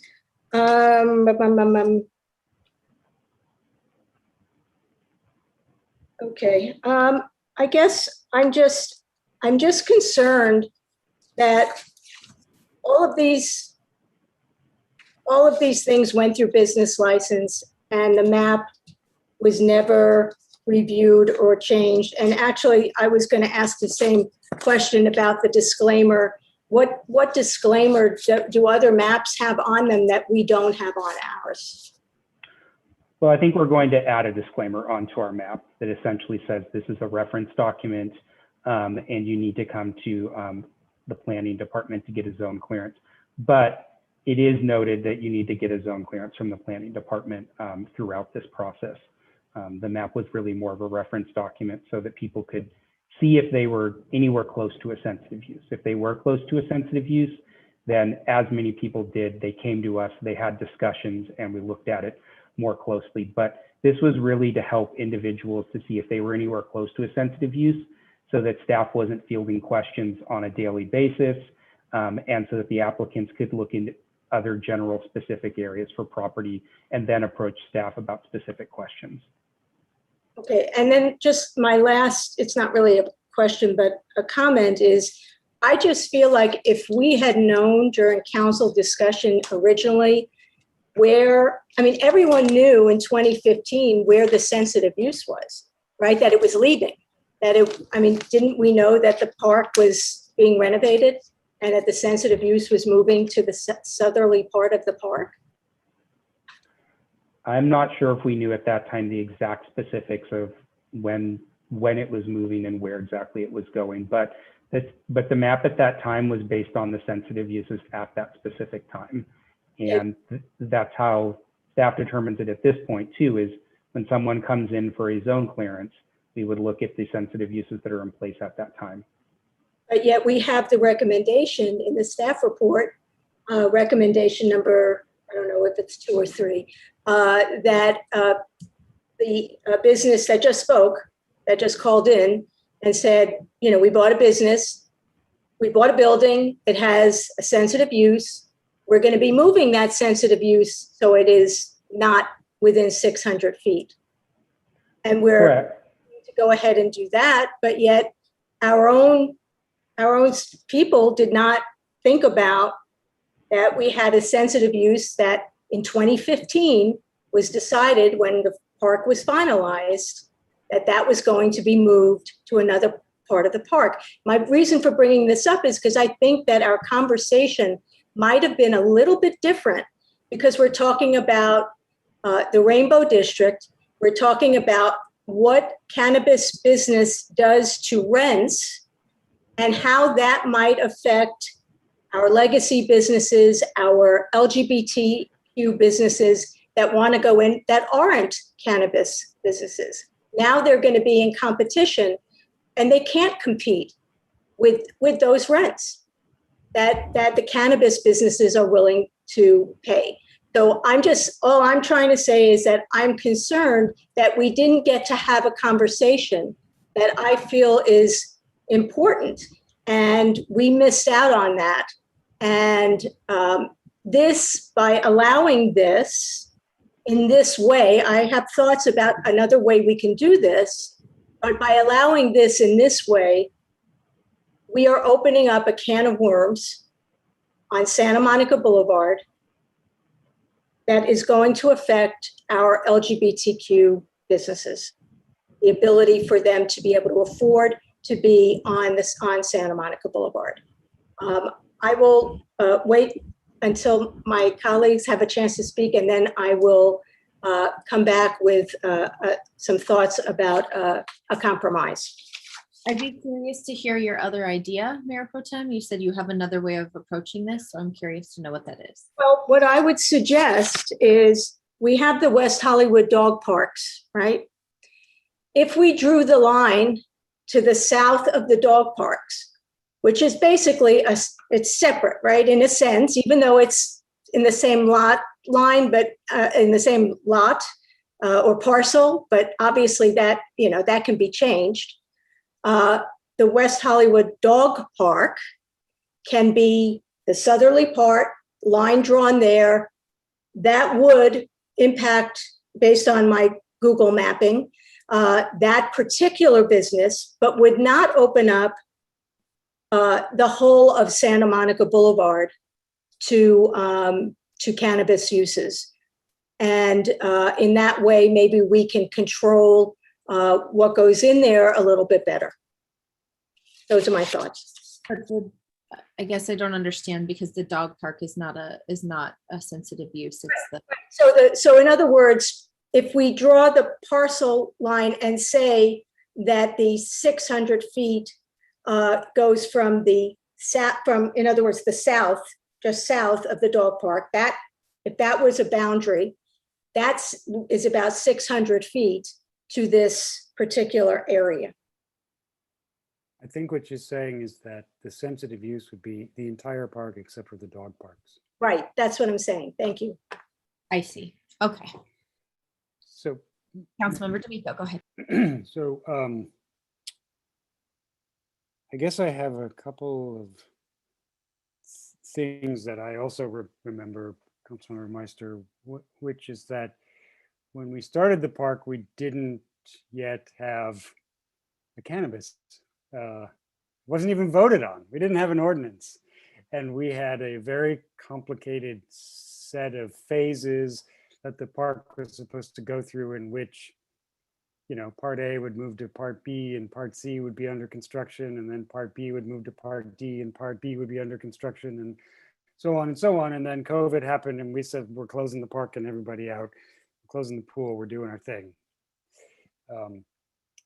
So I think it's both not likely we would have had a similar conversation in 2015 because we didn't have an ordinance, but I understand your point. And what I remember of that discussion at the time was wanting to have a discussion about where these businesses might open. And some of our colleagues, said it's a free market, they can open wherever they want, 3 in a row, it's not our problem. Others had other ideas. But what I remember about this map was that I looked at the map and I said, well, at least they won't be opening in the district where there are gay bars, right? Because it's a pretty clear map. That said, I also think that we should amend this map as the staff report suggests in a way. I don't agree with item number 1, which is that the staff will update the map based on our direction. I think, in fact, we should have the staff go through its process, which includes item 3, which is, in the future, if the staff identifies that a sensitive use has been added or retracted within the city or has changed, staff will update the map and put it on the Business License Commission consent calendar. Because we're actually putting in a process and then we're not doing it. And I would rather we put in place a process and then did it. So we would say to the staff, we would say in real time right now, okay, we have a process. That process is, if you need to update the map, you put it on the consent calendar of the Business License Commission. Then it's a public hearing. If the Business License Commissioners want to pull that and have a discussion about it, they can do that. They can make a decision about whether that map, I don't know what decision they make. That's the map, right? But I just feel like if we're doing it, we're saying, here's a process we're going to use in the future when a childcare center opens, but we're not going to use that right now. Then why have that process in the future? Why not just have these discussions every time? So in the process way, and for those of you who know how I love making a process that's an actual process, that's our process if we pass this. But I also think we need to do what we did on Sunset Boulevard, which is say, you know what, we don't want banks on every block. It's Sunset Boulevard. We want 4 banks max on Sunset Boulevard. And I think we should perhaps direct staff as part of this to say, what is the appropriate number of cannabis businesses in this district? And before we approve any other businesses, because I don't believe there are any pending, we should have that discussion, because I think there is a world in which too much is in fact too much. So I would like if the maker of the motion would consider direction to staff to study what is the proper number of businesses surrounding the park in this entertainment district along Melrose and Robertson and all of the streets in the Melrose Triangle and along Santa Monica Boulevard, and say, what is the proper number of cannabis businesses for 2 very specific reasons. One is many of the reasons that Councilmember Meister mentioned. And the second is that, you know, this is an economic engine that has driven a lot of very important nodes of successful redevelopment, small r, in our city, along La Brea, along the eastern edge of Santa Monica Boulevard. And if everyone knows, there's 2,000 people that walk past your front door every Friday and Saturday night if you get a $50,000 a month storefront on Santa Monica near San Vicente, why wouldn't you just pile in there and load them up? And then, you know, when the little neighborhood bar Trunks that's, you know, chugging along at $10,000 a month, and then their landlord wants 40,000 and then they can't pay that. And then we see that's what happened with, you know, Gym Bar. We see that. So I know this is like 40 pounds of information in a little, you know, 2-pound handbag, but it does seem to me like there was no nefarious sets of decisions that got us to this moment. We want to put a process in place that updates this map over time, but I do have very important concerns about what is the correct number of cannabis businesses in that district, and what does that do to the rest of our community that has seen some extraordinary growth in places we never imagined that are now chugging along as viable and will be chugging along as viable cannabis businesses. So I sort of leave us with that, and thank you, Mayor. Thank you, Councilmember D'Amico. I think I got what you said, and I'm very close, much closer, I think, to what you said than anything else that I've heard so far.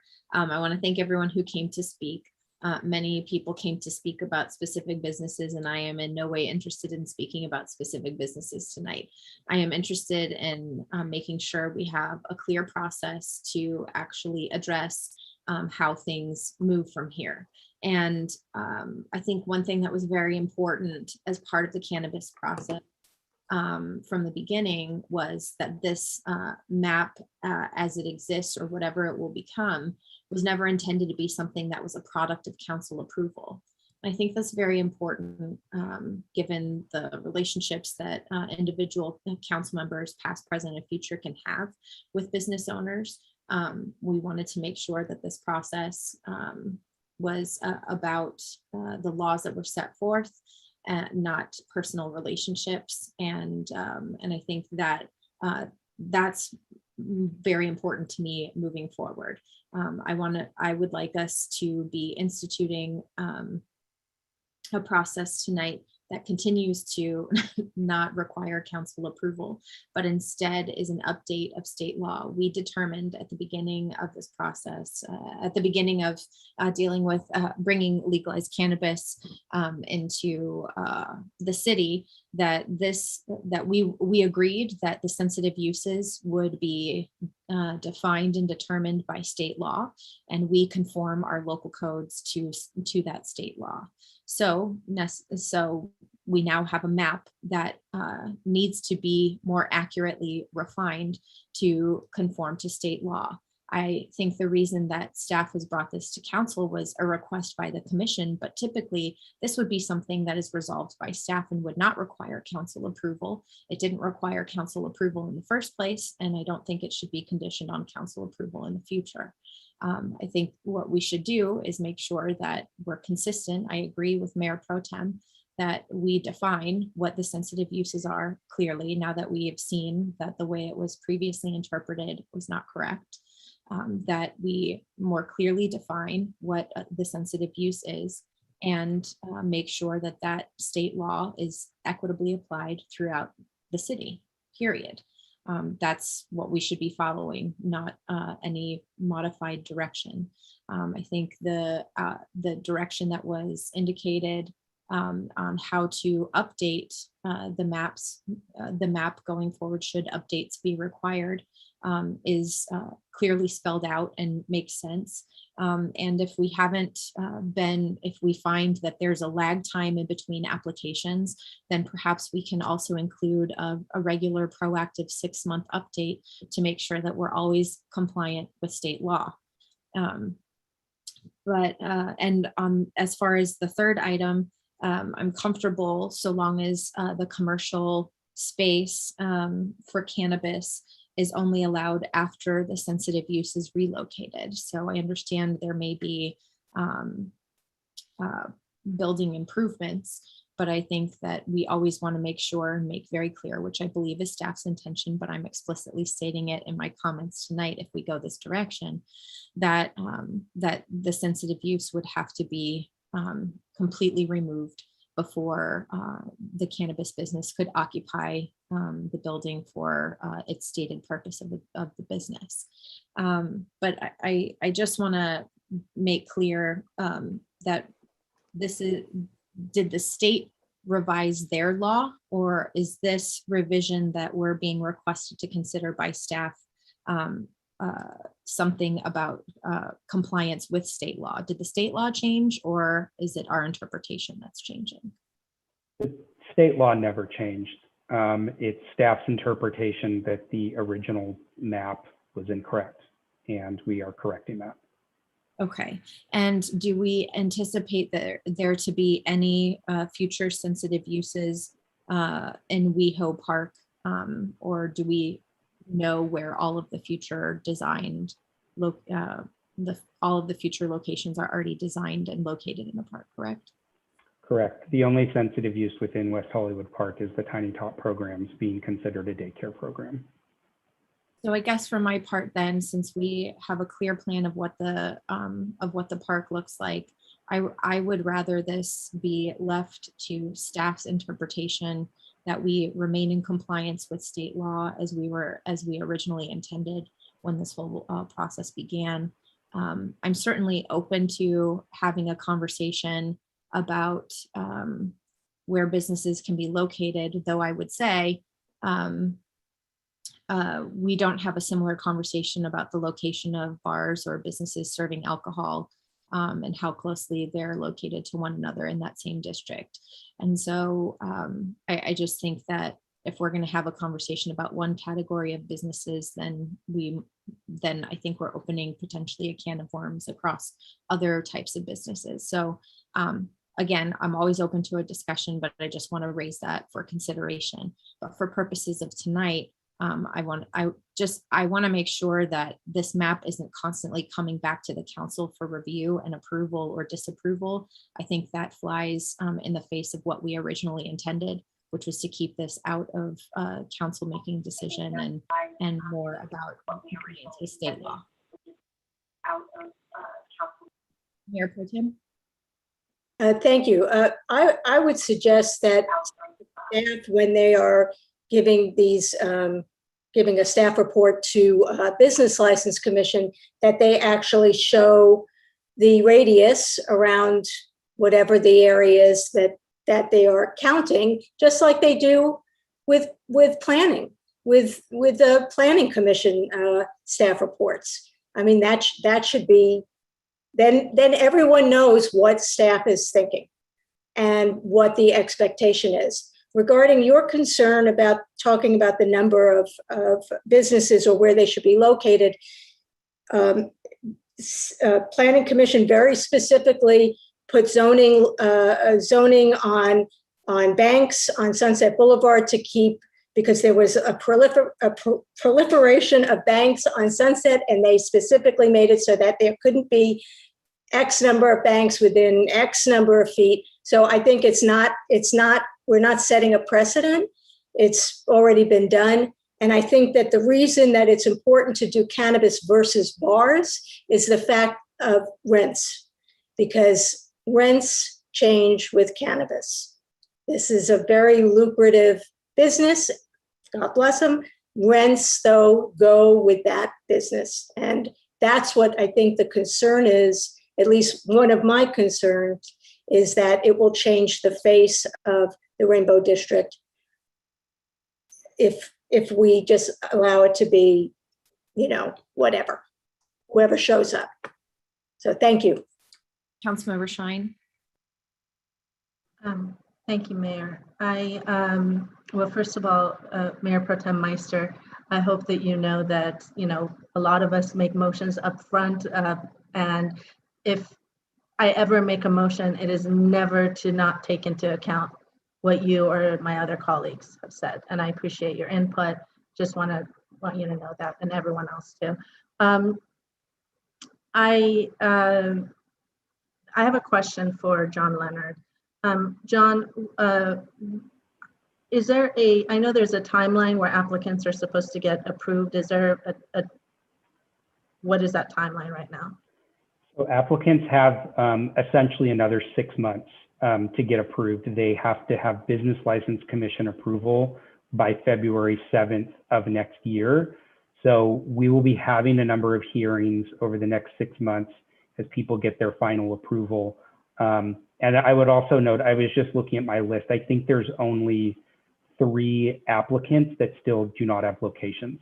So the vast majority of applicants have either found locations previously that they've already been approved for, or those that will be coming forward within the next several months already have secured their locations.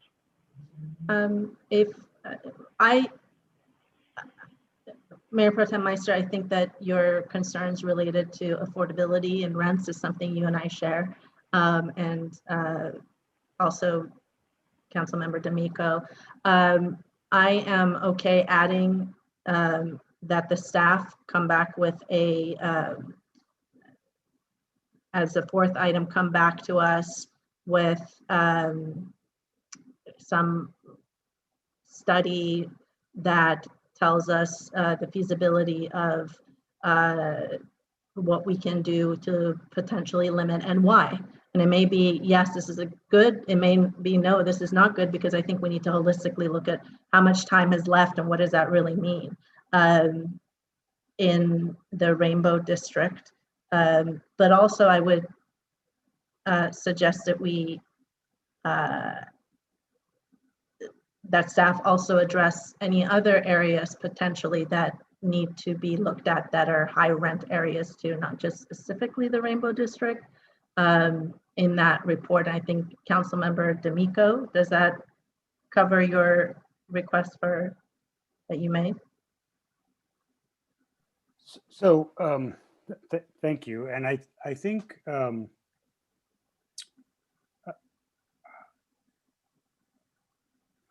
I guess the worst version of this is we would spend 7 months coming up with an ordinance and 6 months approving all the rest of the cannabis businesses. So I think the question is,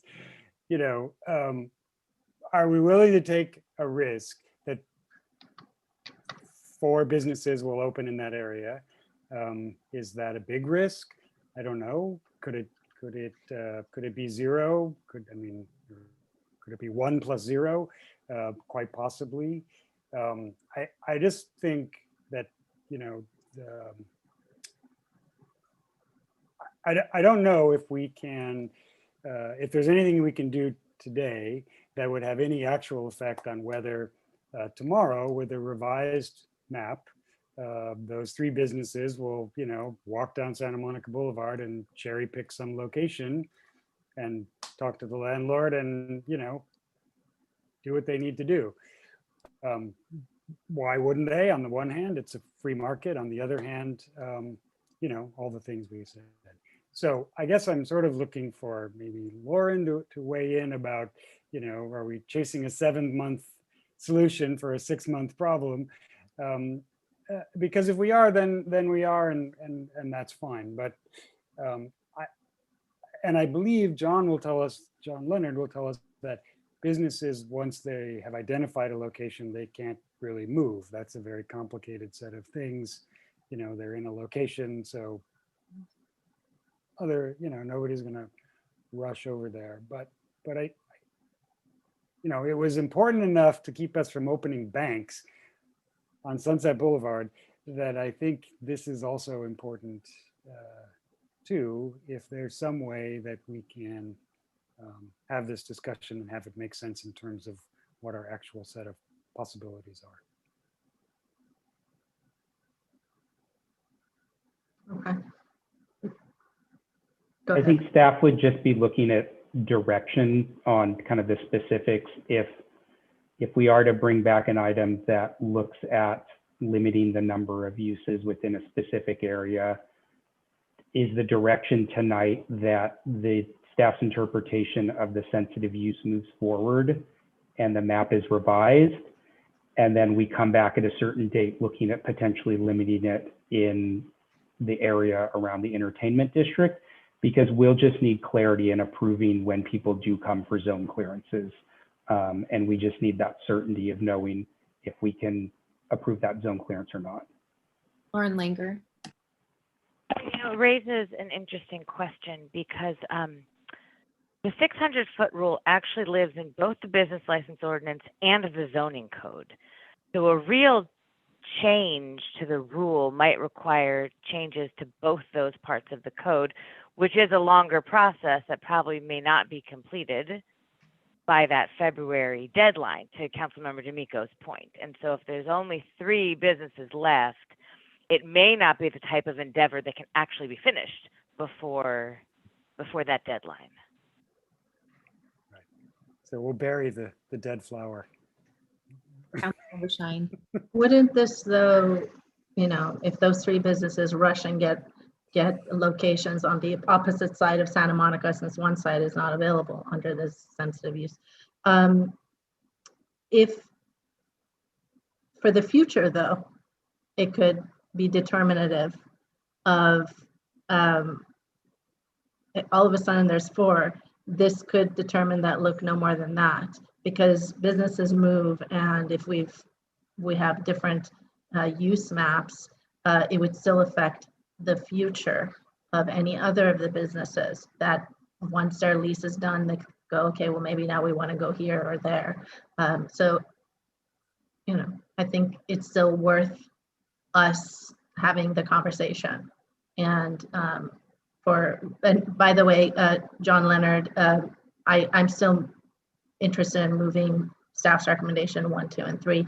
And as far as from my understanding from these, this is going to go to Business License Commission. This isn't a situation where these changes in the maps are just going to keep coming to us at council, right? No, so if there are future changes to the map, they would go to Business License Commission. And one suggestion on potentially looking at the areas within the entertainment district, as I mentioned, there are only 3 businesses that I count that still haven't secured locations. 1 or 2 of those businesses may not even be able to move forward and ultimately get Business License Commission approval. What will happen after February 7th is that the waitlist provision will kick in, and other applicants on the list from 2018 will be able to pursue those spots. So we could look at trying to look at this issue more closely prior to the February 7th date, so that once we know the landscape on February 8th, some of these new provisions could be in place as the waitlist provisions kick in.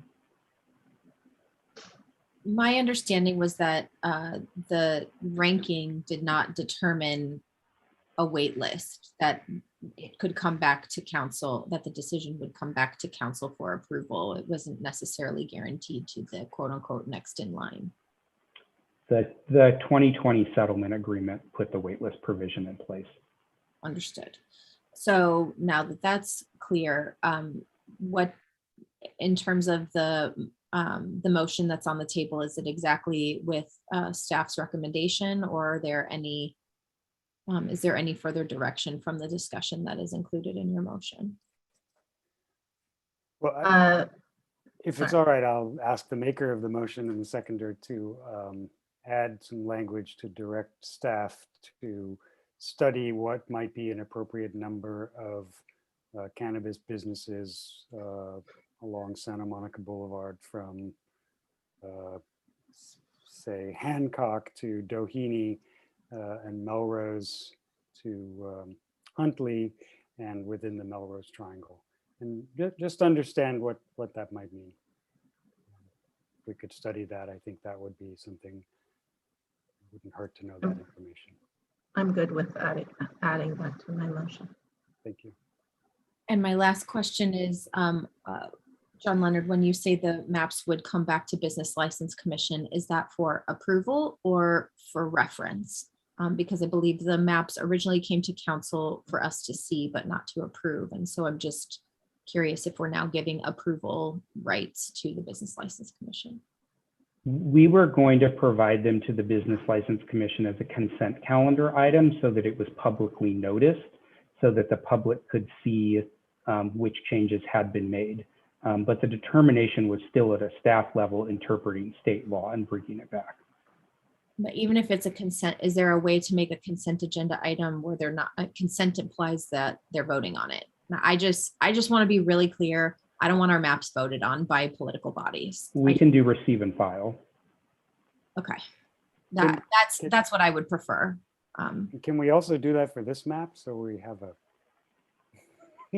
process. This map was actually created by that process, and I guess that's what I'm trying to say is we never approved this one, so I don't want to be in a position where we're approving them in the future. Mayor Pro Tem Meister. Yeah, thank you. I just wondered. I had brought up before that if when these staff reports go to Business License Commission, that the map actually shows where the business wants to be and where the, and shows the zone, just as anyone would do it for a planning project. And I don't think we're doing it now. And I just wanted to see if that was something we can add to this as part of the process, so that everybody is very clear where the sensitive use is, where the business is, where the radius is. So we're including that right now in the presentation to the Business License Commission, the actual PowerPoint presentation that is shown. But we can certainly add that to the staff report as well, simply showing the business location and the sensitive uses that are surrounding it, if any. Thank you. So I believe, so the motion and second includes all of that additional direction then? Councilmember Shine? Yes. Councilmember Erickson? Everybody clear on the motion? Any further discussion on the motion? Madam City Clerk, roll call, please. Thank you. Councilmember D'Amico. Yes. Councilmember Erickson. Yes. Councilmember Shine. Yes. Mayor Pro Tem Meister. Yes. Mayor Horvath. Okay. The motion passes. Thank you very much. And now we go to excluded consent items. I believe we've We have pulled, legislative, Mayor, the massage parlor. yeah, but we do excluded consent before legislative. So Oops. I'm going to go to item 2.0, which is funding for programming for Bi Visibility Week. I believe Councilmember D'Amico pulled this item. Madam City Clerk, do we have any speakers on this item? Yes, Mayor, we have 2 speakers for this item.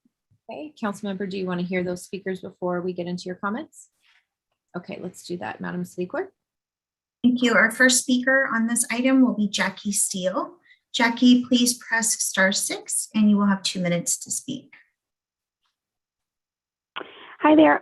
Thank you so much. I'm the co-chair of the Lesbian and Gay Advisory Board for West Hollywood and one of the original organizers of WeHo by Pride and Visibility Walk.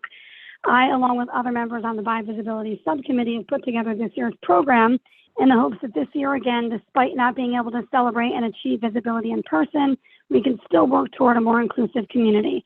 Our efforts focus on celebrating the accomplishments of the Bi community, honoring our leaders from yesterday and today, and having some good conversation in community about intersectionality and elevating all of our Bi siblings, including all who fall under the Bi Plus umbrella.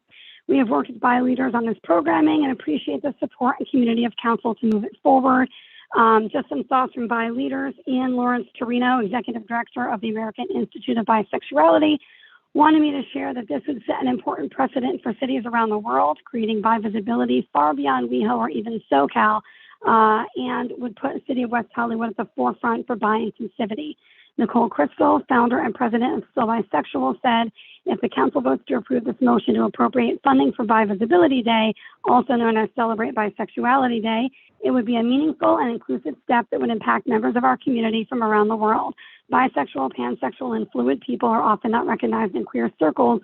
To see themselves reflected through raising the Bi flag and illuminating City Hall and funding this event, as you would the Dyke March and other events, would send a signal to cities across the country that it's time to be not just performatively inclusive, but actually inclusive of the B and the LGBTQ plus community. Thank you for considering this motion and this groundbreaking action. Now, I also just wanted to thank Councilmember D'Amico for his comments about rich people housing versus available housing, and then also applaud both comments about squeezing out queer spaces and the importance of preservation of queer bars as safe havens for the queer community. I know that was separate, but I just wanted to say thank you and a huge congratulations to Melissa Crowder on the official appointment. You are a pleasure to work with. Thank you. Thank you, Jackie. Our next speaker is Zakia Wright. Zakia, please press *6 and you will have 2 minutes to speak on this item. Yeah, good evening. Good evening, Council. This is Zakia Wright, immediate past co-chair of LGAP, speaking in an individual capacity. I just wanted to thank the Council Ad Hoc Event Subcommittee, which is comprised of Councilmember Shine and Erickson, for the additional allocation of $1,500 for the Bi Visibility Week, and also for putting it on the forefront and allocating annually $5,000 to go towards this event. The Bi Visibility Subcommittee, which was comprised of board members Frazier, Gamboa, Steele, Francesca, and myself, worked really hard on this, and we were really happy and proud that LGAP passed this unanimously. And I would ask that the council accepts the recommendation of the Ad Hoc Event Subcommittee and passes this as proposed with the additional allocations. Thank you. Thank you, Zakia. Mayor, that was our final speaker on this item. Thank you. I'll turn it to Councilmember D'Amico. So I support this item. Oh, excuse me. I'm sorry. Could I just say one thing, please? I'm so sorry. I'm so sorry. I'm a citizen of West Hollywood. Okay, we're speaking on a specific item. Yeah, I'm so sorry. I'm so sorry. My name is Claudine Stevens. I'm so sorry. It was 5B. Okay. And Claudine. And I know that's passed, but the thing is, not everybody, but I just wanted to say that in the California Code, in the California Code, there is a specific zoning for cannabis. So cannabis is not entered in with bars. It is specific, and it is the California Code, Regulation Title 16, Division 41, 5026, premises location. And I'm so sorry, but I have to say that because people weren't even thinking about the health and welfare of people of West Hollywood, and I happen to be very close to. Ma'am, if you would like to make this comment, you can absolutely do so in the public comment period at the end of the meeting. That would be the appropriate time to do it now that we have taken action on the item. Happy to hear your comments to make sure they're part of the public record. We just want to make sure that they're heard at the appropriate place. Since we've now passed 5B, we can hear you at the end of the meeting for the good of the record. I'll now turn it back to my colleague for discussion. Thanks.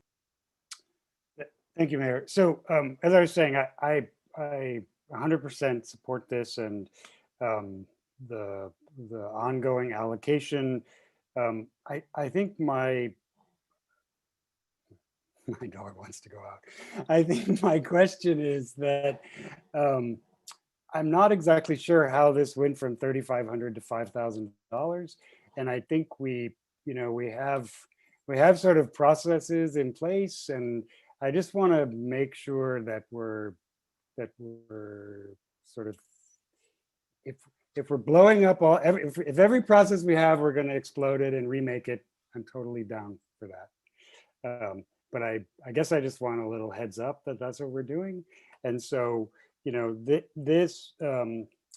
this allocation, I think they asked for $3,500, and then suddenly we wanted to give them more money in case they wanted to spend more money. Well, of course they will spend more money.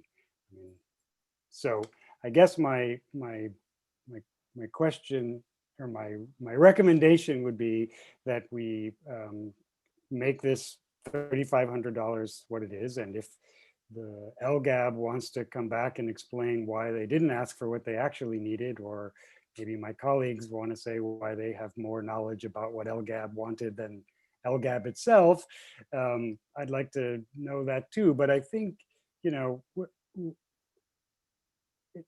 it's just a little confounding to me that we have bodies that, have these very specific conversations and ask for very specific things. And then we have a process in which the mayor pro tem agreed to put it on our agenda. And then it ended up going to some subcommittee. I didn't ask for it to go there. Somehow that subcommittee decided to take it up and change the recommendation of a body that, is the LGAB. So, and clearly it's not about the $1,500, right? But it's really about sort of respecting what is our process. And if that's not our process anymore, I just want us to say that that's what's going on, and then we can all have versions of that we cherry pick and change up or down, or whichever way we want to do it. So I think that's why I wanted to do this. I realize it's late. Nobody actually wants to have this conversation. But I am interested because, maybe this $1,500 is super important, and maybe there's late breaking news, and maybe LGAB didn't know that they could do all of that. But in a way, that's kind of the lumps you have to take as you learn how to be a participant in a public body. You put out there what's needed, and then you ask for it, and then you watch it go through its process. So that's why I brought this up, Mayor, and my colleagues. I'm genuinely interested to hear, and I hope we won't spend too much time on this because it's only $1,500. But I did want to take the time to say, that those are my concerns. Mayor Pro Tem Meister, you're on mute still. Sorry about that. You might like me better on mute. I agree with Councilmember D'Amico. I'm also very supportive of this item. I was confused how it went from $3,500 to $5,000, and I was more confused by the fact that it went to the event subcommittee when that isn't really their purview. This isn't an item that was already, I thought the purview of the subcommittee was to go through the events and decide which events they would recommend purging, which events they would recommend keeping, to look at the costs and look at the attendees and see what makes sense. This was a new item that came through the mayor and the mayor pro tem as the budget subcommittee, and the time to discuss any kind of additional amount of money would be now. That what the LGAB proposed is what should have come in the item, because that was the item that the mayor and I said to bring forward. The other thing is that to say what it should be in future years, that's also something that happens through the budget process, but also it's really the budget process of the department. I mean, my understanding is once once we approve something to go into the rotation of events, then that department takes that over as part of their budget. And so then that would be a discussion of the department and LGAB in future years. I agree with Councilmember D'Amico, the $1,500 is not not going to make or break us. But the idea is that LGAB came to us, they had a proposal, we said, bring the proposal forward. It wasn't under the purview of the subcommittee, as far as my understanding was. And so that's about it. Councilmember Erickson. Thank you very much. I hear where my colleagues are at and I understand where they're coming from. So a little bit of fun history is Councilmember Shine and I actually were on LGAB together, and we actually produced this event for several years before I left and then was on planning, and she continued on and did it. So we're very intimate with the actual budget of the overall event. And Mayor Pro Tem Meister, you actually provided an answer to the question about looking at events and budget and allocation and attendance. We actually did that in our event subcommittee process with this, because there's been confusion over this event because it's always been brought, whether it's annual or not, council driven or not. And so clearing up that process to have it be an annual event has been a long time coming. So why it would be on the events subcommittee roster for us to actually go through and look at all the events, their attendance. Remember, this was the first in the nation, if not world, if I'm not mistaken, to have a city entity co-sponsor and sponsor a Buy Pride event this way. It got global media coverage, and the attendance was very well received. And so the $5,000, the $1,500 extra dollars, and I understand what you're saying, came about because the $3,500 every year when we'd be planning this event was not enough for the actual event itself. It's no different than any of the other events that I did when I was staff, when we would go through and look at events and conversations about that, take it up, take it down, which we are also having a great conversation about. So that was really the impetus for this. And I totally get where everyone's coming from, because and maybe we need to have more clarity around the events subcommittee process and what we're doing. But that's where this was coming from. And because we know that what happens then is if they go over, or the restrictions, and especially with this one being the video related aspects, those could run a little bit quicker. And because this item probably should have been on our agenda sometime in July, but there was some confusion with staff and what was going on. So it's now, so they only have about a month or less than a month to plan it.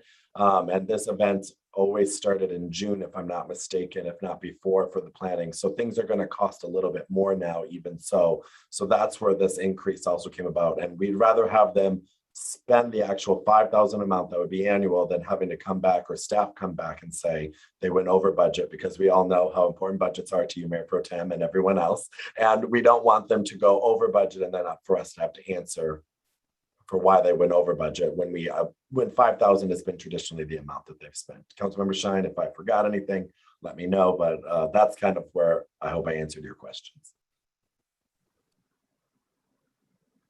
Councilmember Shine. Yeah, no, you covered it really well, Councilmember Erickson. When we created the ad hoc subcommittee, part of that was going through, looking at attendance, making recommendations. We were asked by staff to give input on this specific event as well, which is why we gave input.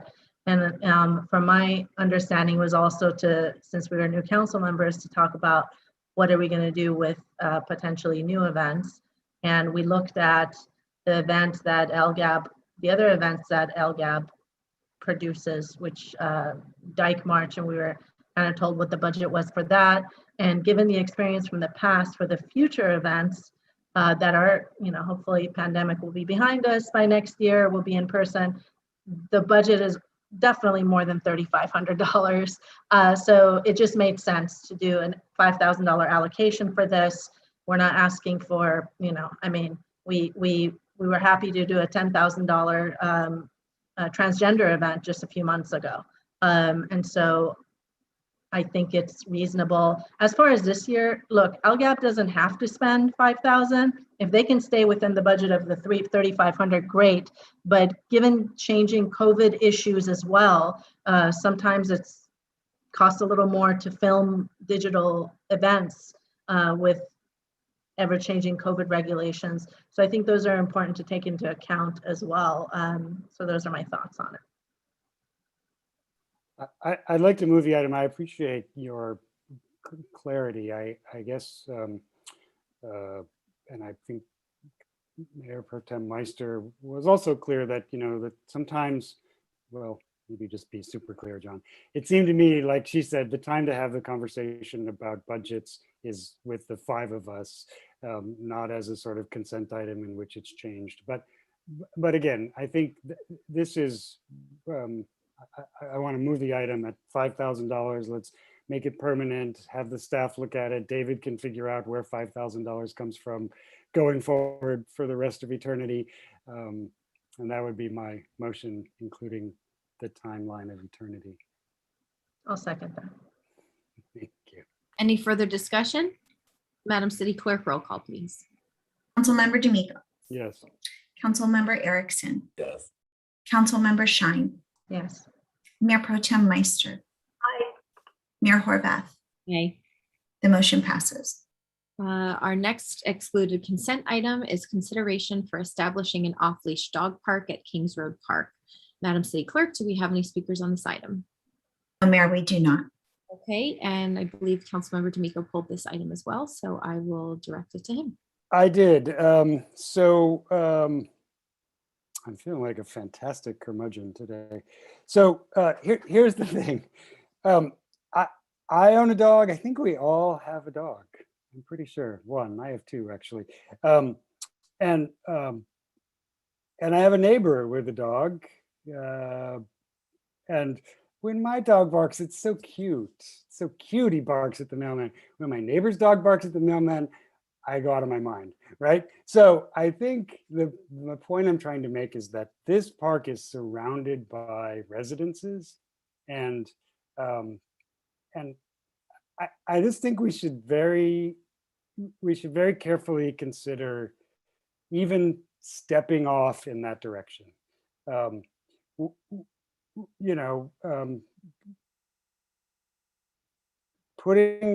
It is true, I've been to Kings Road Park a couple times in the last month, and it's true that, one time I was there, somebody walked in with their schnauzer and took them off their leash and they ran around, and then, 2 minutes later, 3 minutes later, put them back on a leash and they left.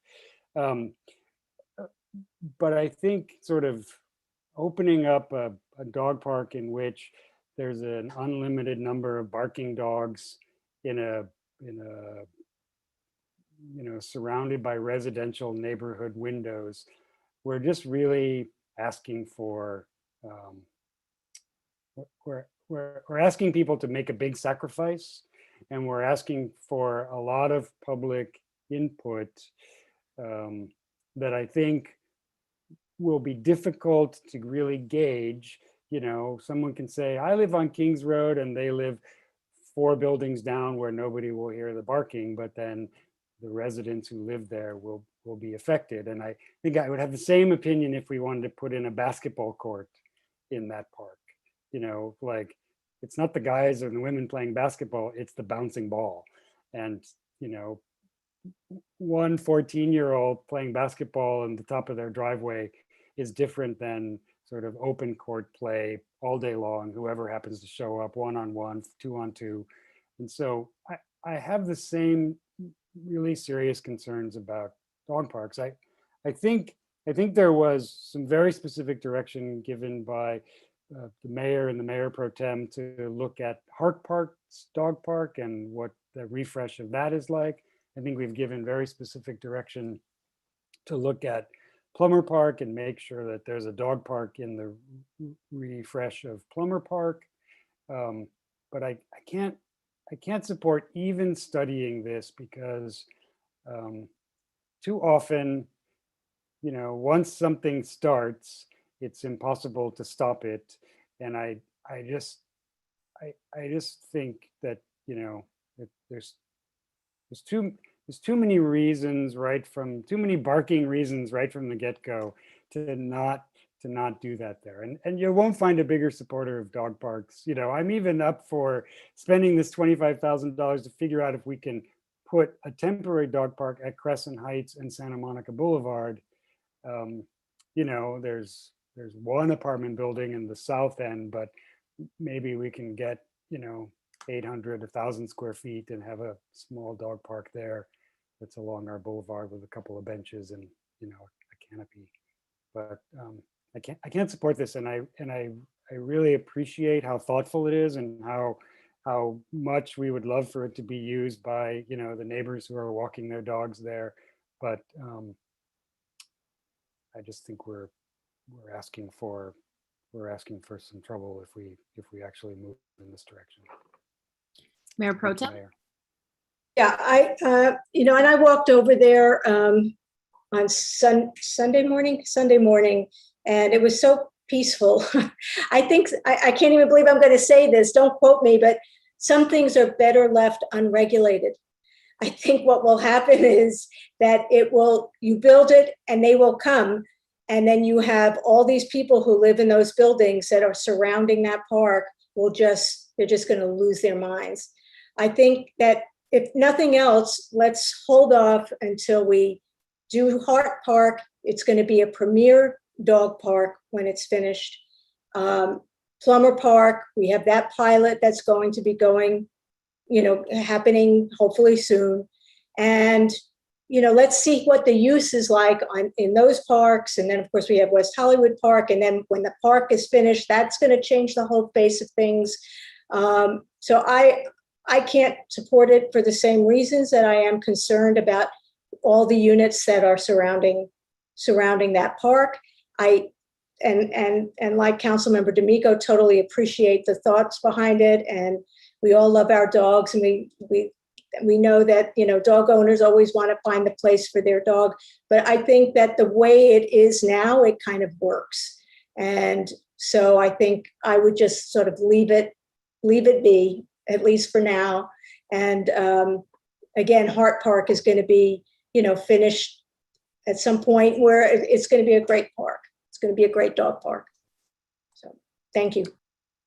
I think for my part, I think the community knows. We've seen emails on so many subjects in the past month, and the community knows how to communicate with us if they really want something to change.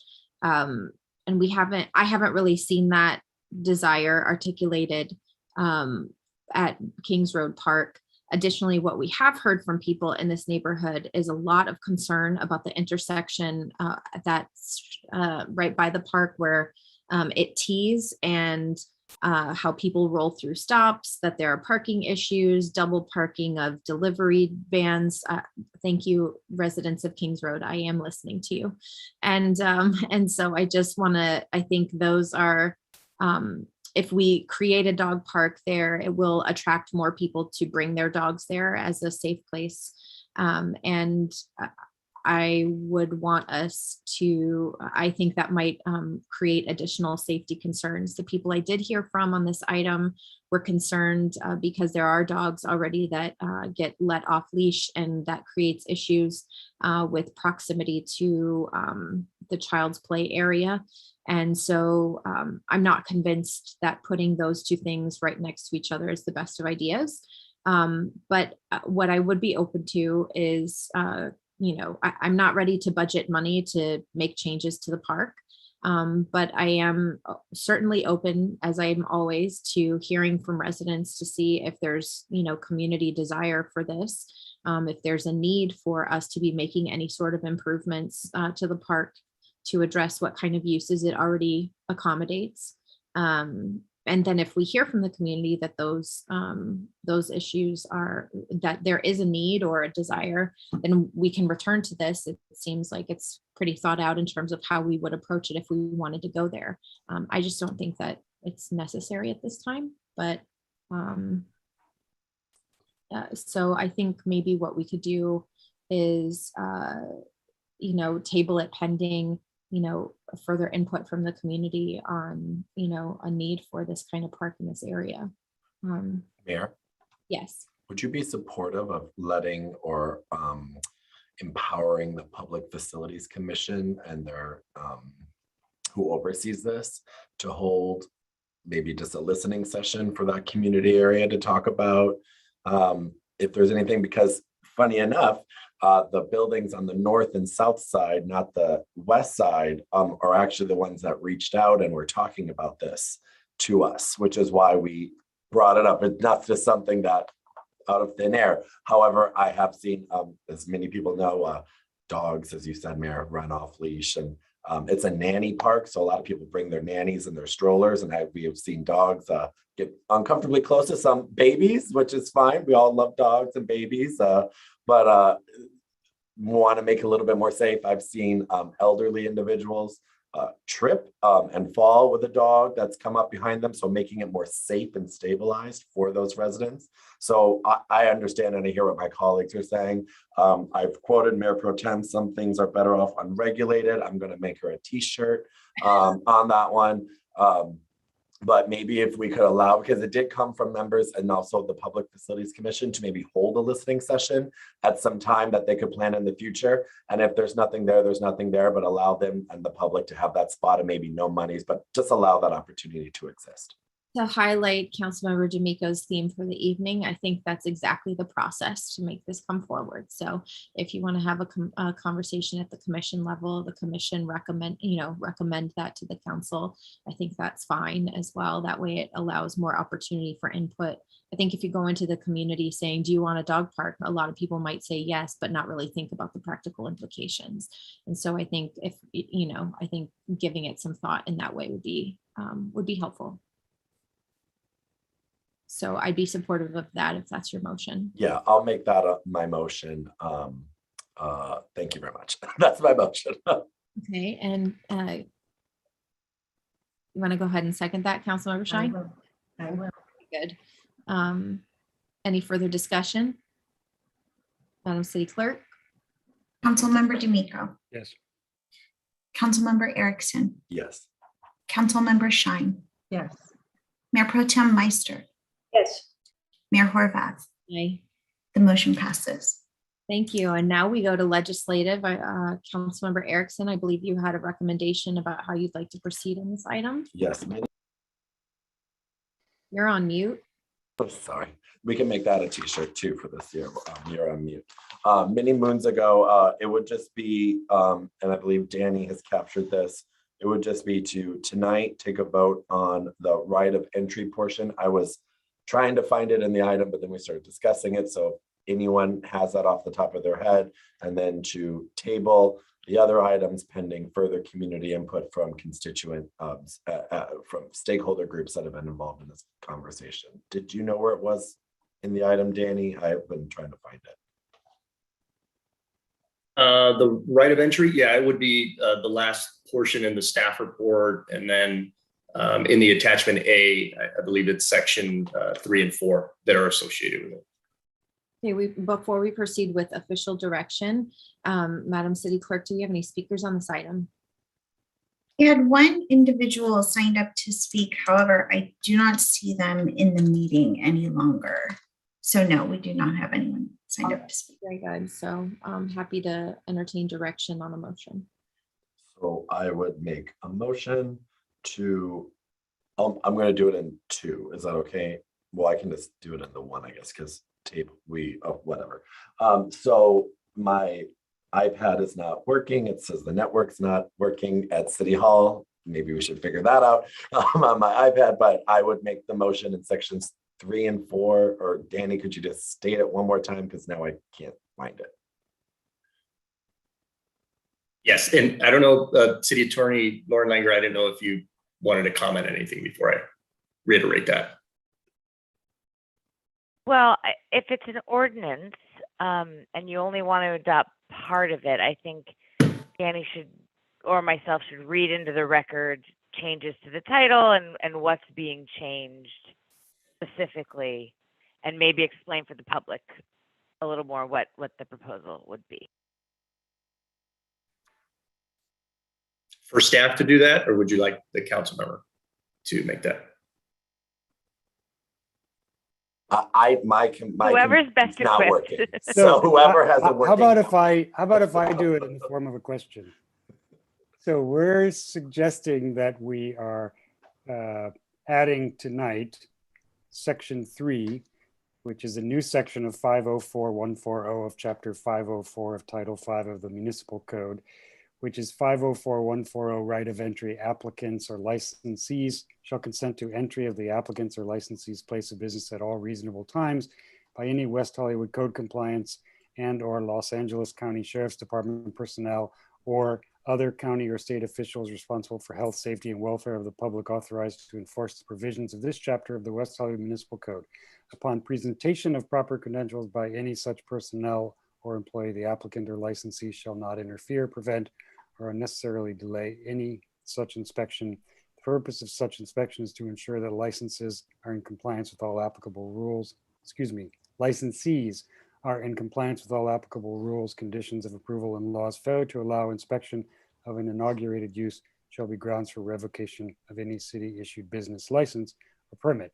So what we're doing is we're just saying we're going to adopt section 3, which allows right of entry based on some information that the place needs to be inspected. Is that right? That is yes, correct. Hi. Sorry. Daniel Mick, Code Compliance Supervisor.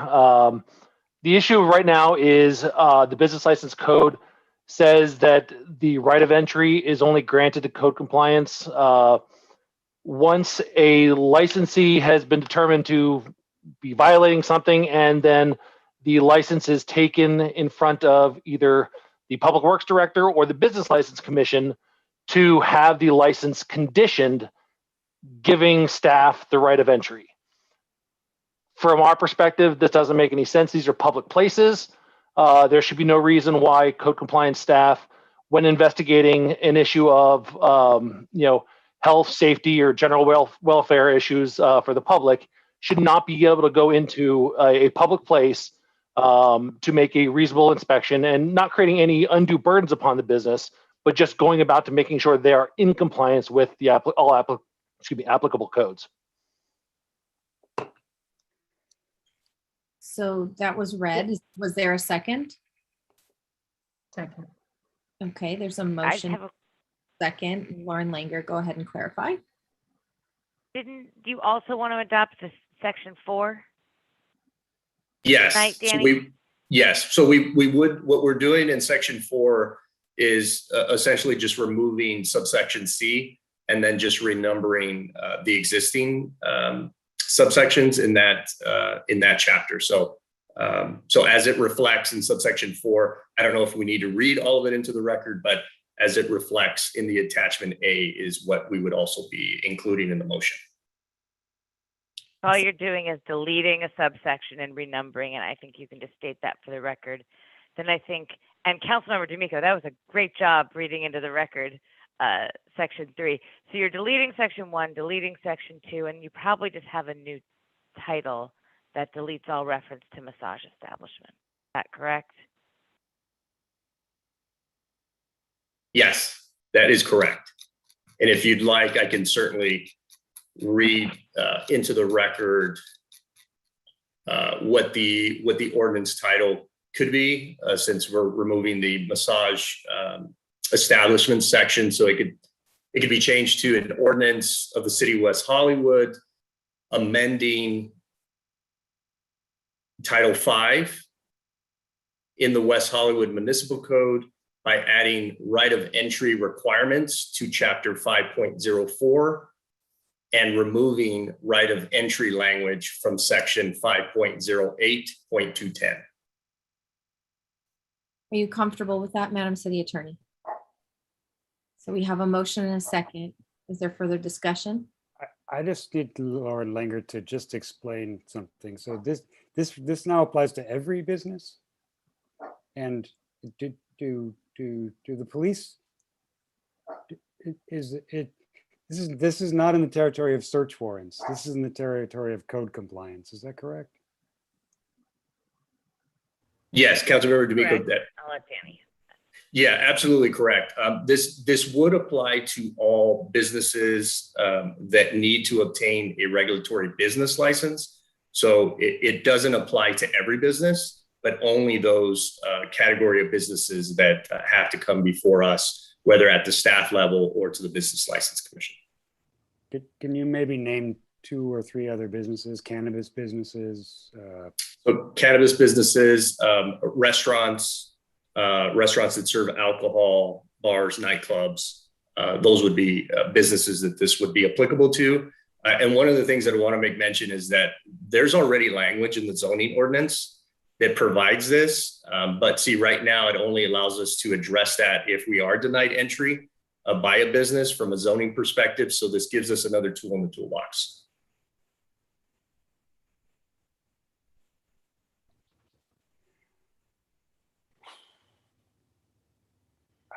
I don't know why I don't want to support this. I'm just nervous about it. Do you have actual questions or you want to dig into that or? Well, I guess what I'm staring at the center square, which has Lauren Langer in it, which is really that I understand that this is about code compliance. And I just wonder how we assure that this is not misused.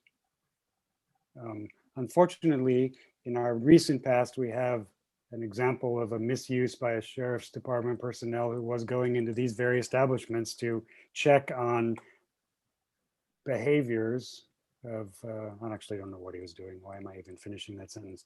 But I know there was something went down, right? And then I want to know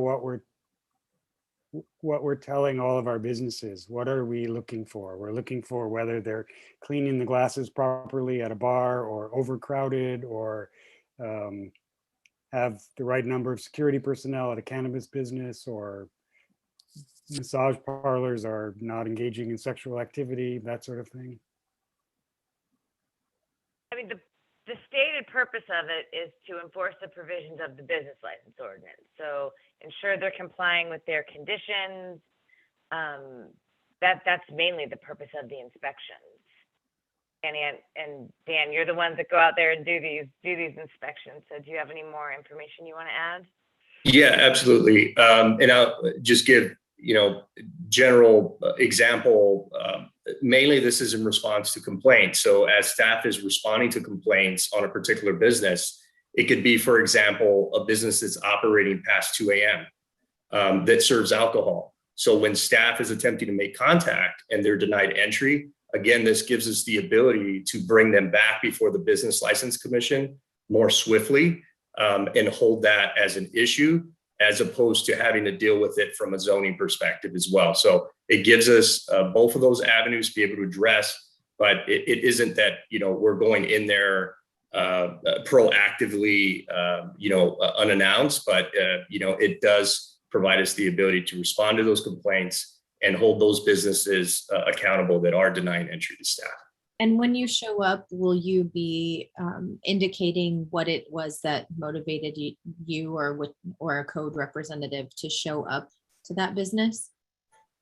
Absolutely, Mayor. Yeah, I mean, our staff obviously identify themselves, and in addition to that, mentioning them that we are there as a result of a complaint or a report regarding A, B, and C, and that we need to check it. I mean, for the example that I used, it's pretty obvious still. Most businesses know they shouldn't be operating past 2 a.m. unless they have an extended hours business license from us, and they certainly shouldn't be serving alcohol. And so these are the types of businesses that we have come across, not many, but very far and few. And so it does give us the ability to address those. Councilmember Shine. Sure. So, excuse me, here's my question then. Why does it say at all reasonable times by any West Hollywood code compliance is fine? Why does it say and Los Angeles County Sheriff's Department personnel if the sheriffs aren't going to be? So I want to understand why the sheriffs aren't here. Well, I never said that sheriffs would not be accompanying staff. And in many cases, if it is after hours, or we did get a call and maybe there is a bar or a venue that is operating past 2 a.m., especially on a Friday or Saturday. Our code compliance staff do work in conjunction with the entertainment team, which are sheriff's deputies. And so if they do need backup, if there is a large crowd, et cetera, then they will contact them for assistance. But as I mentioned in the zoning ordinance, that language already provides for that as well. So there's nothing that we're adding separately that we wouldn't be more or less capable of addressing from a zoning ordinance perspective, but that wouldn't allow us to bring them back before the Business License Commission, which would provide us a swifter approach and including all of that issues and things that we're coming across.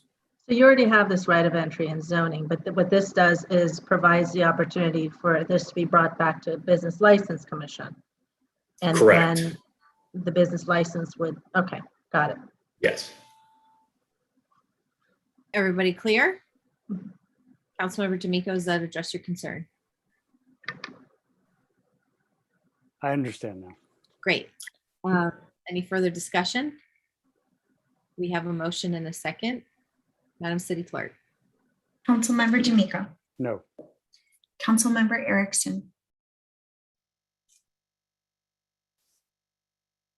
Erickson. I said yes. Oh, we didn't hear you. Sorry. It's late.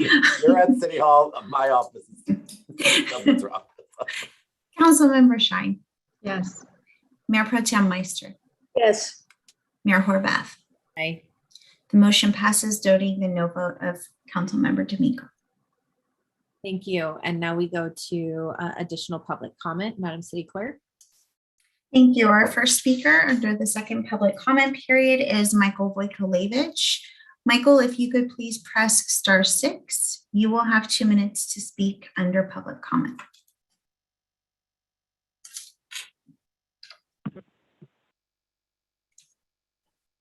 Good evening, Council and members of the public. Michael Vojkolevich.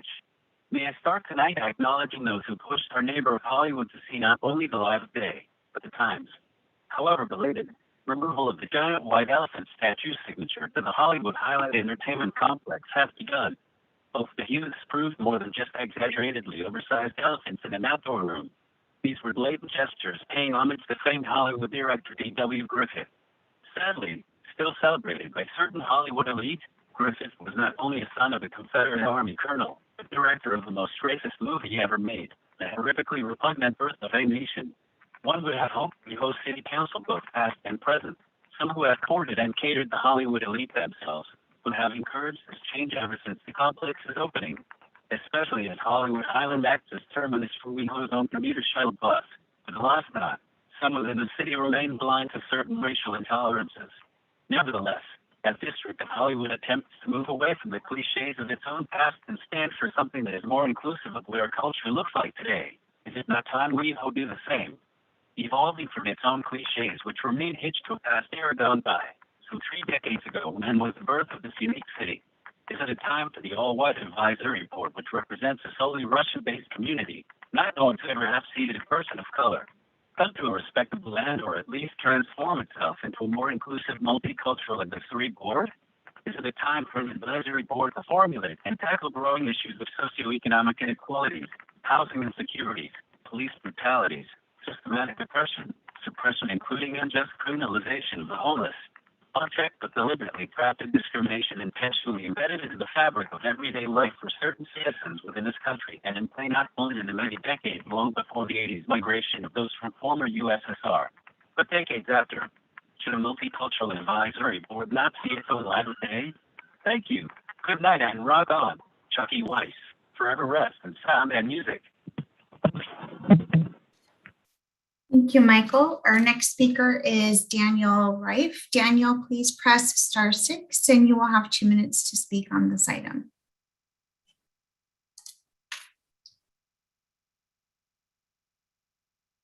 Go ahead, Daniel.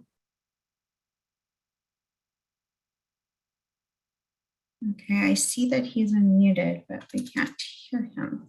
So I'm going to move to Enoch Miller. Enoch, please press *6 and you will have 2 minutes to speak under public comment. Good evening, Mayor Horvath, Mayor Pro Tem Meister, and West Hollywood City Council members. My name is Enoch Miller, resident of West Hollywood, and I'm here to speak about the issues of social services and public safety. I know this topic has been slated to be discussed in the August 16th meeting, and staff will bring discussions for the City Council. I want to reiterate this is a topic we need to be extremely proactive about. People are still on the streets dealing with homelessness. Police are inundated with calls for issues that really do not require an officer's response. And we're still waiting to do a discussion about a topic that many in the residential and business communities have echoed that they want immediate and actionable change. I implore city staff to bring plans and suggestions that can be acted upon immediately upon City Council approval.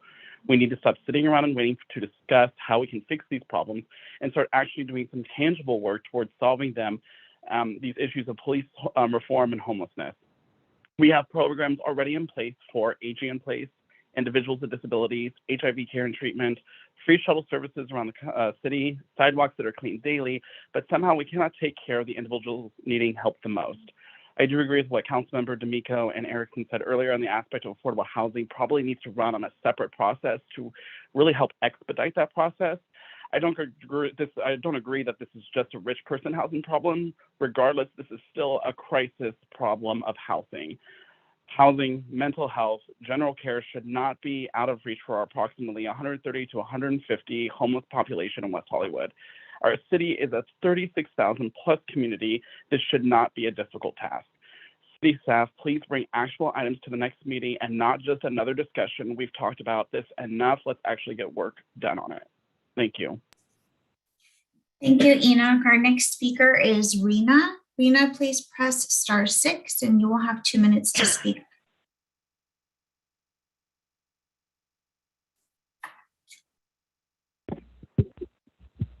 Good evening, Mayor and Council members. I'm a new resident of WeHo. I'm a COVID investigator and a public health nurse. I just want to echo the statement of the last caller and urge you to start the conversation of public safety and addressing the fact that housing is a huge issue in West Hollywood, and in fact in all of LA, and the fact that punishing homelessness and shifting people out of Western Hollywood does nothing to cut the issue out of the root. In the long term, it's been shown to be more expensive to criminalize and to begin pushing social programs to help and not just giving lip service. I also wanted to echo and bring up that in talking terms of COVID safety, there's been talk of checking vaccine cards, increasing vaccine accessibility and literacy, indoor masking.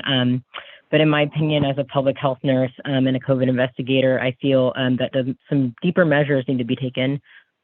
I feel that California has started to become dishonest about how dire our situation currently is. We don't have the tier system anymore, as you know, but if we did, we are currently pushing past the purple tier again. And if it was a year ago, we'd actually be in lockdown again fully. As breakthrough cases and Delta variant cases begin to rise, it's clear these things won't begin to cut it. After all, a great cause of the outbreaks may be chalked up to personal responsibility, but it's also the lack of communal support for someone to be able to properly quarantine, as well as cities prioritizing the economy over the safety of the residents. People are getting sick and people still need to pay the rent, get food, not to mention our residents are tired of social distancing. Just a few ideas. In my old county, we offered a stipend to people diagnosed with COVID to assist with isolation, as well as social programs to encourage outdoor activity over indoor activity, and accessible contactless necessities for all the residents. I know that Hollywood has a big nightlife culture, but as more lives continue to be lost and tensions arise and how tired we are of fighting this illness, I just want to know what ways West Hollywood will begin to address biosafety that prioritizes the health of the people and not just putting a Band-Aid over it and restarting the economy. Thank you, Rena. Daniel Reef came back into the meeting. Daniel, please press *6 and you will have 2 minutes to speak under public comment. Hi there. Hi there. Can you hear me? Yes. Yes. Hi, guys. My name is Daniel Rife. I'm a LA County resident, participant in the West Hollywood economy, and a member of the West Hollywood subcommittee for the End Homelessness Now campaign.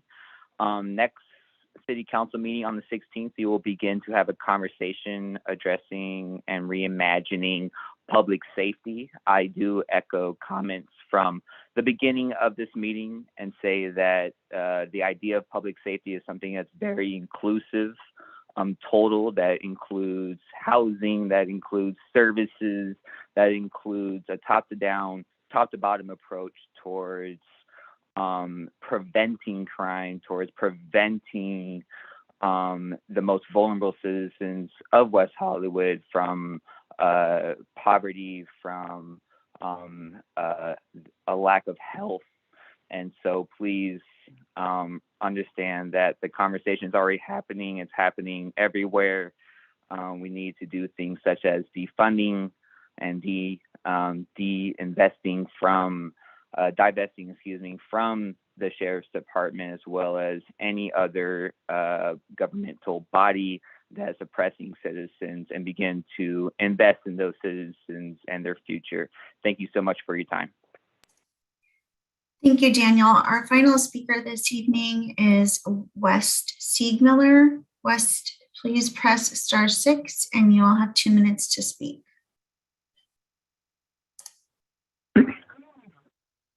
Hey, good evening, council and everyone else and the public listening. Wow, there's some really truthful and insightful comments there about like meaningful measures for public health, safety, needing to go beyond just the knee-jerk reaction band-aid of COVID passports and that sort of approaches that really just address business liability and don't get to the holistic community care that people have been begging for. So I also want to take a moment to affirm that we need to accept people's choices around vaccination first if we want to overcome resistance to getting vaccinated. That's just sort of a principle that I live by and work by in harm reduction and general, people-centered outreach and delivery of care in my life and career. So I just want to sort of affirm that we need to, push back against stigma or like dehumanizing language is really painful to see in the public discourse around vaccination and unvaccinated people. Lastly, thank you so much for taking the consideration to pause some of the more impactful parts of, more serious parts of the massage parlor license thing. I know this is a really crucial thing that we get it right, and you folks committed to that with the Massage Workers' Rights and Safety Initiative that we're all really excited for. So thank you again. Also, Lindsay, what we experienced together was so intense and beautiful, and thank you for your steadfastness. And I have so much love for you. Thank you, Mr. Siegmiller.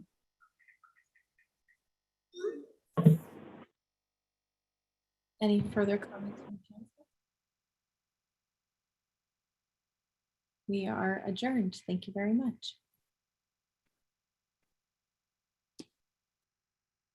Is it time?